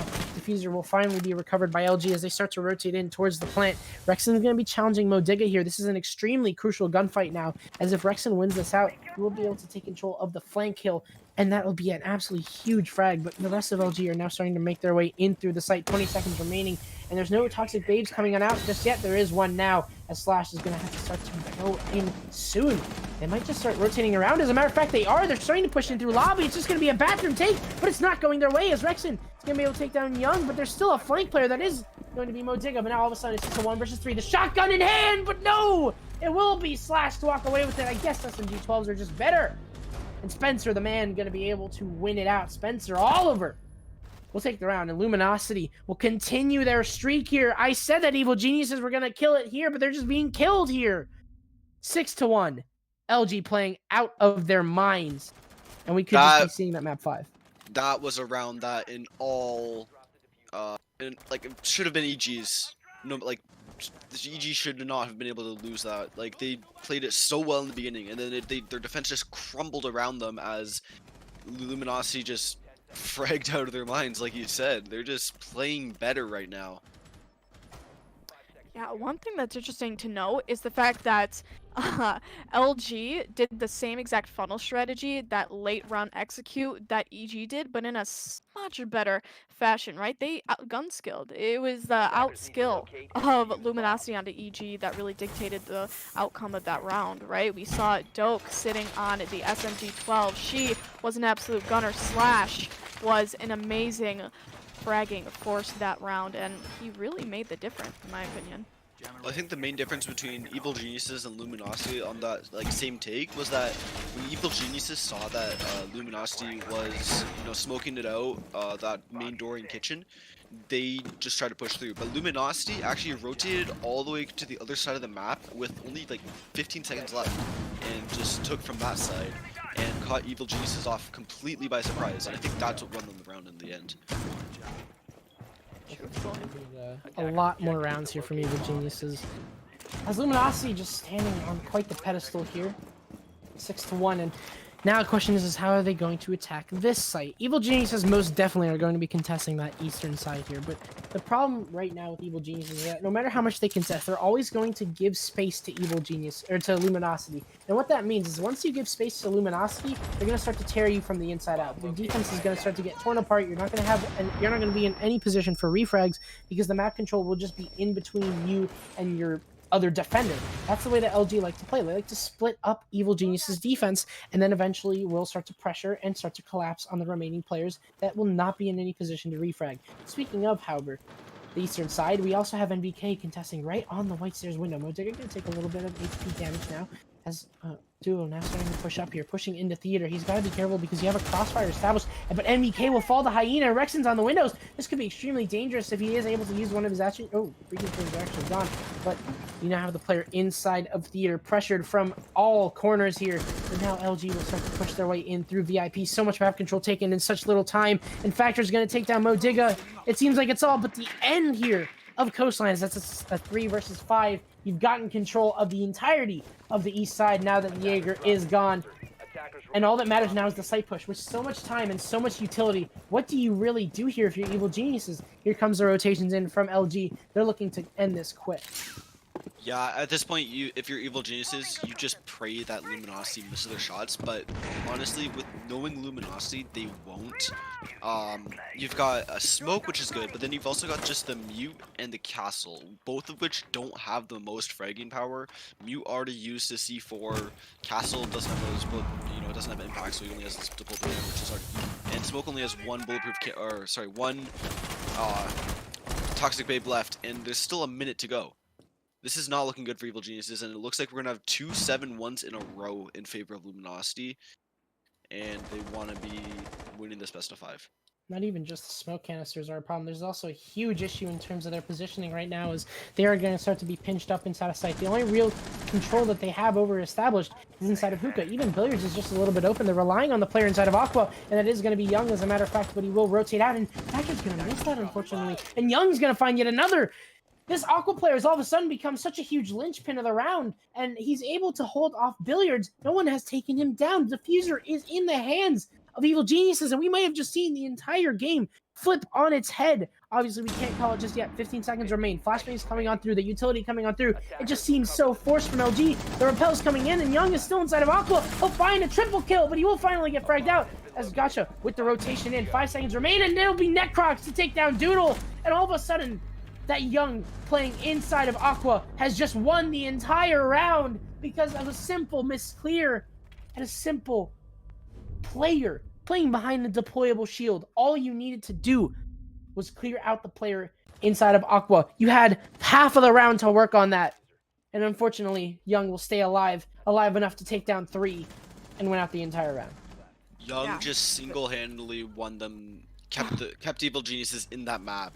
That was insane, especially on the castle with the UMP. That is not your favorite weapon to clutch with. Young just makes it happen.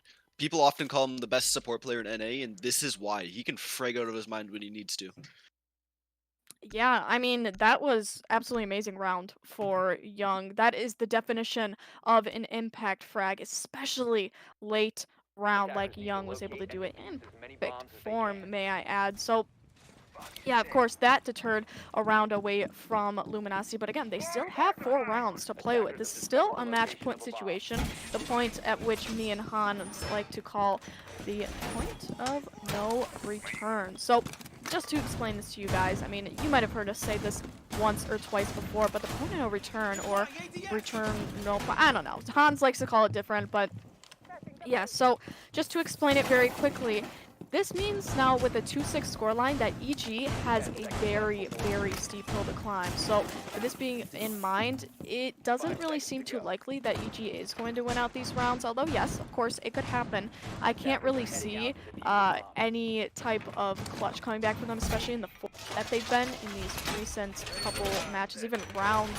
I wouldn't really imagine it to be in the cards for them this time. So yes, of course they can put it back, but yeah, at this point with the match point, I really can't say that with certainty that they can win this one now.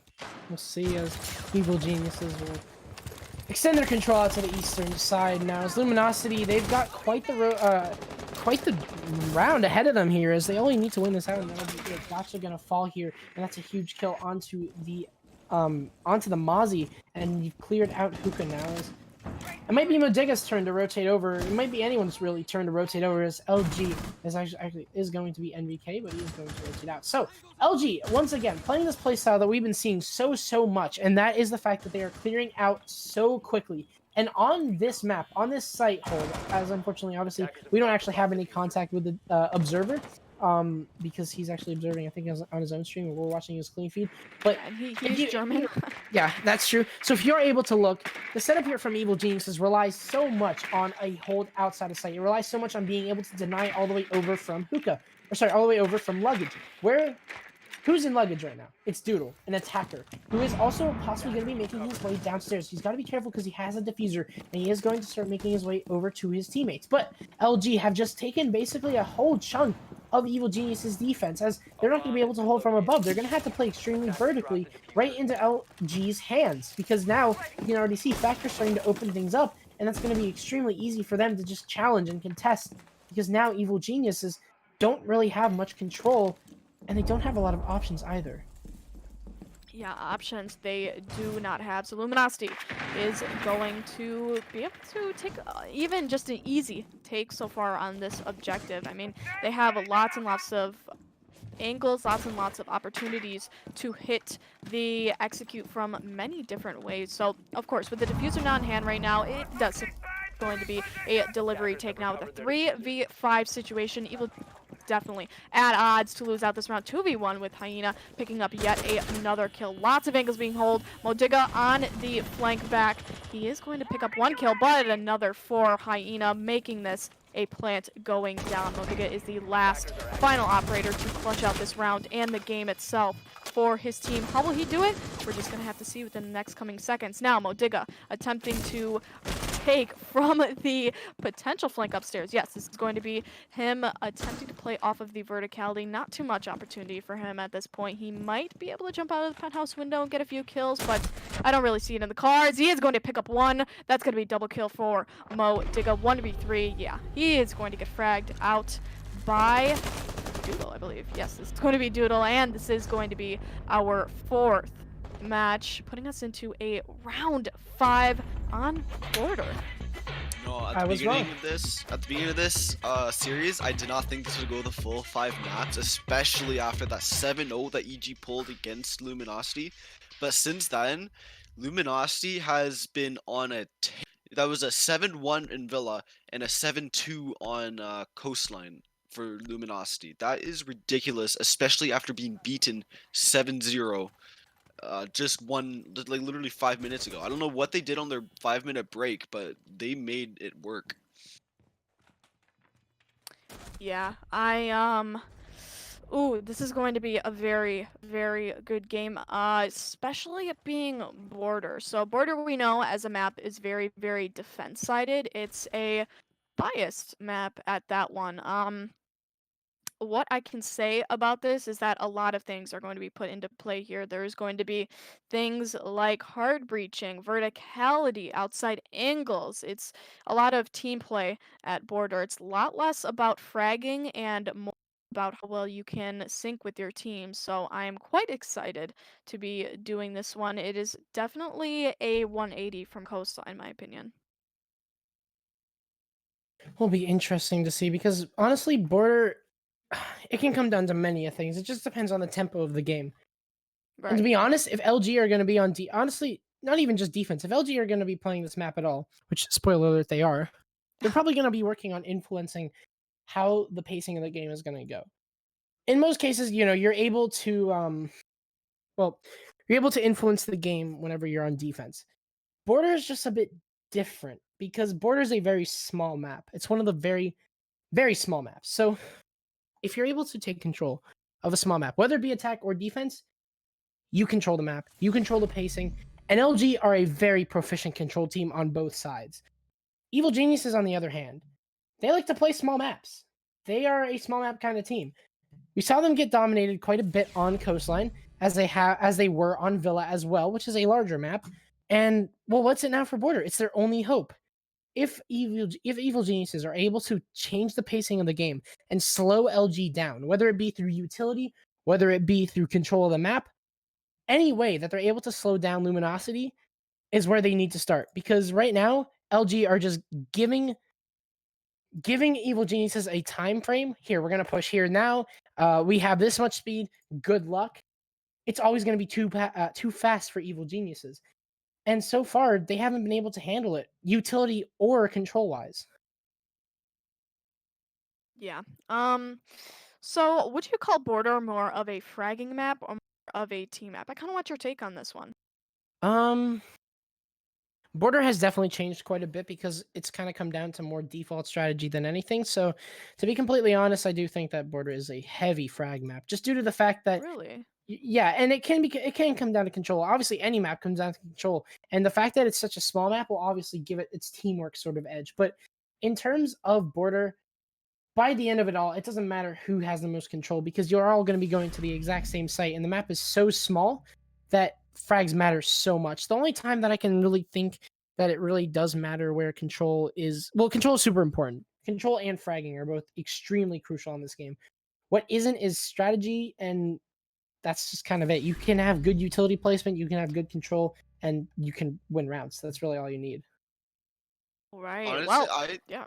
I feel like that Border is a more team-based map for the same reasons that you just said that it's a frag-based map, because everything is so played out. I mean, I guess that your individual fights matter, but just everybody knows the strats, so it's more of a question of how well you can perform those default strats, similar to like Clubhouse. Like, there's a default strat that you do, but if you win or not depends on how well you do it. Would you say that every map then would be a team-based map? Well, I would say that Coastline is more Oh frag boy. heavy because you don't need as much utility to take it. You don't need a hard breach or anything. But I mean, I guess every map is team based to an I do, extent. yeah, I do agree with the point that you're saying about the Thermite. Thermite is a very crucial operator on this map. But the question is he going to be banned? Because in most cases, you're going to be seeing a hard breach ban on Border. You don't ban out Hibana because Thermite is just more powerful. There's really no other way around it. Thermite opens up bigger holes. That's it. Hibana is just a little bit more of a discount Thermite. That's the role that Hibana is always going to play. Minus I guess an Archives take can be a little bit different, but even then, a Thermite works more efficiently, but Hibana can just get it done faster. That's the only difference here. That's the only difference between Yeah. Hibana and Thermite. No matter what, no matter how you play this map, Thermite is always, or Hibana is always just going to be a Thermite substitute. Oh yeah, that's why she's Yeah. secondary support. I mean, you can definitely count her to a specific site and Thermite to a specific site, right? Thermite is more of an armory lockers kind of the armory archive, sorry, kind of hold, whereas Habana is more of a workshop kind of operator plan because of course it's different types of reinforcements you're looking at, right? You're looking at hatches versus main reinforced walls. And of course, there's going to be opportunities for each players to be used. So we won't count out the exceptions of it, but overall, yeah, it's very circumstance and site dependent. So, yeah.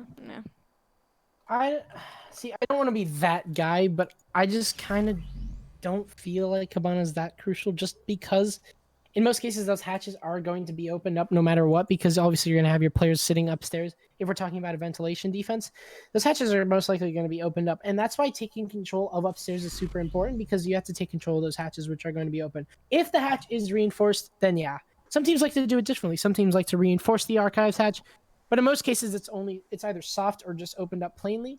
But we'll see. That could be an adaptation that a defense makes if upstairs control is just taken way too easily by the attack. We'll just have to see how this all plays out, because obviously each game is different. Each game can play out differently, but going off of just default kind of mindset, Thermite and Hibana are both going to be crucial operators here. If Thermite's banned, Hibana's in play. Yeah. It's gonna go down to a lot of different factors. This map is going to be a doozy. Obviously is going to be our decider map. We have had, I believe it was Club and Bank won by EG, and then by LG, Villa and Coastline, if I am correct. Yeah, and don't forget to mention that Clubhouse EG won 7-0. Yeah, and then it completely switched. We had 2-7-2s back to back. So Luminosity definitely picked something up. They figured out, I think, really what they were doing wrong, what situations they could be using to their advantage, and they executed upon them. You could say it's simple as that. You can say it's, mindset, a lot of it, a lot of emotional types of play going on there. But all in all, the facts don't lie. And the facts are that it was a 7-0, and EG choked a lot. And it's going to be really interesting to see what it does to the morale. We were talking about it 2 maps ago, how EG were probably going into Coastline really, really confident. And as you mentioned, LG were absolutely able to thwart that. At that point, currently, it would pretty much be the opposite. That's true by this point. LG will be feeling pretty good about themselves. They have been able to, well, come back out of 2 maps so far. And should they keep the streak going, absolutely, Border could be pretty easy for them. Yeah, we'll have to see, because this is going to come down to frags, and Evil Geniuses have just not been showing that they have frags. They rely way too much on LG kind of walking into Evil Geniuses' crosshairs, but that's just never been happening. The only time that we saw that happen was the Aqua defense by Young, and how he was able to pick up a 3K when he was sitting behind the shield. So what Evil Geniuses need to do is they need to find out a way to force LG to walk into their crosshairs. And on Border, which is such a small map and relies so much on control, it can really start to come into importance, and you can really start to see Evil Geniuses finally forcing Luminosity right into their crosshairs. Obviously, we'll just have to wait and see, because Luminosity also like to take map control pretty fast, which means that they're going to try at all costs to stop whoever's in their way. And to be honest with you, that's what they've been doing on the past 2 maps that they've won. Yeah. So, Hans, would you like to take this map? You obviously being the main caster here. I know you're doing production right now, but I really want you to cast this one, man. I feel like you could do quite a lot this match. Absolutely. Like, first of all, I do not mind at all sharing the room with, by this point, I think 4 other people. So long as we don't talk over one another. I mean, I really do like the different perspectives that everybody brings to the table. And I really do like how we make this a very diverse stream. To put it that way, pretty much every possible way of looking at the situation does get covered, more or less.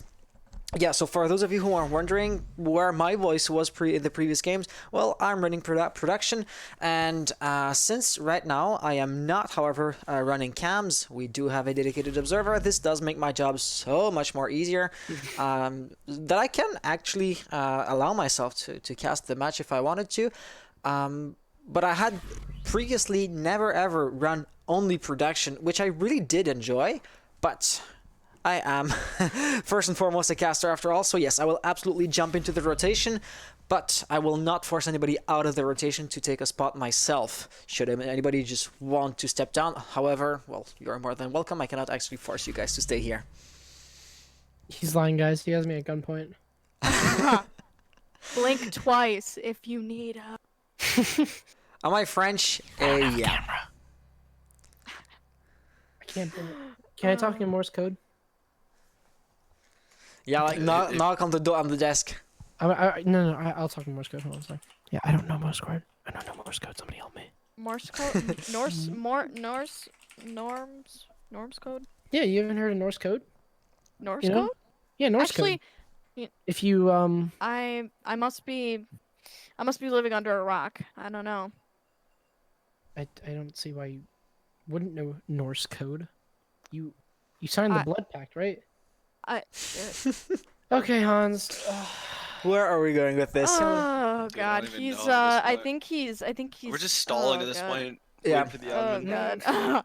Yeah, what is happening Let's talk with about some of the ETLG? previous maps. How about that? Let's talk about Coastline, the map that just happened, the map that was in the favor of Luminosity through the entire game, and it came down to a 7-2. Let's talk about that a little bit. Evil Geniuses were able to find we're able to find 2 rounds, one on each side respectively. what went wrong with Evil Geniuses? Well, same thing that I was talking about when it came to border. Map control was so in favor of Evil Geniuses whenever they were on their defense by the beginning. But what happens towards the end is that Luminosity will start to challenge Evil Geniuses, who will start to play extremely unsafely and will just get picked off one by one. Where they're not able to play around each other, Luminosity will start to swarm them, and in no time you have map control. So then what do you do at that point? Well, Evil Geniuses who have the crossfires will try and play their crossfires, and they'll try and stick to what they have. And whenever it comes down to sight, at least sometimes whenever it comes down to sight, it comes down to a bloodbath, and Luminosity start to fall a little bit. But Luminosity are not falling for these crossfires, and that's the huge problem that Evil Geniuses have been running into. The fact that they haven't been is that Luminosity have not been allowing for these kills. They've instead just been playing their own game, they've been finding their own frags, and they've been shutting down these crossfires where they stand. Yeah, I think just the thing with Luminosity is that they're just such a strong fragging team that crossfires aren't really enough to stop them. You need more than that to really put an end I'm to. gonna have to adjust there. Yeah, sorry, wait. I think we gotta cut you off there. Do you want to keep on going? Yeah. So like I was saying, evil geniuses they need to do more in order to stop Luminosity because Luminosity is like basically just a team of 5 fraggers. And like I mean, obviously they do have they do have players that play support, but like they all are able to frag exceptionally well, and just evil geniuses are just right now just not up to the task, with the exception of maybe Modiga, who's been playing out of his mind in this series. They're just not seeming to be able to, step up and challenge Luminosity throughout these past 2 maps at the very least. I mean, Evil Geniuses did win the first 2, the second one being extremely convincing, but for the last 2 maps that we saw, Evil Geniuses have just kind of fallen off. Yeah, and I think some of it came down to momentum, some of it came down to, situational play, and a lot of it really came down to EG choking out their rounds. I feel like this is a lot of pressure for them too, to have to win out these rounds and pull out a strong performance. And like you could definitely see that, let's say on the clubhouse map, right? They were so confident. Every single engagement they took with confidence and with aggression, with just the right amount of positioning, the right amount of everything. Okay, can we get more of the clubhouse play? I know, right? Clubhouse is a specific map for EG to play on, right? But can we just see more of the attitude, the mood from clubhouse being transferred in to border, please? I'd be absolutely ecstatic to see some of that gameplay come from clubhouse, because even if we see a little fraction from it just makes the gameplay of EG so much better and so much more fluid, right? Just playing on team reliance rather than individual play, truthfully. And it looks like we are just about ready to jump into the match. Alrighty, perfect. So here we've talked about the operator bans, like we're talking about Thermite Hibana. But what do you guys expect on the defense here? Because that's the aspect that we haven't talked too much about. Well, I think that probably we'll have either Echo or a Maestro band, or both, but probably one or the other, and then also probably Mira, because Mira is actually really strong on this map, especially there's just so many good mirror windows that you can play that just there's no real counterplay, with the exception of just pre-firing and getting lucky if the person peeks out at the precise moment they're shooting at them.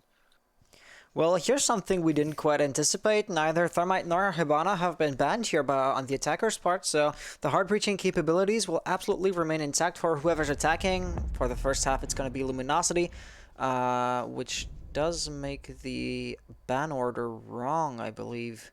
No, it doesn't. I'm bad. Sorry. Yep. But yeah, definitely. Thermite Hibana will both be possibly making appearances. Will actually absolutely be making appearances.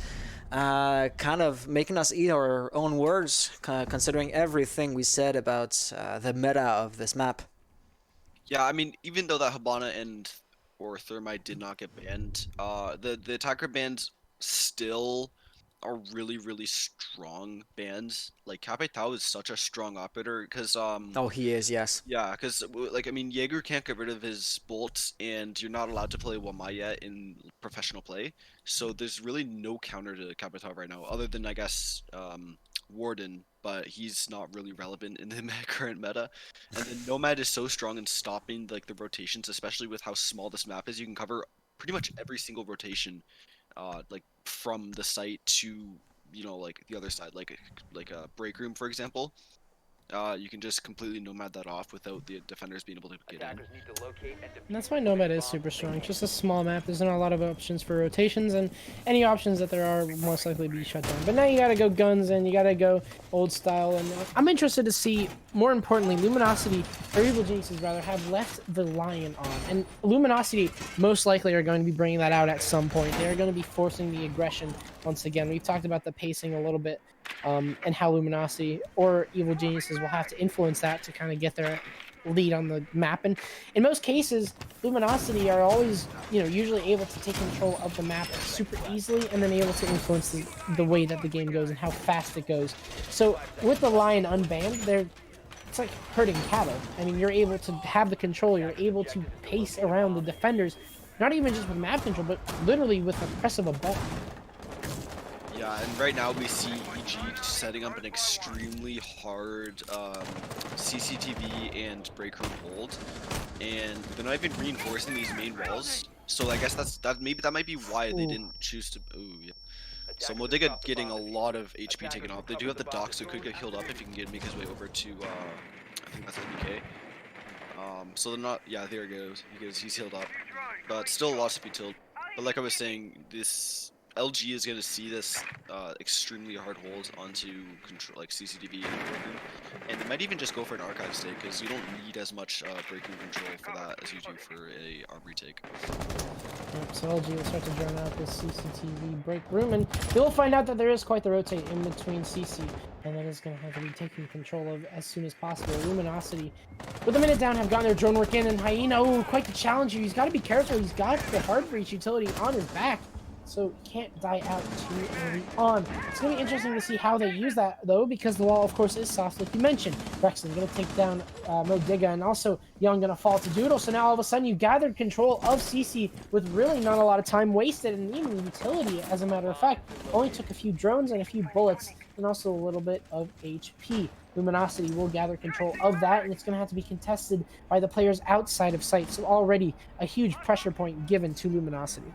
Yeah, for the amount of utility that Evil Geniuses dumped into like CCV and break room, Luminosity took that with extreme ease.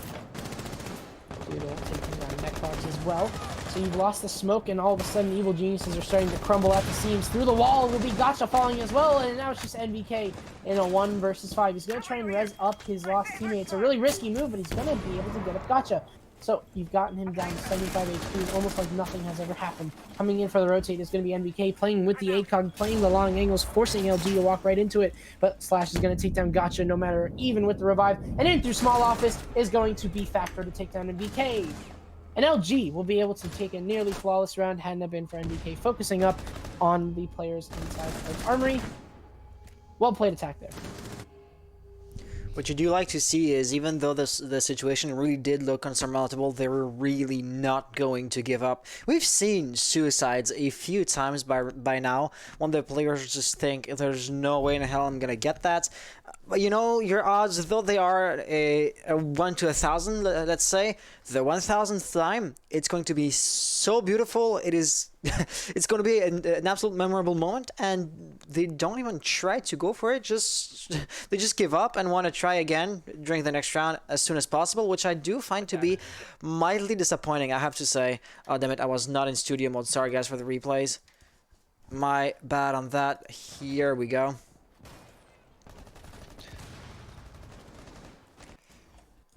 Yeah, that was a very strong first round coming out from LG. Just EG just did not look ready to challenge those gunfights. Like, I loved their strategy holding on to CCTV like that. They put in so much utility in, but like, just LG is able to just win their fights, and that's all it's coming down to, really. Gunfight's definitely becoming a main stage here, as it has kind of been what determines map control and what determines who's going where. But honestly, at the same time, it is also not what leads to the direct gunfights. I will agree that gunfights are very important. What leads to the gunfights being won by Luminosity is the question. Well, your answer is pinches. A lot of pinches. Evil geniuses have been forced out of so many positions in such a limited amount of time. Luminosity are just able to make do with what they have in such a short period of time, and that's what makes them so good. They are an extremely fast team, while Evil geniuses are more intricate and they're a lot slower. With the loss of Canadian, with the loss of such a huge fragger, and also, or not even a fragger, just a support or flex player, and bringing on Modiga, you'd expect to have a little bit of a change in pace, but honestly, Evil Geniuses have been playing quite slow. MDK gonna fall on the roam here as well, and as a matter of fact, upstairs is completely clear, and it's only gonna take about a few seconds for LG to realize this, as they will start to drone it out, and no one's rotating back up. All of a sudden, you've gained upstairs control. With minimal effort and minimal results. Minimal effort, yeah. I mean, You only had to take out one player. That's quite surprising. I mean, yeah, and you didn't use a lot of utility either. Like, I think all they've really used is a single Ash shard for the, like, to take the entirety of top 4, and that is extremely efficient. Do you even call it utility at that point? We'll see LG start to push their way in, wasting absolutely no time. Gotcha with the challenge though. He's going to use the C4 a little bit early, but it won't find anything. So you've already lost one of your C4s. As a matter of fact, you've already lost 2 of your C4s. You only have 1 more remaining. So I guess I was wrong about the Hibana. Thermite will come into play to open up a reinforced hatch. So in the end, I am wrong. Haha. But anyway, LG having this upstairs control will start to abuse that, and they will take down Necrox as well. Again, Necrox finding himself in quite the dire situation. It's always a position where he can get fragged out, and it will be factors. Will take down Modiga. We've been having so many kills on the side of LG, it's hard to even keep up. Evil geniuses keep on falling, and LG will get that flawless round that he couldn't get last time. What a huge kills here! What a huge group of kills here, as each and every one of their players at least finding some sort of influence on the frags. And Evil Genius is crumbling at the seams. They tried a different site, but it really ends up being worse in the end. It is yet too early to say who's going to win the map for sure, but absolutely LG are on a good start, let's say. That map is not exactly attacker friendly, but they are definitely steamrolling through LG's defenses, though admittedly it does stem from a big mistake. The total lack of top control actually kind of cost EG the round here, but even given that mistake, they did not go down without a fight. They did not just give up or abandoned. However, LG were unperturbed by just about anything even the geniuses were able to throw their way. Yeah, as of right now, Luminosity is dismantling Evil Geniuses, and I honestly don't know. Like, even if Evil Genius is able to concoct a beautiful strategy that's super intricate and that Luminosity just doesn't know how to counter, like, just Evil Genius is not playing up to par with being able to, you know, challenge Luminosity at, like, just the basic gunfights. Like I was saying before, just Factor is able to just shut that, like, just flick to whoever, like, is challenging him and just take him out instantly. So we'll be seeing an army take this time around, an army defense this time around. Evil Genius is going to be going back this time around, and no pulse on the end of EG, which they did have, I believe, on their ventilation hold, which I feel like could be a little bit useful because you kind of force Luminosity to clear underneath at that point. But Gotcha is actually going to be possibly substituting for that, as he most likely has a C4 and he has some cameras positioned upstairs.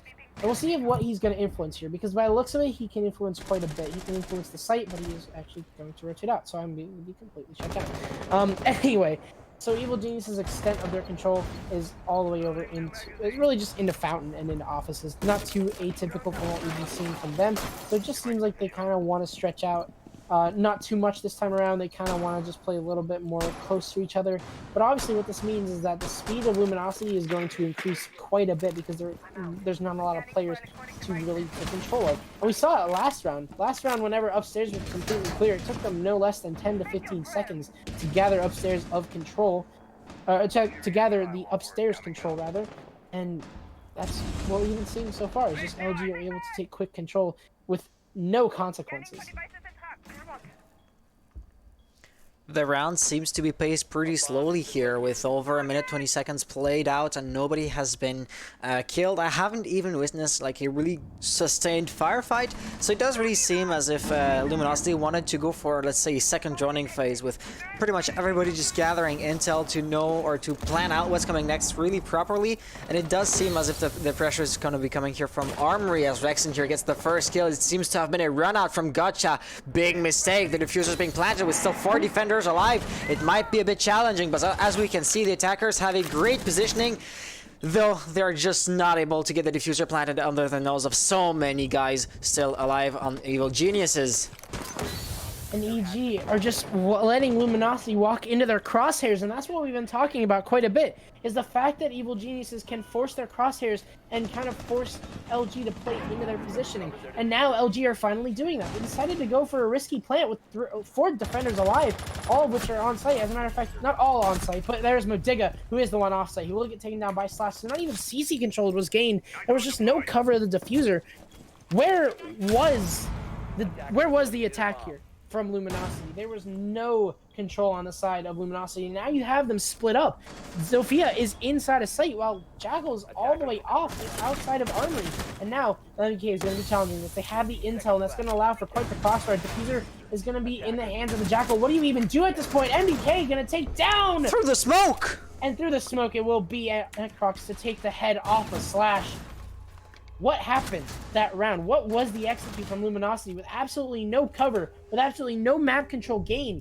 They decided to push site. Is it a bit of cockiness, or was it just a bit of intel that they kind of misread? Well, I think Maybe it's a bit of both. Yeah, I think it's a combination of Luminosity kind of getting ahead of themselves, and also Evil Geniuses did play a completely different strategy that round. They played it a lot more passively. Like, they waited for LG to push, and then I think that caused LG to it caused Luminosity to like lull themselves into a false sense of security, where they thought that they could kind of just push in without any contestation, because they're not being contested at any of the other points in the map, so they feel that they can push in to the main site as well. But you know, that's obviously not true, considering that Evil Geniuses were concentrating their entire manpower on site.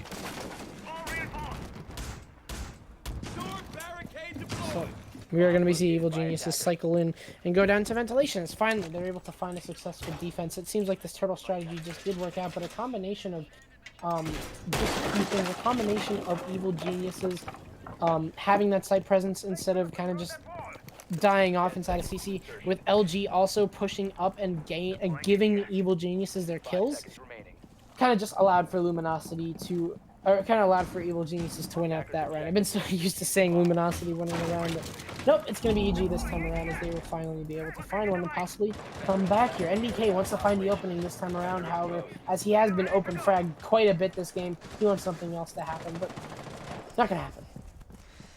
And kind of the danger that I really see here is that he opened the door for Luminosity, so they could presumably just walk into the building, not exactly the site, but without making any and all noises, or without making any more noises than you just would do by walking. So stealth-wise, Luminosity here could have a bit of an opportunity. Let's see if they want to seize up on it. Like, is Slash here just gonna walk to the left-hand factor, breaking down that barricade is gonna invalidate everything I just said? But the possibility definitely did seem to me as if it was there. We'll see Gotcha and MBK are going to be playing up above, and Luminosity are going to start to push in through the office side as they want to gather control. This time, they are going to have a little bit of challenge to go against. Last time around, there was nobody upstairs, and it's going to seem that way as MBK will fall down and possibly challenge over into metal. A good position to play, obviously, because, you know, you're going to be having this east side push, but you also have to be extremely careful because you're out in the open. Slash going to start to open up through offices as Doodle pushes in, and Brexton's got to be extremely careful. He's holding the angle. He knows possibly someone's sitting there, and the shots will just validate that, as LG are kind of just stopped at they're kind of just dead in their tracks. We've never seen LG play this slow with only one player now playing an Armory Locker. As you said, it kind of reminds me of EG's attack. We know how slow and methodical they are. They really are not shy about taking up every single last second of the round, but this definitely does not look like Luminosity. And seeing them forced into a playstyle which they admittedly or presumably are not really accustomed to might be somewhat worrying if you're a Luminosity fan.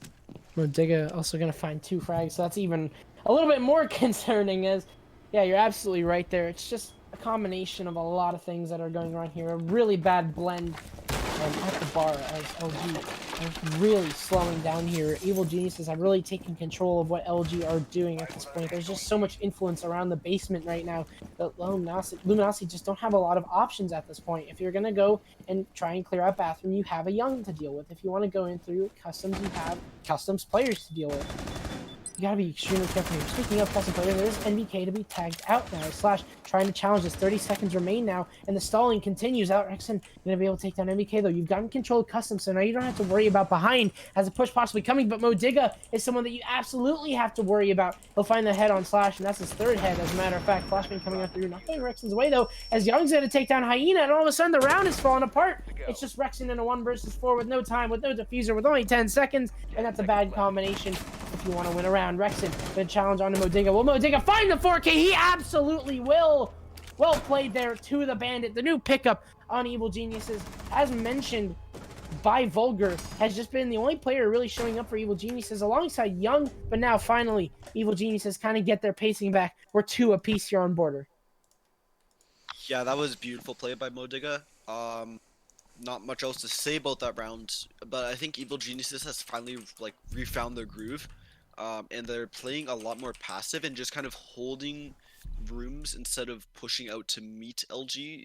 They're waiting for Luminosity to come to them, which I think is paying them massive dividends, and they are tied up because of it now. For the first time, basically since they're 7-0, they are not in the bottom. Then they're not losing for the first time since Clubhouse. Intriguing. As it's finally, we're seeing a different Evil Geniuses. So it seems like both of these teams kind of playing on an old map, a map that hasn't changed all that much for the past, well, 3 to 4 years, to be completely honest. It hasn't really changed all that much. And we're back on a map where both of these teams are, recognized. A map where both of these teams recognize.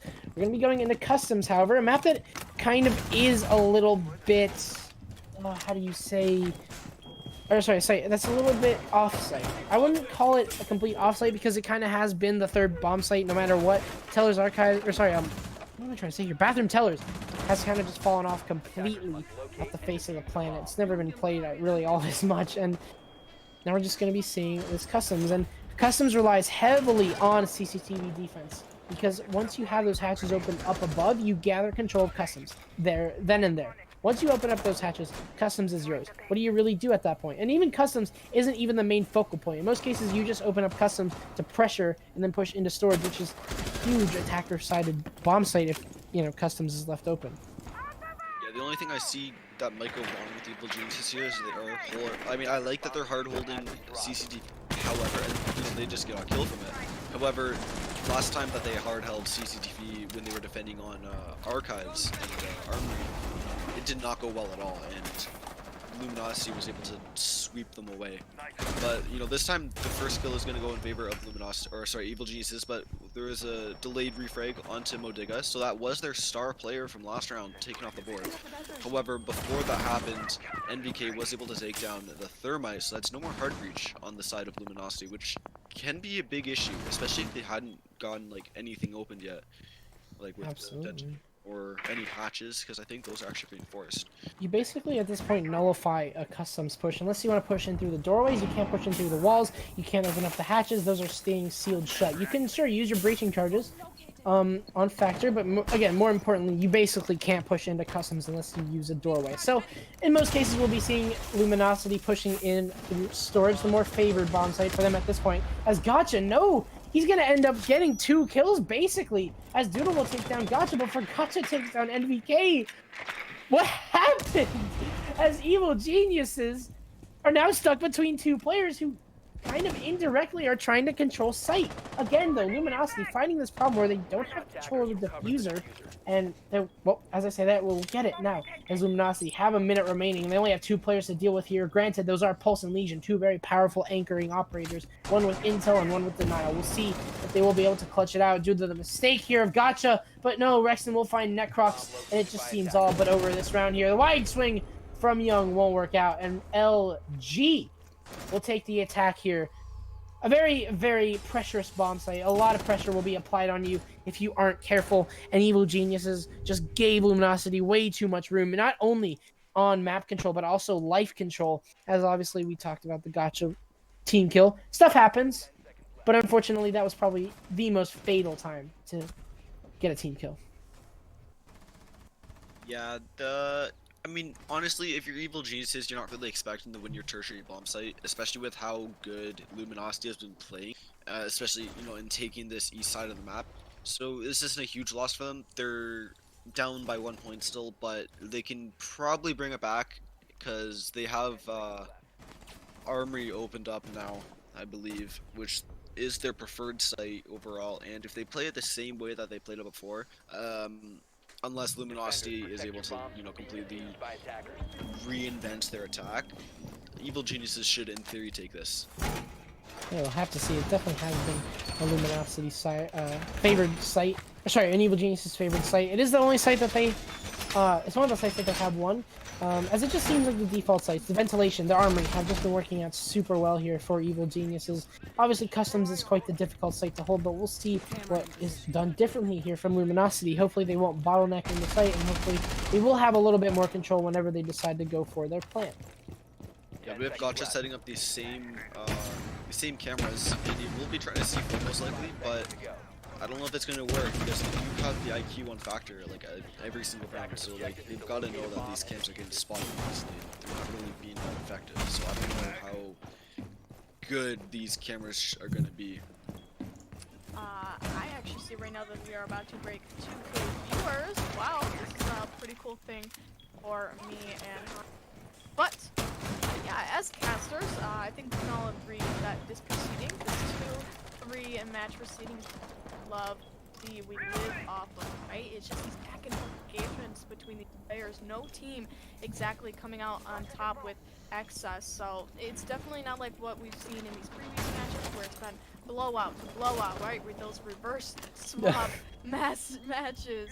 So it's very refreshing to see this match be a very, very good match. And at that, suspenseful. I really do love to see this match being played out this way. But getting to the match, we're already going to see Thermite coming on the quick hard breach with absolutely no contest coming to him. That is quite surprising. We normally see something to at least prevent the Thermite from getting in hard breach opportunities, but it seems like they didn't really want to prevent anything coming from him. But yeah, we will now be seeing a 5v4 situation with the hard breach opportunity already made for Evil Geniuses. So we kind of see Luminosity might be falling to the same trap they did last time they attacked this site, in that they don't really have that much control on the site. I mean, they do have more than last time, but it's still kind of fast, and they do look like they're preparing to execute kind of early. Especially with, you have the smoke, you have the Legion Mines. I think a Maestro Cam got destroyed, but you've still got a lot of utility in the hands of Evil Geniuses to deny this plan. So, minute remaining here, and LG are just kind of stalling out at this point. They have gotten open the hard breach that they need to, as you mentioned. But now what do? You have Doodle on the sandwich window, but he's in a really easily counterable position, relying on the Claymore that will be hopefully inside of ventilations.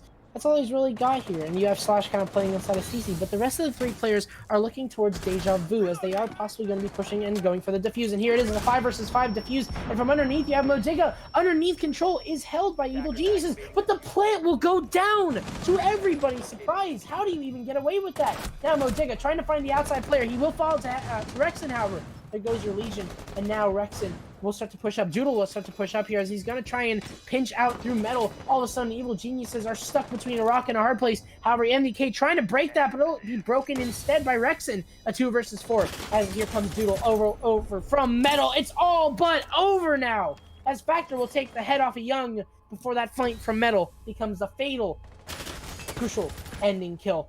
Evil Geniuses, on a site that looked like was so successful last time around, has just turned into Luminosity pinching in all the way from underneath. Definitely the metal stairs, something that they did not look at, and it will go in the way of Luminosity as they do take control of metal quite easily. With the role swap in place here. We will now be seeing a very, very divided game 2-4. This is something so interesting to see, especially after the upset of 7-0. We might be able to see a very good proceeding now here coming from Manasi onto their defense round. So as we know, Border is a very heavily defensive map. Of course, it is a big fragging map. I've come to realize that, but in the same sense, we can definitely say that every map really is a defensive map, and Border being no exception to this rule. But I definitely would like to comment on how Luminosity has been able to take these rounds very flawlessly. It seems they've been very on pitch with how their attack rounds have been going, and for the fact that they've been able to hold these angles and almost, I mean, if not flawless, it's been a very close matchup. But yeah, I just can't really commend them enough on that, coming back for an emotional lead. It's just been great showing today. Yeah, Luminosity has been playing exceptionally well these past few maps. I mean, Clubhouse was a little bit of a slip, but overall they've just been playing exceedingly well. Especially considering, you know, the long storied history of Evil Geniuses and how, you know, they've always been like the top tier NA team. But now Luminosity wasn't Challenger League just one season ago in Pro League. Like, you know, one Pro League season ago they were in Challenger League, but they're now on the cusp of actually beating Evil Geniuses in a best of 5, which is like, you know, massive. Like, if you win a best of 5, you know you're better than the other team. I think Evil Geniuses just chokes better than your pro. I'm kidding. But LG, switching on this half, they're 4-2. What do you really do at this point if you're Evil Geniuses on this attack? This is where you have to switch things up. We'll see what will happen here as Luminosity once again playing super aggressively on the CCTV as they usually like to do, is just force their hand in front of Evil Geniuses, as we will see Hyena's not afraid to send shots flying and kind of distract from the fact that Rexon is also there. So we will see what Evil Geniuses will do about this, and if they'll choose to even completely ignore CC, which is not what you should do. We gotta see a push here soon from Evil Geniuses as drone work is coming through, and they will just gather the intel and realize that they have 2 players to deal with. 2 players to deal with that, but what will the collateral amount to be for Luminosity? We're gonna have to see as the round goes on. But yeah, especially with the armory wall being a big objective for Luminosity, they're gonna want to take out that Doc and Jaeger in the quickest fashion that they can amount to. But with 1:30 on the clock, Gotcha's gonna pick up the first kill of the round. This one on Doodle, second kill for Young, third. A flurry of kills now for Necrox, Hyena, and Maestro left to defend themselves. Luminosity seems to be losing out their first defending round so far. Potentially. Yeah, Hyena trying to push up, but no. We'll be met by Modega. An excellent push there from Evil Geniuses, striking in quite the lightning quick fashion, getting all their intel in their hands and then just working off of it. An excellent pinch in through CCTV to eventually end up working their way in and forcing Evil Geniuses back into the crossfire established from Sandwich and Armory. Super well played there from Evil Geniuses, as finally we will see a round, like a very convincing round from Evil Geniuses, which is something that we haven't seen in quite some time. Oh yeah, my bad. I definitely am going to have to refresh the stream on that one. Sorry, I'm a little bit behind. You do know we have a Discord screen share, so you can just use the stream as a audio. I know it. Because I know you guys don't have the audio on the screen share. I was on, yeah. That was my bad completely. No, yeah, it was a great round, though. Coming back to the game, a great round in review. Luminosity, unfortunately, lost that one out.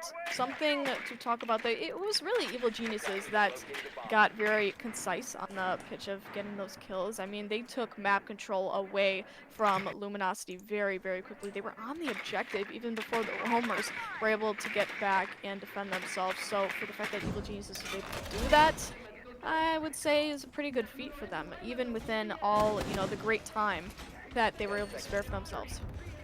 Yeah, I think that was a borderline rush from Evil Geniuses, and I don't think it will work a second time in a row because, you know, Luminosity will be now more ready for it. But that was an extremely efficient take from Evil Geniuses. They kind of just isolated the roamers inside of break room and security, and then just pushed site by itself when there was only 3 people there, and then they were able to easily like, take out everybody on site, and then hold off the retake from Luminosity, which is extremely well played. Yep, so Evil Genius is now going to have to attack Armory once again, but obviously this time around, ventilation is the site. So you have you have 4 players sitting upstairs, which is quite intriguing. You have a heavy upstairs presence, as opposed to what Evil Geniuses were doing and how they had 5 almost downstairs basically. You only had Gotcha upstairs last time around, I believe, or at least the last time that this was defended by Luminosity or by Evil Geniuses. You had only 1 upstairs, so you already see a major difference here between the defensive strategy of Luminosity and EG. They want to force EG in a position where gunfights are taken and refragged immediately, because the positioning so far is just looking so well here, and Slash is going to be able to run away with a kill onto Modiga, but MVK will be able to refrag at least. He will take down Rexon, which isn't too high impact, but now you've gained control of Office, and almost Slash losing his life will probably choose to rotate at some point and try and rejoin his friends in sight. Luminosity will have to start to feel pressure from 2 ends, as they have a player sitting outside of Armory and they have players sitting inside of inside of offices. Yeah, Heine drops before or after putting down his electric one. So, but the Habanas saw that, so they now know that there isn't really any pressure from the top floor onto site. Onto the site.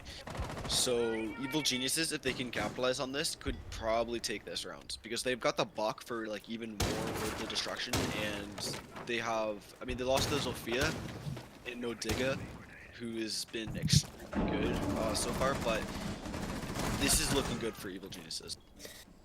And speaking of, Factor will fall and smoke will fall as well. Evil Geniuses will start to get the bomb down, and with no smoke you can't really deny this, but you do have what I was going to mention, a C4 on Slash who will take down Gotcha, so Plant will be stalled for now, but then again you still have Necrox up above. 2 versus 2 here, and Hyena with barely any HP remaining here, as Young will have to recover the diffuser, and he is in quite the position to, as Slash is off site, and so is Hyena, as they're trying to play nearby his home. Hyena will not be in a position to create a rotation hole, so Slasher, sorry. So Bandit is going to be pretty much the only one who can prevent the plant of the diffuser, but as he's mentioned, he's so low on health, he was not going to do much. Diffuser's now being planted in a 1v2 situation. Slash back on Workshop, but he's not exactly ready to go counter diffuse that diffuser, as the attackers have taken a pretty good positioning. I don't really see him winning out that round. Yeah, you have a player above, you have a player underneath. I mean, what do you really do at this point? You're just sandwiched here, and you're in a guessing game, and Slash, unfortunately, will guess incorrectly. This is why he does not play the lottery. Evil Geniuses will tie it up. A match that we anticipated to go LG's way, or at least most of us, I believe, anticipated to go LG's way. I might be wrong about that, but after seeing LG get EG basically get only 4 rounds in total in the past 2 maps, and Luminosity, obviously, able to find 14, now we're seeing a completely different Evil Geniuses, a team that is not afraid to take their gunfights anymore, a team that is able to pinch out Luminosity and make them feel uncomfortable instead of giving them map control super easily. This is what we're seeing here from Evil Geniuses. They're establishing crossfires that Luminosity have no choice but to walk into, and they're forcing the hand of Luminosity. They're forcing their utility to go down. They're forcing positioning. Evil Geniuses are basically playing on LG's keyboards.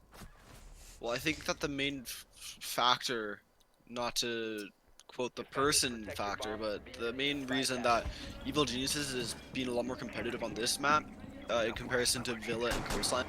Border is a lot more structured when it comes to how you play than both Villa and Coastline, with Villa being extremely large and then Coastline being extremely open.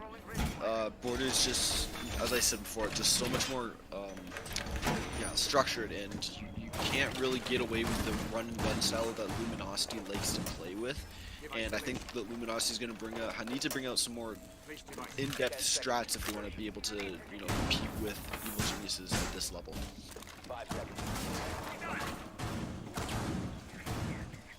So we do find ourselves now in a 4-4 scoreline situation, which is somewhat encouraging for both teams, as we have seen both EG and Luminosity be able to totally win an unsurmountable lead in the previous matches, so be you a Evil Geniuses or Luminosity fan, there's still a reasonable chance that your team could win the match, which is really nice to see. As a spectators, we always want to have those close matches that we do not know which way they're going to go, as it makes the game so much more interesting in our eyes. But with that being said, Necrox is absolutely going to go for the first floor push, as Modiga seems to be going directly for the objective. So more or less of a two-pronged attack. First of all, you want to make sure no roamers are at the bottom floor, though without a pulse or somebody along those lines that could nitro the ceiling in the case of the diffuser being planted is just not going to be the case. Yeah, I do like these long sight lines that are being made by LG. It's going to be very difficult to contest by Evil Geniuses, especially they do have some players just not playing with the ACOG they have available. Like Necrox has no ACOG, and neither does the IQ player, which is NBK. So this could go in favor of Luminosity if Evil Geniuses aren't careful. I kind of like to look at the ACOG meta, by the way, because it kind of allows you to read in some portion to the plans for Evil Geniuses in that instance, because obviously the one with without the ACOG, you do not expect, for example, NVK here, he did not expect to land himself into long-range firefights, which is why he has the well, holographic sight on in this instance. So definitely he will, by extension, probably be entry fragger, and he kind of does look at that entrance here, but does not cut off Slash's rotation here. Sadly, that would have been a great opportunity, as Slash was definitely not looking at that corridor. Now you also have Luminosity with his positioning on NVK. Yeah, while he wasn't able to find the crowds, you still have pinched up Luminosity to the fact where they can't rotate between sites.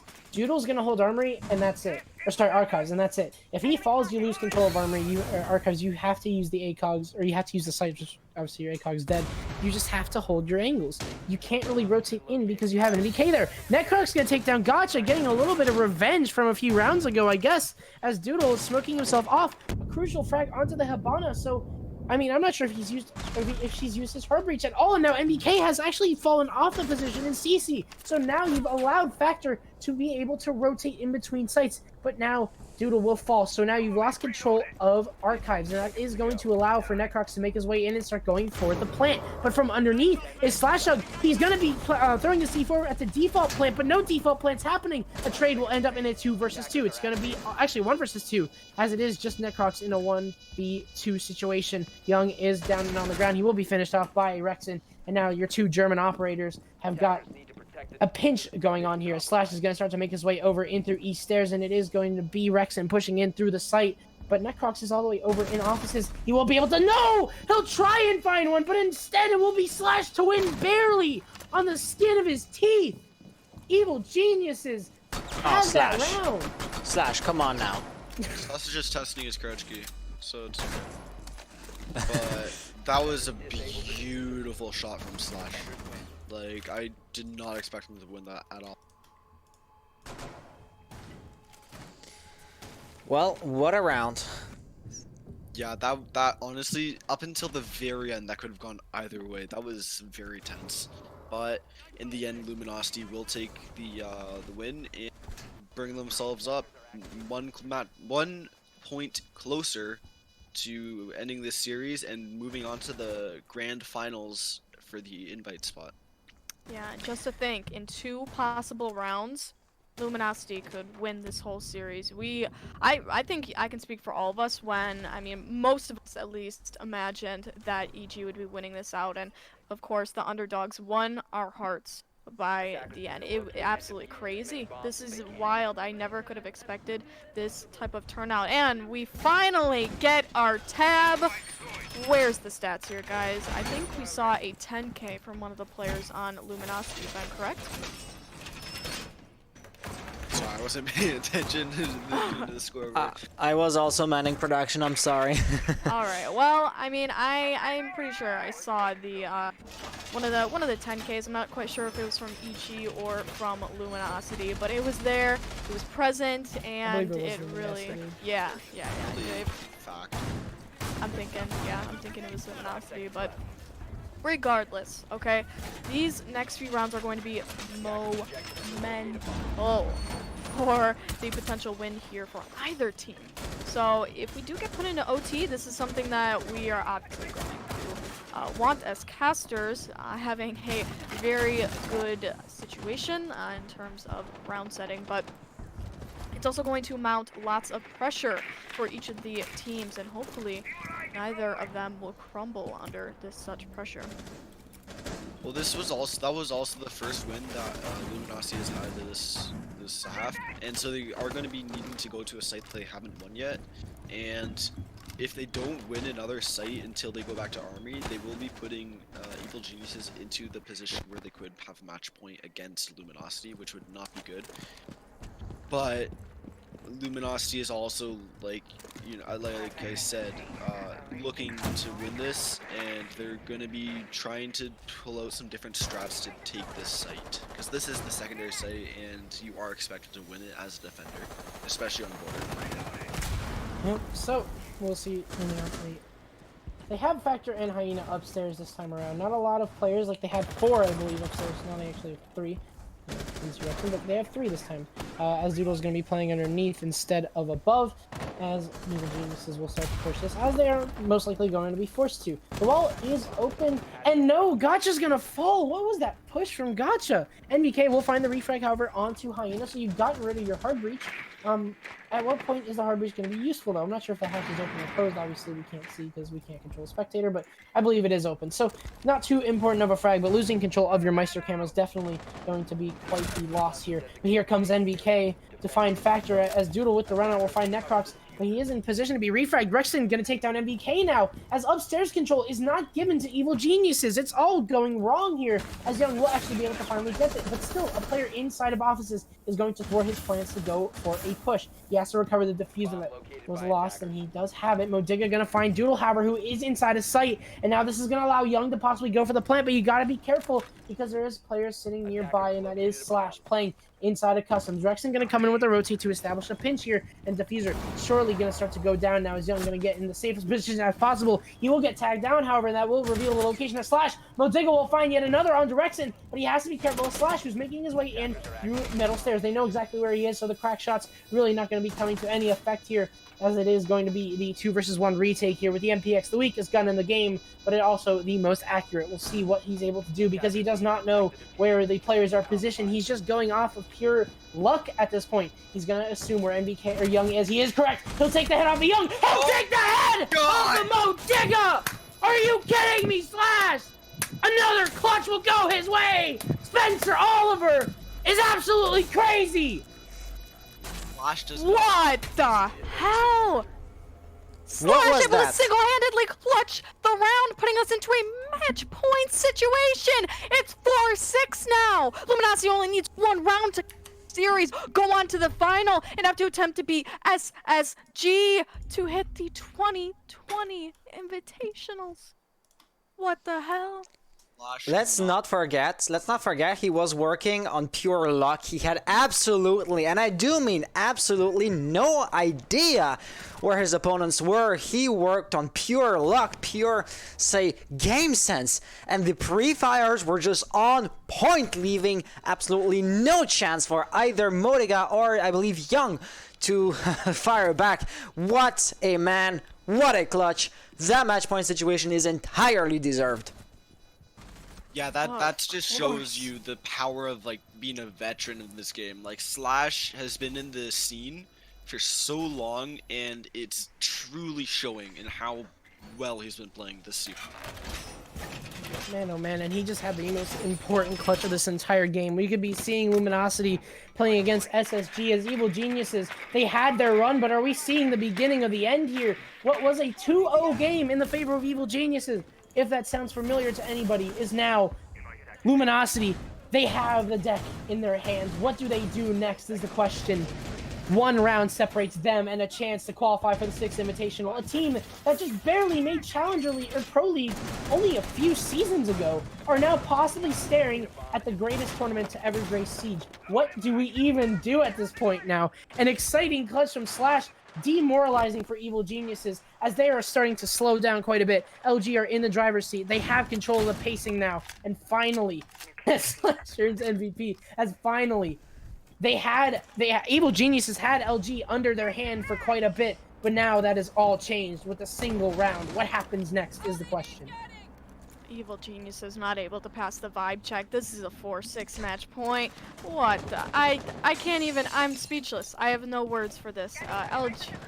LG is just outstanding in this competition right now. I did not expect this outcome to happen, but it is going to be happening for LG and EG. So EG is going to have to pick this round up if they want to stay in this competition. Now, Factor's going to be staying on the bottom floor. He is going to take a bit more of an aggressive roam. No, going back to the objective, playing a little bit more passively in good faith. Rexon holding up on the security room. So if he is able to prevent some of the time from Evil Genius is going to have to use quite a lot of resources on him and Hyena if they want to take control of CCTV. So that resources could equate to some collateral for Evil Geniuses as they are able to take control of said CCTV in effect.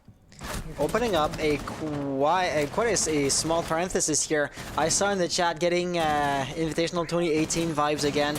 I can absolutely see why. EG seem to have been on some sort of a down the hill streak for the past few years. They were in Invitational finals. Last year they lost before they even made it to finals, and this year they might not even make it to the 6th Invitational in the first place. No.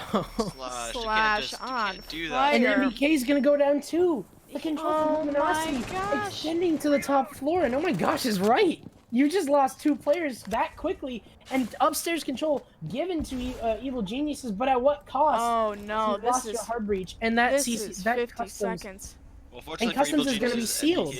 This is 50 seconds. We're all jumping on this opportunity right now. 5v4 situation, 40 seconds left in the round. The diffuser is down for Evil Geniuses. The pressure, the intensity is amounting. This is a possible engagement. What are you doing, Motiga? No! Oh! No! Oh, he goes above to take the more 500 better IQ plays engagement. right there. Grabs the dock. 4v4 situation. Now Motiga able to grab the dock. 4v3 Luminosity at odds to potentially lose out this round. About 20 seconds left. This is going to have to be an all or nothing funnel. Motiga taking the first opportunity to jump. He gets down the 4v2 situation. It's a 3v0. Winning round 11 in a somewhat seeming landslide just at the end. Well, I don't know what just happened between all you guys, but I was just sitting back and watching all this happen. Evil Geniuses capitalizing on the situation that they had going here. The hatches were left open for them. No hard breach was even needed, and Evil Geniuses were able to pressure from above and and they just flushed Luminosity all the way back downstairs. And the moment that they flushed Luminosity downstairs, they played right into the angles that were being held by Evil Geniuses. They allowed Evil Geniuses to gather way too much control in such a short period of time. And whenever that happens, you basically force your death. You have your own death written. You've written your fate at that point.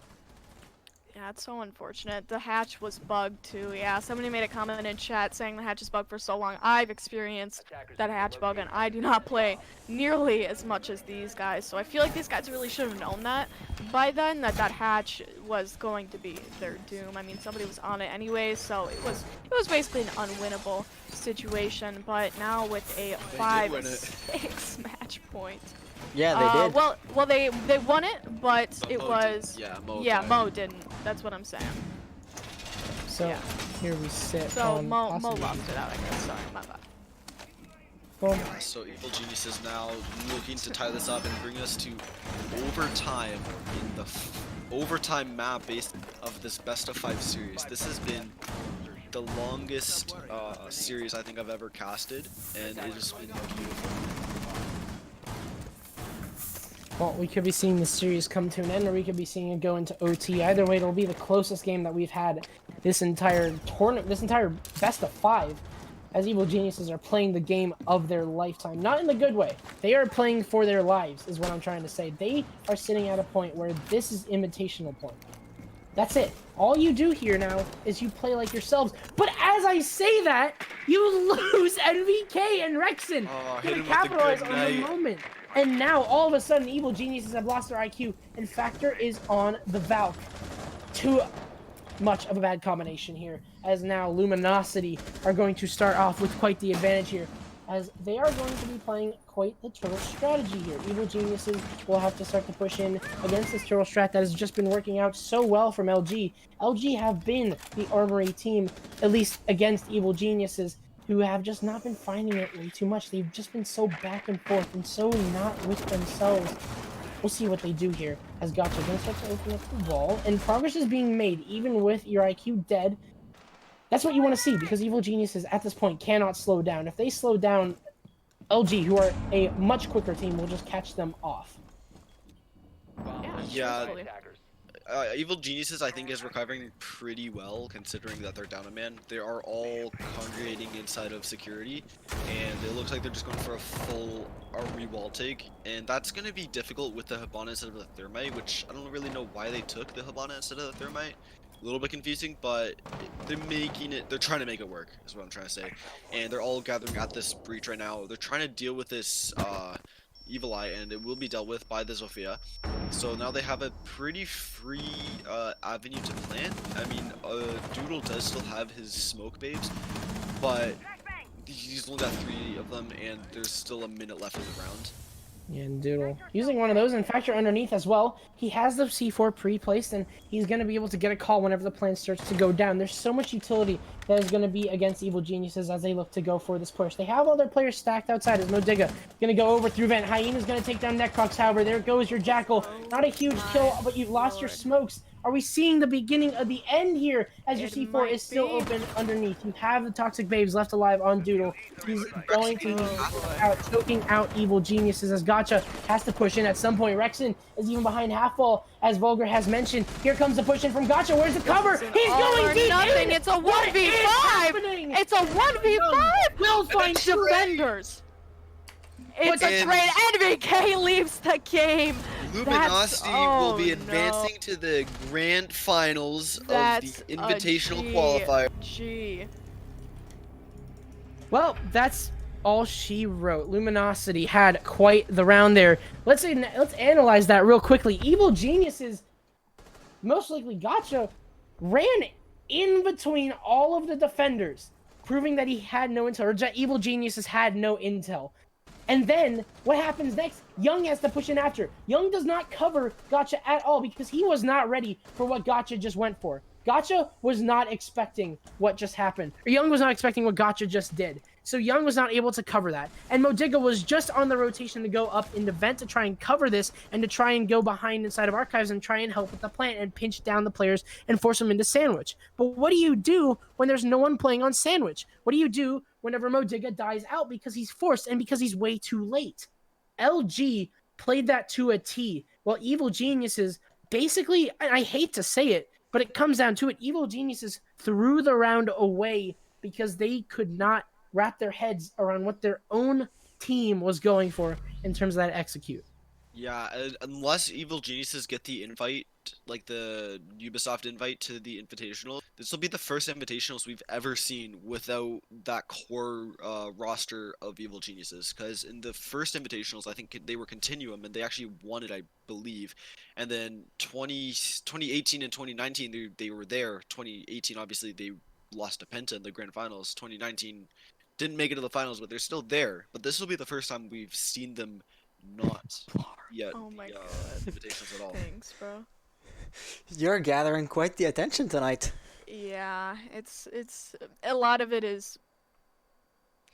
I'm not gonna Yo, say. Blarn, I'm single as well. Yeah. Yo, hit me up. Blarn, hit him At up. Jasmine06 on Twitter. At Jasmine R6, hit him up. Of course. Might be down for he might be down for a good time. I mean, I can walk on the beach. Yeah, I think anyway, we can all walk on the beach. I think we all walk on the beach. Of course. No, but yeah, this was an upset for EG. I think this is really their calling to say that they need to change something. Something needs to be changed. I mean, EG has been going through quite a lot of changes recently, but adapting as a team, especially to the new changes that they have been making, seems to be much more of a problem than they expected. I mean, EG right now, and even historically, has been the team to give up those opportunities they make for themselves, right? They just throw and throw and throw, and I hate to be slamming them down, but Luminosity just took advantage of every single opportunity they could have. It's stunning in a way to see that EG so blatantly I mean, they were stunningly winning out their matches, right? It came from like a 7-2, 7-1, I think, from Bank to Club going 7-0, and then Villa and Coastline just an upset and border. Even at that, just at the end, they completely lost it. I don't even know, like, just even where to pinpoint it at that point. I really think it's just demeanor. Yeah, it's a choke. It's a choke. Honestly, I don't think we would have asked for a better game to cast that. That was beautiful from Luminosity. Just True. being down so far and then, crawling back basically from the brink of defeat, just demolishing Evil Geniuses in the next two maps, and then in the last map it being so close as we could possibly get without going to overtime. Yeah, and to be honest, I was not expecting it to go that far, but unfortunately, we saw shades of the old Evil Geniuses that was on map 4, on map 3. And we saw Slash Hug pop off, so you can't really combine those two with Evil Geniuses and expect a good result. So, well played there to the entirety of Evil Geniuses. Each and every one of their players finding a frag and being able to influence the game in some way. A good duo roam, as we saw from Hyena and Rexen that entire game. If not Hyena, then Slash Hug. If not Rexen, then Slash Hug. And Factor being able to hold off inside of sight as well, being that anchor that's just been so powerful. Just in general, Evil Geniuses were just not expecting LG to play like that and expecting them to be super fluid, because whenever Evil Geniuses went for any of their pushes, whenever Evil Geniuses went for any of their crossfires, there was always somebody there to greet them. There was always a refrag there to greet them, even if it wasn't a single kill. Like, for example, I don't want to mention it again, the Hibana running in. Gotcha running in between half wall and the bomb, where two players are most definitely playing. What do you even do at that point? So LG just having a really, really well thought out game, while Evil Genius is just deciding to go balls to the wall and kind of just not really doing what they expected to even do. It just seemed like a lot of off coordination, again, going back to that play, but a lot of off coordination combined with a really good game from LG, and you've got yourself a 3-2 reverse sweep going in the way of Luminosity. Wait, Jazz, real quick. So can we shout out Oh, Peter? Benny! Hire him for Invitational. Yeah, so I think his ass. Benny! Shout out, okay, shout out Benny! Peter. Shout out Shout out Peter, Peter. who Someone is hire him as a photographer for the next Invitational or like the next major, so I can kick his ass at that. Yeah, major Benny. invitational. Start a That's- GoFundMe for Peter. all right, Benny. Can we have Back on the have a bench. GoFundMe for Back Peter? on- fuck. Can Peter be the charity? Back on the Can be- Peter back be on the our bench. charity? As long as Peter, Please, Peter. Love you. Well, I've heard charities are good karma, so let's absolutely go for it. Yeah, Reddit Peter. karma, or what are we talking here? We're talking real karma. We're talking Reddit karma. We're talking A bit of both. a bit of both. Yeah. Yeah, can we get some appreciation posts on the subreddit for Peter? Okay, well, I'm not sure if any of you want to add any more to the analysis, but unfortunately, I'm not able to analyze all that deep. I wasn't here for map 1. I was only here for the majority of map 4. So I don't know if you guys saw anything different in terms of map number 1. But what I saw a lot of Evil Geniuses is just running right into Luminosity and kind of just meeting them with plastic swords while LG had their metal. And the thing is, the Evil Geniuses didn't know that the metal, they had that their. What am I trying to say? Evil Geniuses didn't know that LG were bringing metal swords. They thought that they were bringing plastic too. But unfortunately, that wasn't true. LG brought a beating to Evil Geniuses. LG played extremely aggressively. And what do you even do at that point? Evil Geniuses were playing super passively. They don't go well together. And whenever you play passively, you're expecting to hold angles and find frags. But what do you do whenever you're not able to find the angles? And what do you do whenever LG are tearing you from your angles and your positioning is just too good on the side of Luminosity? Yeah. I think really what flipped for EG was just the composure. I think they really just gave it all away by the end. I think their whole demeanor going towards it, they really were, they kind of just gave out. As time goes on, I mean, you're playing for 5, 6+ hours. I'm not even gonna get into the logistic psychology of it too much, but having to play for that long and just keep on getting upset over upset over upset, it wears you down. And Luminosity being able to keep their composure even after upset, upset, upset, it was a 7-0 at one point, and then LG completely brought it back. They flipped the script on EG, and for them to be able to do that is out of just insane, crazy, wild. So many ways to put it, but overall amazing matches to be casted. These were some of the probably the best matches that we have casted, Hans, and definitely the biggest stage that we've set to date. Oh, absolutely. This was by far the biggest stage I have ever had on my channel, and I'm so glad you guys have been part of it, because definitely casting this past week, the sleep deprivation has just been stacking up day after day after day. I believe you guys also felt it, because you were obviously casting matches of your own, but you were feeling the same, or you were living the same phenomenon. So I'm glad we were able, or we were in a position to just, well, spread out the workload tonight, especially considering it was a best of 5. What if we lost, but as a joke? And then they lost. And then they threw. Oh, God, At this point, the stream is basically over, but what we did yesterday, I absolutely loved. Some sort of an after party, just chatting with the chat, like talking esports in general, and whatever other subject does come to mind. Do you guys want to do you guys want to just keep on chatting? Because, well, I'm actually gonna have to the go. event itself is over, you know? Yeah, I'm gonna have to go. Yeah, I'm gonna be signing off. I really appreciate Hans for the opportunity for bringing me in. Obviously, it was really fun. You can follow me on Twitter at JasmineR6 to find all my other stuff, and that's just about all I want to plug. So thank you again so much, Hans, for bringing me in, or I guess Benny kind of for bringing me in. That's But awesome, obviously, Jas. thank you. Get back on the bench, Benny. Thank you for What the hell? thank you for having me, Hans. I really appreciate it. Well, you're welcome. Hopefully EG you did get back. get reverse Oh, slammed. And you know, what plays before I leave you guys, or before I let you go, I had talked about this with Giraffe Rero, but I'm kind of gonna put you guys on the spot now.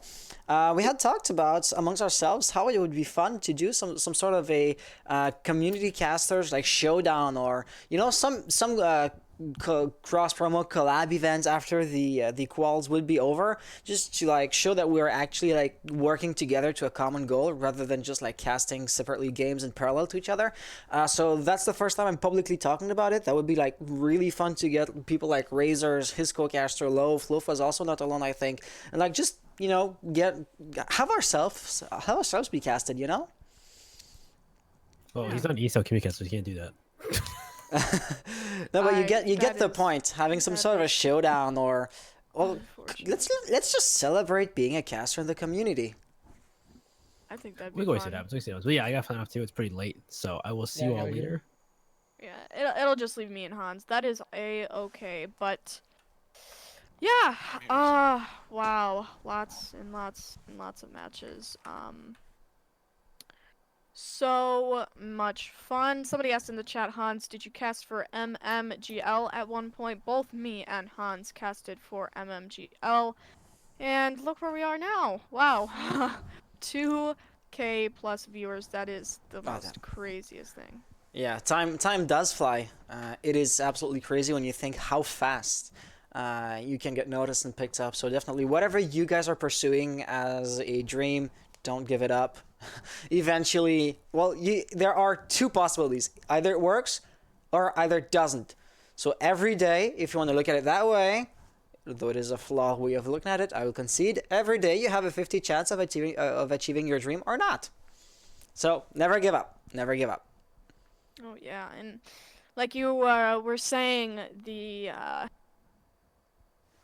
said you have to make yourself stand out from the competition in order to get a leg up in Yeah. such competitions. So the fact that Hans has been off the charts with his production today, he hasn't even taken President's casting as much today, just putting quality above quantity, and I really enjoyed that part about it, man. So thank you so much can we for just doing thank this you, Hans, production. in chat? Yes, yes, Hans is the GOAT. Oh my gosh, Well, he is you so know, amazing.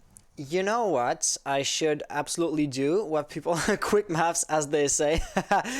Absolutely, though the odds are not 50-50. You do get my previous point. Yeah, I have been told a few months ago that I should like start posting on YouTube or something like something along those lines. How I do my production to just share with the community, because just having more people do, for example, replays or fancy transitions, would be beneficial for the community. I'm not here to hoard my skills, because I just happen to be the only one that does it like that.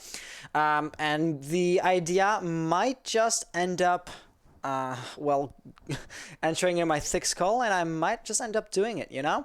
So, I guess keep an eye out on my YouTube channel. But yeah, would you guys be interested in this? Because I know most of you people watching out there are not casters or would not care too much about this information. But even just in the interest of like giving us a sneak peek behind the scenes, even for just a regular community cast, I think that could be quite interesting.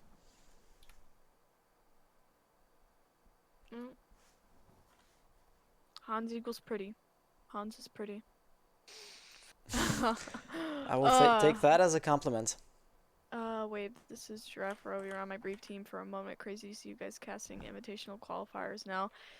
Yes. Yeah, I used to be big on PS4. Well, big for PS4. I used to be. For PS4. Yeah, not on PS4 because nobody really knows me. I think the only person I know coming from PS4 would be Makarov. He Oh was yeah. on, yeah, he Fire when he was on PS4. I heard that his team was pretty infamous for playing off of M&K though, which I'm sure that's true because everybody plays M&K now on PS4. Everybody. That's why we don't play it, ladies and gentlemen. That is why we don't play PS4. But yeah, again, PS4 is really good place to cast on and everything, but I feel like PC is just much better competition, much more professional, and the game itself is much easier to cast from, being that it has, you know, better FPS, all of that. Duty said Modica was on PS4. I don't know, but I will take your word for it. So there you go. That's one more trivial knowledge that's gonna be added to my inventory of useless. You put my face cam on. You really put me on the spot like that. Yeah.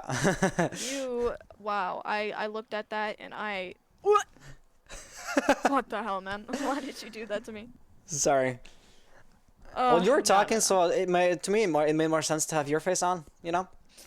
No, but yeah, so yeah, the game is over, everybody. LG1, I did not expect that to happen. We all thought, I think we can say that we all thought that EG was gonna win that one. I mean, they are the more experienced team. I know LG, they have a lot of players on the team, right? But like duos like Modiga and NVK going up against Luminosity just seem to outweigh any type of, you know, gun skill you could put on their back. Plus the fact that Luminosity just was getting into the group with Slash, and the fact that they use Slash, do that 1v2 clutch. Oh, but yeah, choke the 2-0 lead. That. Why? I feel so bad for them. Right now I feel like they're just trying to, like, I don't even know what they're doing. They're probably crying themselves to sleep, right? I'm so sorry, EG. I am so sorry. I feel so bad. They threw. Just, what they must be feeling. What they must be feeling right now. I feel secondhand embarrassment for them. I do. Everybody thought they were gonna win. If we had a poll for who thought EG was gonna win, how many people? I would have to at least say that it would be 60-40. That's a bit generous. Probably 70-30. Maybe at the beginning of the match, but after map 2, I would have said like 95% people Yeah, Holy- 95% people thought EG was gonna win after the second, and then it was the reverse sweep. They said, they said reverse. They said slam them on their neck. They said, we were taking this, going to Gunny. They said, it was so unfortunate. Pretty sure no one thought they would win. Who would win? Can't be bad as Luminosity. Nobody expected Luminosity to win. yeah. Are SSG and LG Uh, playing now? They d- will be playing, but they're gonna be playing tomorrow, I believe. Just to answer in the chat, Diono said the stream is not delayed. EG could file this to ESL. It is not delayed, but the clean feed was. So the clean feed we received was had a 4.5 minutes delay in the first place. Which is why we couldn't really interact with the observer and ask, for example, for the scoreboards. And at the same time, considering that stream already had a delay, there was no sense in us adding another arbitrary 4.5 minutes delay. And not doing so allows us to hold a pretty nice conversation in the chat. So no worries. You didn't know, and I'm not like. Yeah, we were on the same delay that the chat Yeah. was on. Yeah, no, don't feel stupid. It's not your fault. Like, you didn't knew, and you had no way of knowing. But it's just to say, e.g., we're not the victims of cheating in that instance, which is something you might deduct by thinking there was no delay. So rest assured, the integrity of the competition does remain intact. I'm stupid. I'm And, so stupid. so- My bad. Oh, okay, my bad. So Space Station and Luminosity will be playing tomorrow at the same time that this match started, and if you're Eastern Standard Time, then that will be 8 o'clock p.m. obviously. And that should be a barn burner to watch if this match was anything to go off of. So definitely be around for that, and that will be on the main Rainbow Six channel, I believe, as well. So Yeah. get to have Yeah. the professionals handle it. Is this Yeah, gonna be a that VOD? stream, Yes. absolutely. Everyone. Well, actually, rule of thumb to be an ESL caster, or one of the conditions that comes with being an ESL caster, is activating the VODs on your channel. So every ESL stream should have VODs enabled. Is there going to be another game tonight? No. So for you, those of you who read intermission and who interpret read into between the lines and think there's going to be another game, no. It's just the way the scene is set up here in OBS. It says intermission, and it is actually a video. It's not just some random text I can't write in this type of neon thing directly into OBS, so I cannot just change it on the spot. Sorry, guys. It is really the end of the stream, and we're more in a just chatting situation than an actual pause in between two Yeah, you games, might or what would you? You might want to put to just chatting, just to update your stream. Oh, yeah, let me just update the title, absolutely.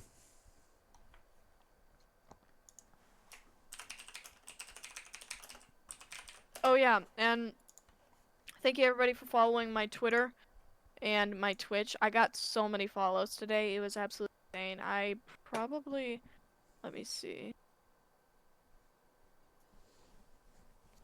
Duplicate this. I could add my. All right, so while you're looking that up, while you're looking that up, 372. That's at least plus 20. So that's crazy. Wow. well, fame by proxy. Baby. All right.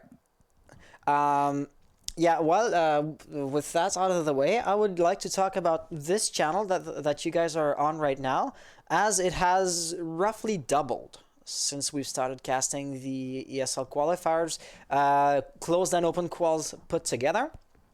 And outside of ESL casting, I do pretty much nothing in English. Sorry, I do pretty much everything else in French, as I am a French speaker first and foremost, and I did cast in English just because casting in French would lead to next to nobody understanding what I say, which is somewhat unfortunate, because I really do expect to lead off followers in the upcoming streams when people are just gonna tune in and realize they don't understand what I'm saying.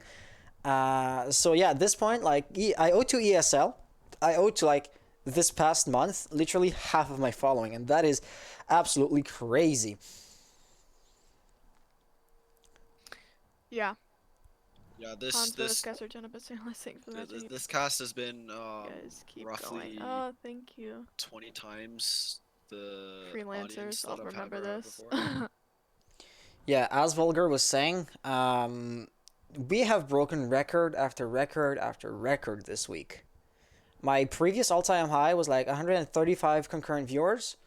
No, we've hit 2.3K. Yeah, my previous concurrent all-time high. At the beginning of the week, we've hit 345. Yesterday, we've hit just under 800, and now we have surpassed the 2,000 followers mark. During that very stream, I have received the notification on Twitch. I am now eligible to apply for the partnership program on Twitch, which is insane considering we've been able to bring that average up by so much. What the hell? You're a That's actually partner now? insane. I can apply. But you deserve it. Just applying doesn't guarantee you to have it, because You're gonna those get it. numbers I'm not going to be able to keep them up. I absolutely did owe that short-term fame to the ESL and the Six Invitational branding I was allowed, or I was legitimately But he deserves it, allowed right? to Everyone put on the deserves channel. Yeah, with that being said, yes, EG did sadly lose the game. They were trailing ahead 2-0 maps-wise, and they had won the second map 7-0, the second map being Clubhouse. It was an absolute blowout, but somehow, Luminosity were able to bring that back. It wasn't a somehow. It was the throwing by EG. It was so... I'm not even gonna go into this again. It was... I mean, it's EG's specialty. It is. I feel like this needs to be a wake-up call for them to realize that there is something fundamentally wrong with the way they're thinking, with the way their team is working, and that they can use this as a way to understand what they need to improve on. Because for you to lose that many consecutive rounds, I mean, it's a 2v1 situation. Those two, EG had 2 games to burn. They lost them so quickly, and then on top of that, for them to lose like that, I mean, I feel like their minds just were not in the right place. They could have easily 3-0'd that. Everybody thought EG would win. And then Luminosity just made the biggest upset. I predicted it. I think we all predicted it walking into Coastline. We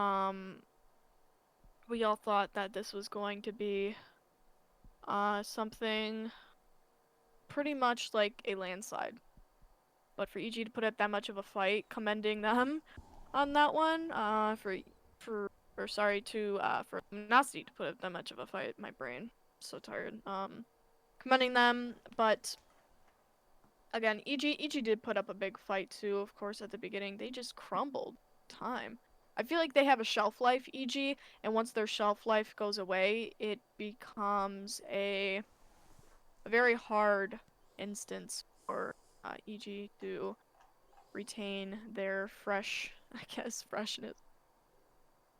Yeah, I mean, at this point, it must be psychological. Like, I don't know what they need to do, but they need to figure out something. Because I mean, this problem has persisted even through 2 roster changes, like changing basically the core identity of the team. Like, you got Geo and Canadian both left, and then this still happened. So like, you need to figure something out if you're EG, because this is not working out anymore. And I don't know what it is, and I'm obviously not in their shoes, so I don't know like what's going on in their heads, but just from the outside looking in, it definitely looks like there's a psychological issue going on there.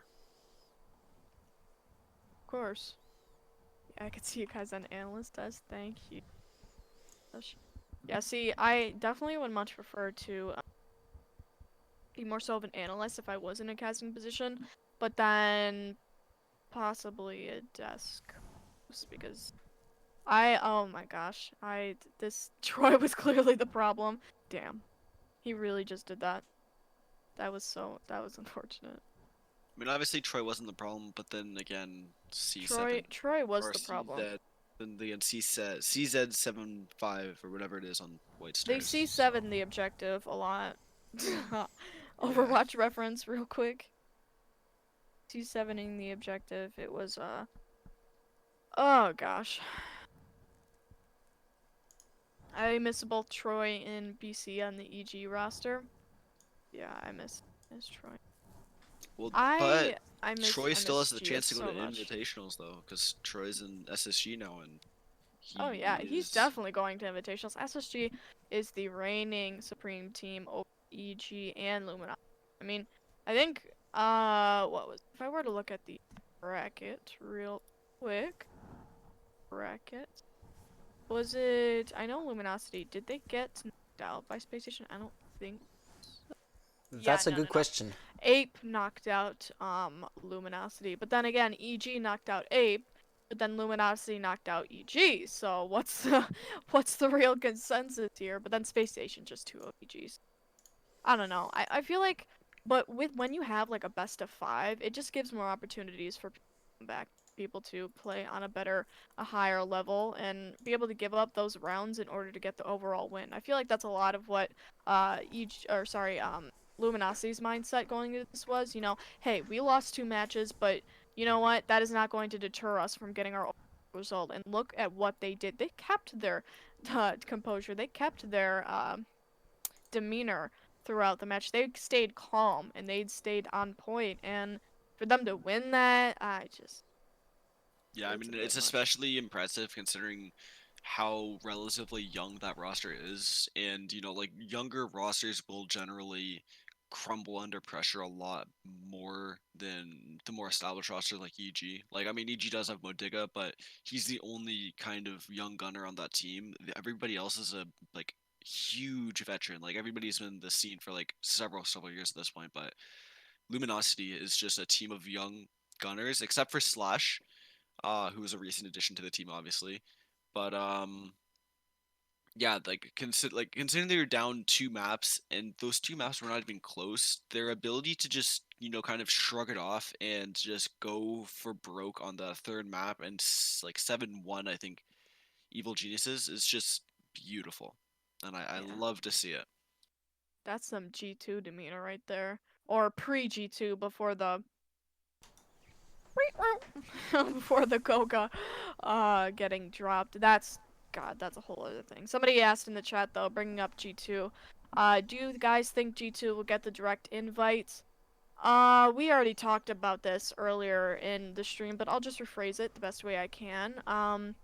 G2, I think they have a good chance. If not, they most likely will get the direct invite. Should they get to the direct invite? No. Here's why. So, EG, or sorry, not EG, Jesus. G2, they are, well, they used to be an amazing team. Okay? They're infamous for, being world champions, having the immense storyline, having the, just great reputation for being the world's best. Then they got dethroned by Empire. Then they got dethroned by an upcoming team. Then they dropped Goga. They dropped, it just started to kind of add up to their slow decline. And right now, if they got invited, I feel like in their current state, in their current roster, they need a break right now. And of course, esports doesn't let you get a break. That's the cruelty of esports, right? Especially with Pro League, it doesn't allow you to get a break. You don't get a simple break or get to rethink your strats or get to, they just need to keep on trucking on. And that's the horrible part because they are going to devolve as a team as time goes on. They're kind of like EG in that way, right? They start devolving and at one point they're going to need to get a wave call saying we need to change something, right? I think Pengu and Fabian both as individuals need just something, just need a break from it all. They just it's a long explanation, but I feel like if they do get invited to this next event, they're gonna set themselves up for failure, and then they're gonna be digging themselves a bigger grave and just have themselves known more as the team that used to be good rather than the team that is good and that will come back from their loyal following. Well, I think that I mean I don't really agree with the direct invite regardless, but I think if anybody's gonna get it, I think G2 should get it. If not because they won the last invitational, just because of the storyline. Like even if they get like taken out in group stages, I think they should still have the chance to defend their title. Like I know they didn't like, deserve it per se, but like they deserve it more than any other team, I think, just because they won the last invitational, right? But here, if I was to just look at it the other way around, do you know what the criteria is, or how the I the don't think it, invited team I don't is going think to be decided? I don't think anybody but Ubisoft knows. I don't think it's like public. They're just gonna kind of. Okay, because if it was some sort of, I don't know, outstanding performance, or God forbid for just being nice, then we would have something tangible to look at to quantify their worth as compared to somebody else's worth on, or merit to being invited. But as you say, absolutely having the right to defend your own title is a thing. However, if you were to deserve the title of world champion, you should be able to qualify legitimately for it in the first place, which is where I kind of feel like your plan or your argument does fall short a bit. Not to say they are not good or anything, but yeah, you do get the point.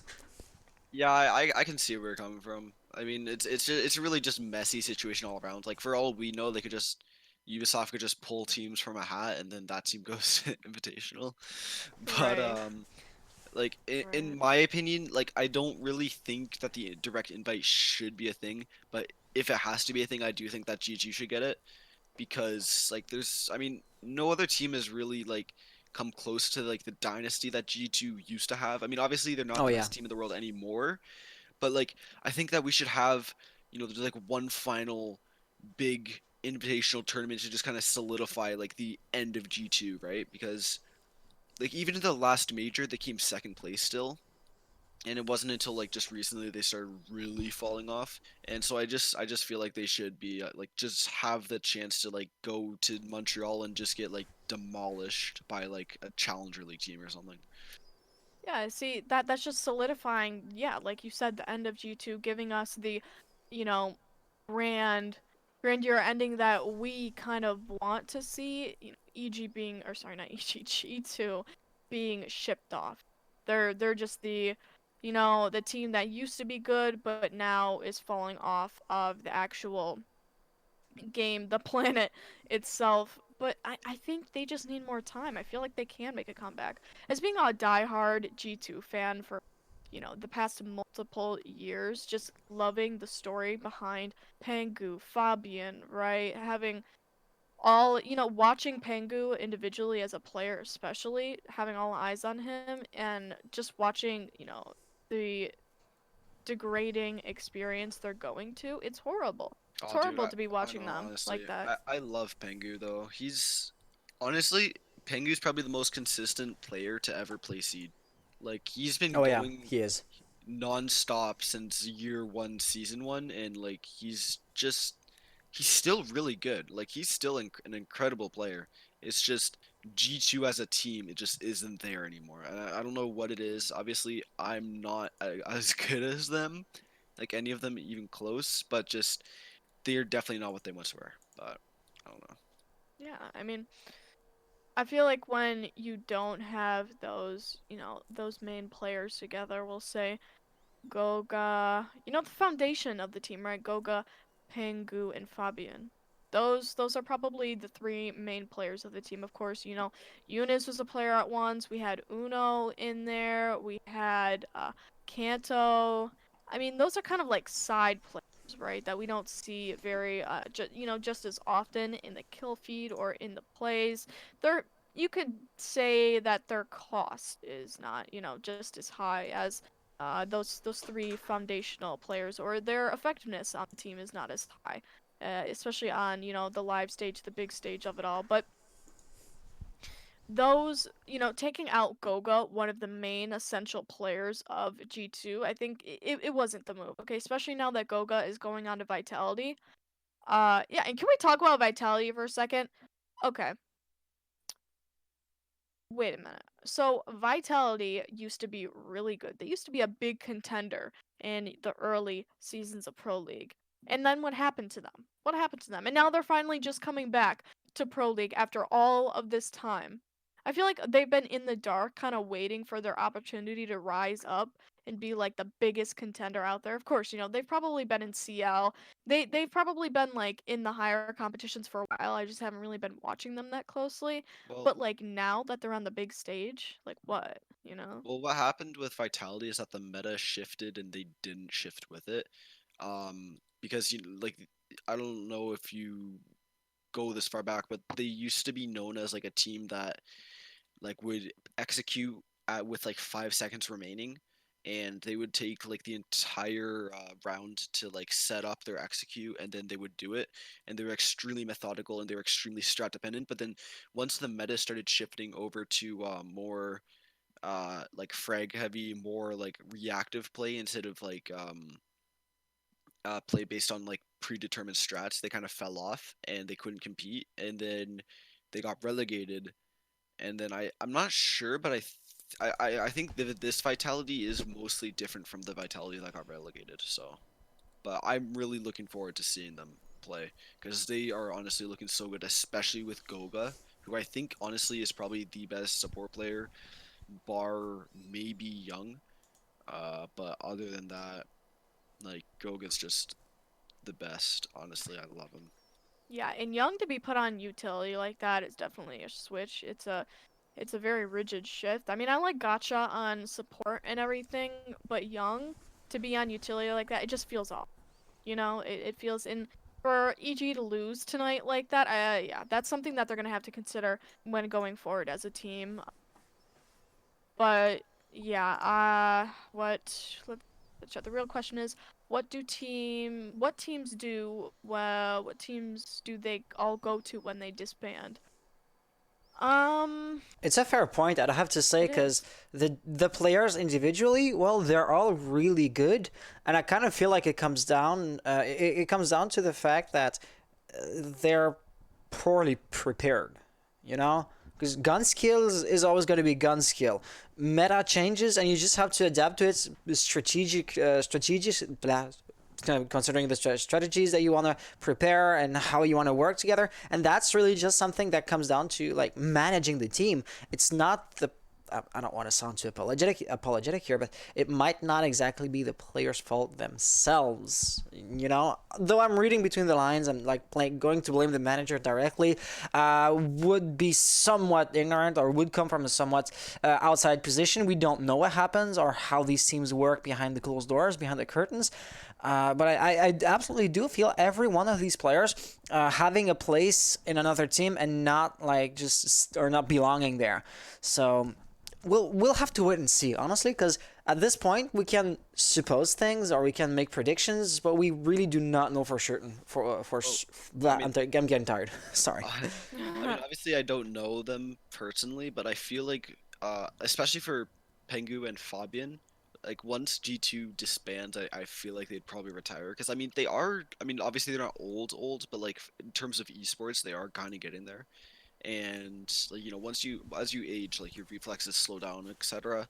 So I feel like for them especially, considering they've just been with this G2 or Penta etc. roster for so long, I feel like once that ends, there's nowhere else for them to really go. Because they'll just, I mean, I don't want to say washed up, but they'll be aging players at that point. Yeah. It's going to be quite a nice things to watch, because also the synergy and the dynamic is different from a team to another. It's quite easy to, for example, to say EG's signature is like how long they take to make the final push when they're on attack. So seeing the same players with different teammates could also bring a puff of fresh air for a player that's been in the industry for way longer than what you might expect. Yeah, for sure. Yeah, basically. I think we're starting to wrap it up, unless if anybody has more questions, ask them now, because I think we're starting to slow down. So the one thing I'd like to just jump into real quick, since we were in between two subjects, would be just thanking people who've subscribed, who have made a donation, or yeah, that's pretty much it. Cause well, yeah, Grazers has hosted us yesterday, but that's like public knowledge at this point. Since in the middle of the game, I was not gonna like stop and say thank you, Ross R6, for the subscription. Mandler, sorry, Real Mind. I'm butchering your name. Has subscribed yesterday with Twitch Prime, and Holden Cases has tipped $10 today. I don't know if these people are still here. Maybe I'm just talking into the winds here, but I do find it is important to acknowledge and thank the community, since this is absolutely on a voluntary basis. You guys didn't have to subscribe, didn't have to tip, and yet you did. So I'm absolutely glad you guys enjoyed enough for you enjoyed enough the content to feel it was worth subscribing and donating to. So Unbeastable just asked thoughts on APAC, so I thought we'd just go over that real quick.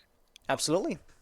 Yeah, so I feel like APAC as a region, it's just they have all the potential to be extremely good. The only issue is that they're so far removed from anywhere else that they can't really play at the high level competition in order to become the high level competition, because like to to be the best, you have to beat the best, right? And you can't beat the best if you like have 200 ping while you're doing it. So they're just extremely isolated, which is really unfortunate. It's like literally the only reason that APAC isn't more competitive is because of their geography, which I find really, really unfortunate. And I just feel bad for any APAC players that are like, stuck.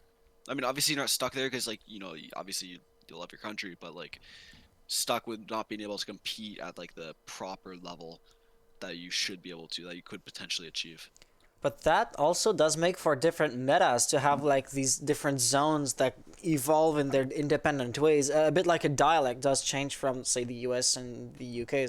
Yeah, I don't want to get into that, but you get the idea. It evolves independently from one another. And then you have these metas, say, in Asia, in APAC, or even just the European and North American metas are somewhat different.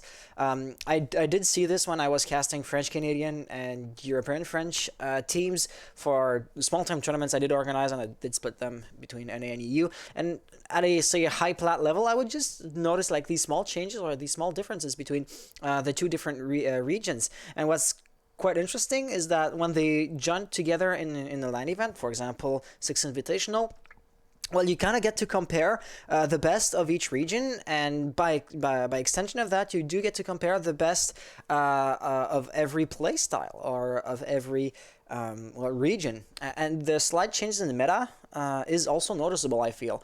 Maybe not at the highest level, because the teams do scout each other out so much that they will just know just about everything there is to know in the game. But at a lower level, at any level that is not the exact top, this is a phenomenon that can be quite interesting to dissect and to spend a bit of time talking about. Yeah, well, back in the olden days of Siege, it used to be a lot more like segregated in terms of like the strats and meta.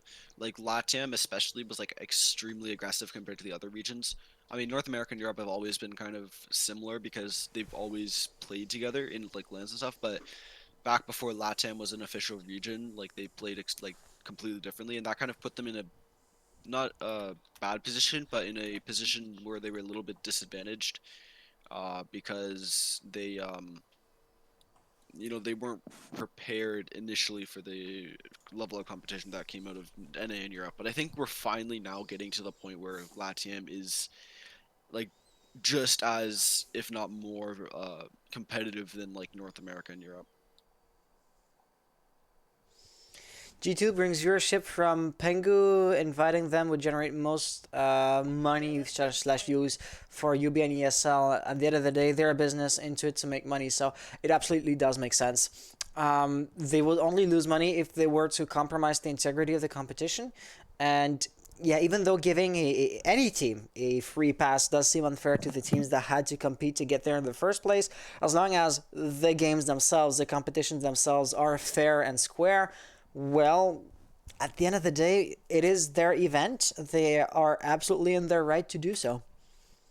Yeah, honestly, like I feel like G2 is like if assuming that SSG makes it through the qualifiers, like they beat LG tomorrow, which obviously is not confirmed. Like LG could definitely make another upset like they did against EG tonight. But assuming that SSG make it through, I feel like G2 will definitely just take the direct invite spot. However, you are quite right on the point of us running out of steam here, as it is 1 a.m. I don't know if there are any Europeans watching, but for us it is 1 a.m. right now, or even people on the West Coast.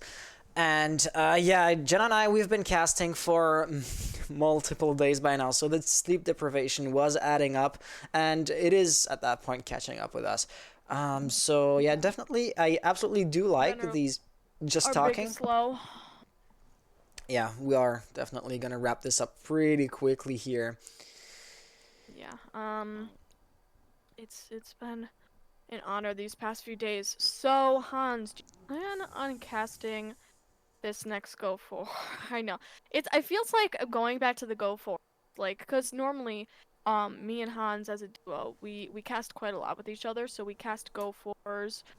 We cast like different types of things. I mean mainly Go 4, of course, but we've done a few different types of competitions in the past. But going back to Go 4 from like super high level teams and super high level casters and all of that kind of feels like we're getting robbed in a way. Well, here's the thing. As ESL casters, we can cast just about any match we want. So at that point, it would be up to us to just figure out which team has the highest level play in the competition, and then cast these players. Or actually, since we can cast just about any match that is not already casted or already taken by another caster, you guys can just message us if you are yourselves playing, and we can absolutely take that match, as they are all pretty much the same to us. We're not allowed to cast matches from our friends or from our own teams for obvious reasons. We have to remain impartial, and that goes through the fact that we have to not know the players on a personal basis. Can we do CL? Sadly, not. That is a unfortunate question. We technically, I mean, if we technically can, right? Because it's just the requirements to get in is kind of crazy. We're technically eligible. I think at least you are, Hans, being 18 years old. Not quite sure about me, but yeah, no. The requirements to get into CL, CCS, all of that are really, really, really tough. And I mean, we're good casters and everything, but we're not at that level. We're not the red cube type of level. So, yeah, I mean, it's unfortunate to say that, but Well, you know what? Let me just put it that way. Like Realm Mindlander, I don't know how do you even pronounce that name. I don't want to butcher it one more time, and I'm absolutely sure I do. Real Midlander? Real Midlander, thank you. All right, like Real Midlander put it. Okay, a tongue twister. Like you put it so well earlier, like bring G2 would get viewership and they're out to make money and views. Well, the same would hold true for CL. So if you guys advocate for us fervently enough, that might just be enough to tip the scales in our favor. Because once a position opens up, well. CL, they will have headhunters out there looking for upcoming talents, and they will be debating, should we hire or should we bring this one or this one other caster in for that open position. And let's say the show business here does not really take resumes like any boring old enterprise or any boring old sector of the industry. So it really does come down to connections and reach, to put it that way. I really do hate to say that it's kind of up to the numbers, but considering that views do drive that economy, it totally is. So should you like just talk about us long enough and with enough passion, that really might help us. For example, I have seen my name being praised on the Pro League subreddit yesterday, and I mean that seems like it's a step in the right direction. Yeah, I And saw that, and I was like so proud of you because like I posted on the Discord. It was yeah, I saw it. yeah. I was just so excited for you. Like you, cause Like, like you're honestly the highest caliber, like especially for production, but also casting, like in the like community caster circuit. Like it's just beautiful to see you get recognized finally. and it definitely felt like a milestone, you know. Just like tweeting at Hansi at myself on Twitter and saying great production is nice and all, and it is definitely appreciated. But you know, Twitter short form messages, it's not exactly a high level of commitment to just like praise for the sake of praising me, whereas say doing the same thing on Reddit, where you have to, or where you would be expected to put in a longer text to whole arguments and to cat, please don't fall down, sorry, hope you guys didn't hear that in the background. But yeah, so you have to like put in a few arguments and to argue your position. That's like, as I said, a milestone, or at least it feels like it to me.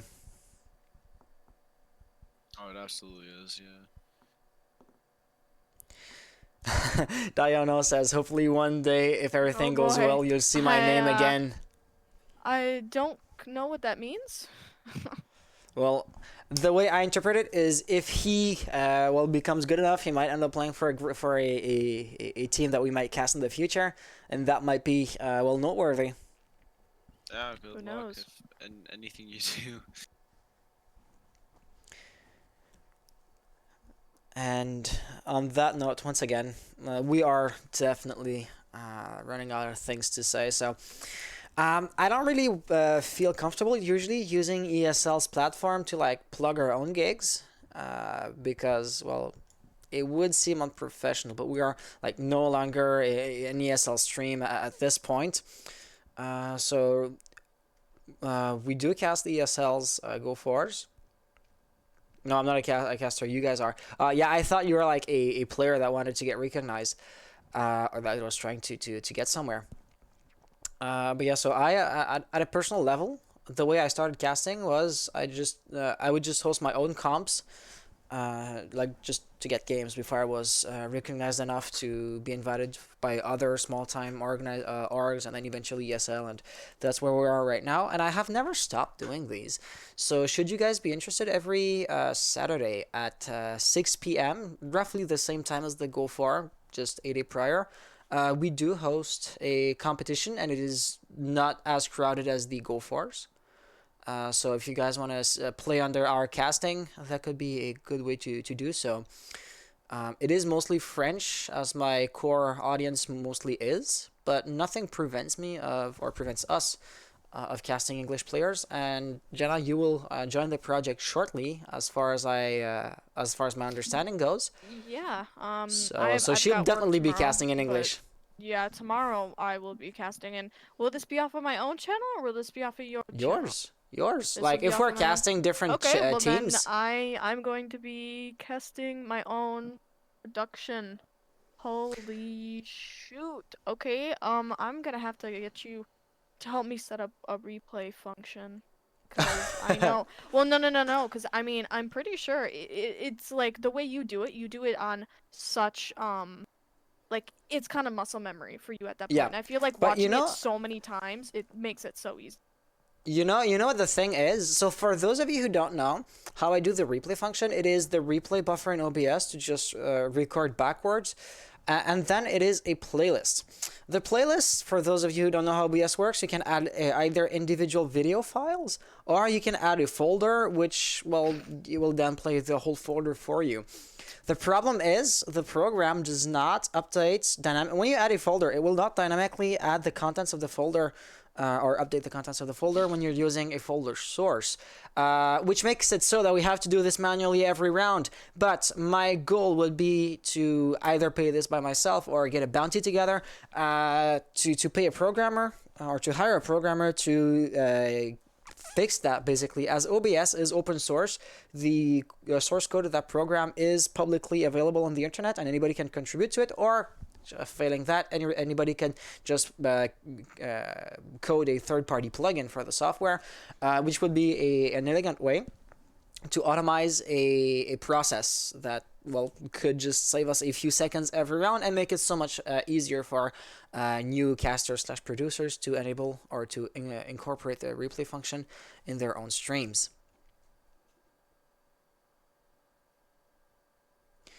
So you have to save every entertaining clip by hand or a macro. Yeah, so every time we do spectate a kill, I hit a hotkey on my keyboard, and that will record the clip. Like, there is no function in OBS to like recognize a clip has happened and thus to record it subsequently. So yes, absolutely. Every time we do see a kill, it has become second nature. I hit my hotkey. Actually, what's the control for that in the settings? Yes. It's the replay buffer. You have it's just a simple key, like a hotkey.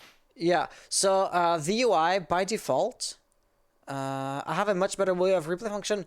I am all ears. If you have something I don't know, I am really interested, because as I summarily described the function, it requires manual input. And thus there's a lot of room for improvement. I just have not found it yet. Yeah, see, there's start replay buffer and there's stop replay buffer. Exactly. So start, it's basically start recording, but save it to the hard drive whenever I hit the hotkey, and stop is, well, stop doing that. But there's no button to do save replay buffer. It has to be done through a hotkey. There's no button on the UI on the screen to do so. Which is, well, somewhat unfortunate, but at the same time, it would not be a realistic possibility of just like clicking a button with a mouse every time. Try using the replay buffer, but I hated that I kept finding much better ways to, and I found it. I am listening. So also one flaw of the replay buffer is if two kills happen too quickly, one after the other, they will overlap in the replay buffer. Just add me on Discord at Diono. Diono, we will also need the numbers that come after your name, as it is a nifty little measure to prevent bot spamming. So I will instead give you mine, and you are more than welcome to DM me. Yeah, so as I was saying, the replay buffers can overlap with one another if the kills are too close one to each other, say a frag and refrag. And in that case, what I wanted to try to improve next was to use the NVIDIA's shadow play feature, as those do not overlap. So if you want to record, say 10 minutes past, and you record again 2 minutes into the future, it will record 10 minutes once and 2 minutes after that. So if you put the two clips one after the other, it should seamlessly continue, which is in and of itself quite interesting. But there are a few kinks to figure out with that program as well, but everything that's problematic can be fixed quite easily, assuming the features are somewhere in the settings menus to be found. So yeah, Diano says, oh, she'll hold up. And we also had missed, Nono said, with the highlighted message, do it. When can we see more of you? Do you cast other events? I absolutely do. So we do the Go Force, which I don't think we'll do the one this weekend, as we might be slightly burned out by then. I also organize my own comps on PC, so that's a nice way to play under my casting, if you want to do so without playing in the Go 4, where the say level of play is somewhat higher than the average player's capabilities. And other than that, I do cast for other comms when my time allows for it. For example, I'd say the biggest independent org in France, Rainbow Community League. Funnily enough, they've taken an English name. I've casted for them, Mishmash, that you might have heard of once or twice during this stream, and a few others that no longer stick around, mostly like small-time teams that do organize an event at some point, and then most of them figure out they're more organizers or more of an org for the players than an org for the teams themselves to organize players. I have just received your friend request, and I am really interested to see what you have to say to me. And I find it quite surprising that we're able to hold almost 340 viewers just Yeah, falling really asleep, basically. Yeah, that's really impressive. It is. So, that kind of tells me that over the years, we definitely do or did gather some amount of talent or some amount of, knowledge, generally speaking, but that what we absolutely lacked was the discoverability, because I'm not the one to, like, push and shove ads in the face, not exactly like classic ads to make money, but like follow me on Twitter or like me on Facebook, or what would you to increase discoverability, but in retrospect, it might be lacking a bit. But with that being said, do you guys have any other topic to talk about? I'm done. I'm just basically falling asleep in my chair, to be honest. Yeah, I'm in most right now. I'm trying to ask him what was going through his mind during the last match. Xera asks, how do I get into that? I run a newer PC team. So I run everything off of Battlefy. And it's funny, this week in particular, I was so busy with the ESL, with the Invitational, that I barely had time to post the tournament itself, so I have not yet had time to actually advertise for it and to find players. So as of yet, I know the comp's tomorrow, and as of yet, there's no team registered. But don't take this as a sign of bad luck. This is my Battlefire organizers page. As of yet, all of my rules and schedules are in French, so you would be advised to use. Or any custom text I can enter is in French, so I'd advise you to use Google Translate to get that back in English. But as I said, with Giraffe Row's arrival on the project, we will be doing a multilingual thing here. And it runs roughly in a format roughly similar to the Go 4s, meaning it's not monthly like the Go 4, it is per season, however. So you play... It's EU only. No, the one on this Saturday is NA. So 21 of December would be NA, and 22 is EU. Yeah, and with Giraffe Row coming in the project, it's going to be multilingual, so everything will be translated. Do not worry about that. And yeah, the format is basically... You like the Go 4s, you play, and the further along you go, the more points you win. And at the end of the Go 4, they do monthly, we do per season. So at the end of the season, should you have enough points gathered during the season, you're invited to the final playoffs. And starting next season, it is virtually guaranteed that we will have a cash prize money for that event, as I believe, found and a sponsor, but I was just not gonna add a cash prize in the middle of the season this season. So this is something that we want to add next season. Also, the branding will change in the near future, as I am affiliating with another org that gave me access to its sponsors. But the way the comps are gonna work is virtually not gonna change. Yeah. Okay. Can we wrap this one up, because I am falling asleep just as well here. Yeah. To be honest, I can use my cam again if you are literally falling asleep. Do not worry. My hair is totally horrible. If that's all right, you can finish off the stream tonight. I still have a few things I have to do. All right. So yeah. Sure. Yeah, I'm gonna get going too. All right. Thank you so much for the. I'll be back. Well, you're welcome. Okay, so John is at least going to be coming back. Have you looked OBS format already for the replay buffer thingy? There are some script. Maybe you can change one of them slightly. I have looked on the forums, indeed, as the gripe of having the source folder not updating the content of the folder when the source becomes visible or when the folder's content is being changed. That has been talked about on the forums. However, no answer, no definitive answer has been given. And, you know, it is something that is somewhat annoying as it has to be done manually. However, it is still a system, though flawed, that does function properly. And there are other things that I felt needed more improvements or things that did not work or that I haven't implemented in the first place that I wanted to get to before spending more energy on that. Quick example, and I see Diono has sent me a message on Discord. I'm going to read that as soon as I'm finished with that thought. Ah, damn it, I had to close up the software. It is called Overstream. By the way, Overstream, a great software that's not really known by the community. If there are any streamers / casters watching this that do want to improve their production quality, I absolutely recommend you give this software a try. However, it is quite demanding, so I would recommend you run it off of a second computer to avoid bottlenecking your streaming rig, as I've definitely never ever done in the past. Yeah, so for example, these for those of you who know how OBS works, these lower thirds,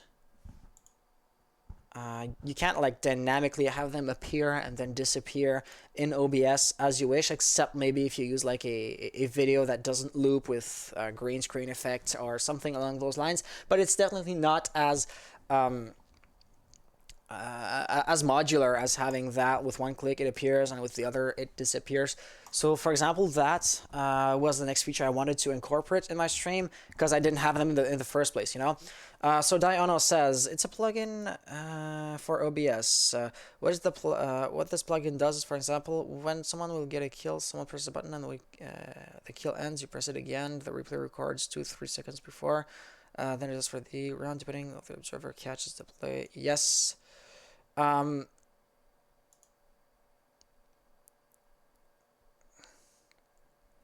Oh, Diono, do you have the name for that plugin? Because the first part, my first thought was to record the kills themselves. I'm good. The process works. The problem was to display the replays at the end of the round. That was the actual technical challenge here. But it does seem, like the way you're describing it, as if that plugin does take care of both recording and displaying the subsequent recording. Let me find it. Thank you, because the name would tremendously help out. Max, yeah, the score, Luminosity won 3-2. So AG won the 2 first maps. This was looking really good for them. Really good, especially considering, let me just pull that up again.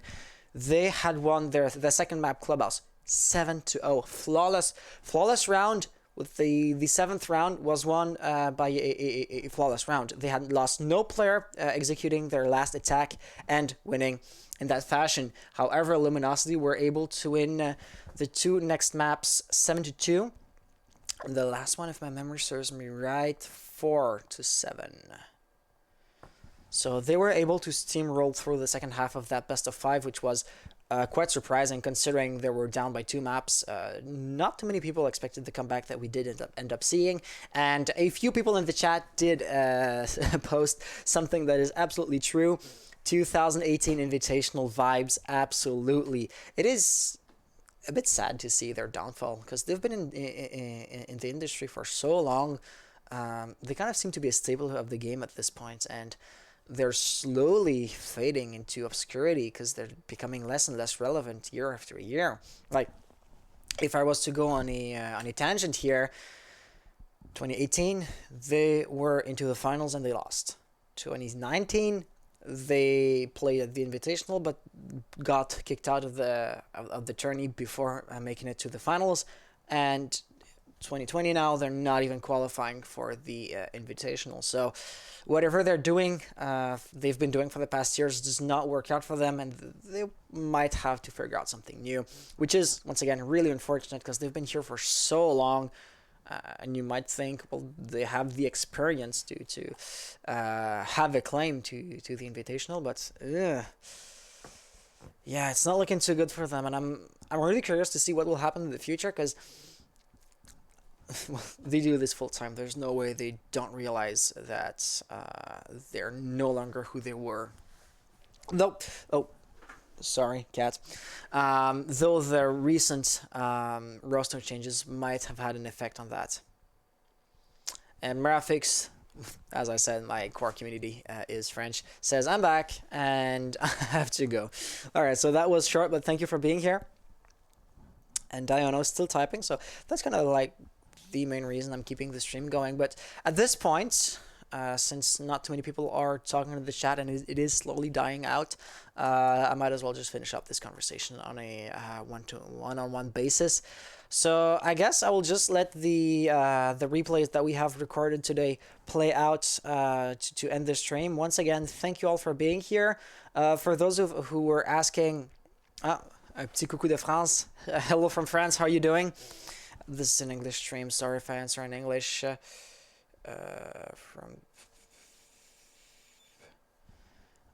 Yeah, so let me just prepare that replay feature.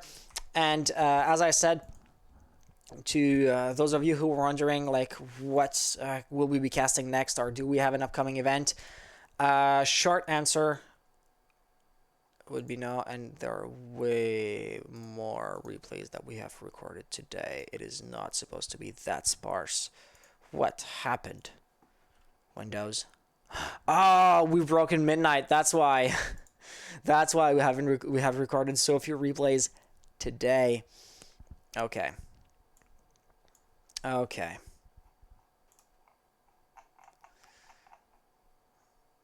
Here we go. So thank you all for being here, and Drip says I love you.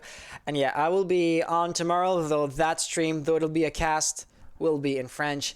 Should English speakers have the majority, I might switch to English, but by default it will be in French. Where you're from? I'm French Canadian. I'm from Quebec, which is why my accent, which is why my first language is French, but I don't sound like the French from France. Sorry for the stereotypical accent there. Is there a way I can watch the match? Yeah, absolutely. If I go into that screen, I'm gonna just come into my. If I just go into my channel here, you just go into videos, right? Clips right here, and that stream, though it is still ongoing, can be viewed as if it was a VOD in an archive. Twitch does delete VODs after 14 days, I believe, so it will not stay up indefinitely as if it was on YouTube, which is exactly why I do manually post them on YouTube afterwards. So should you want to do that, want to take a look at my YouTube channel, I believe it is listed below, or if not, just outside before my name, cast VODs, and you cannot miss it. But until then, you still do have about 2 weeks to watch this match. Which after that, you're not following Moriga. I absolutely have to. Wait. I will. I am getting tired,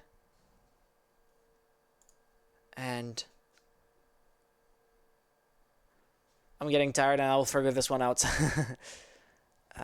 Your YouTube. Yeah, that is my God fanboy. I am so ashamed of that channel name by now.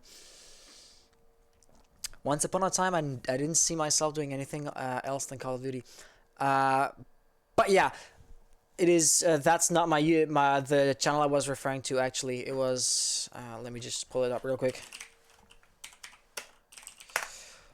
I put all of my casts on there as an archive. But you did find a YouTube channel of mine, absolutely, and you can see the one that's way bigger than the other.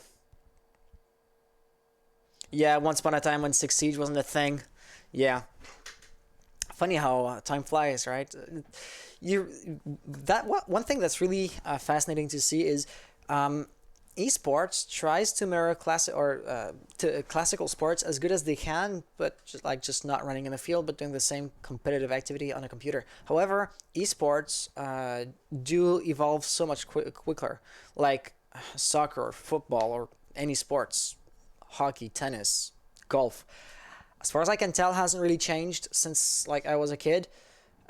Which does make it so that athletes in classical sports can stay there up until they get too old to have the peak performances on their physical bodies. But esports, you see stars and players rise and fall so quickly. And it's really an interesting phenomenon. But I feel like I'm going on a tangent here, just to explain. I didn't see myself doing anything other than Call of Duty, and look at where we are right now. So, thank you all, and I do not want to show private chats for the sake of it. Yeah, so thank you all for being here, and I think this is where I will take off. So, tomorrow, stream in French. Technically, though, once again, if you English guys have the majority, I might switch it to English. Then after that, I obviously cast most Qualifiers.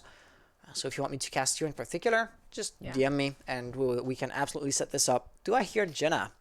Yeah, we will be doing that as a duo, and as well as that, I will be immediately casting tomorrow in English. So if Hans will be doing French, I can be English counterpart throughout his tournament.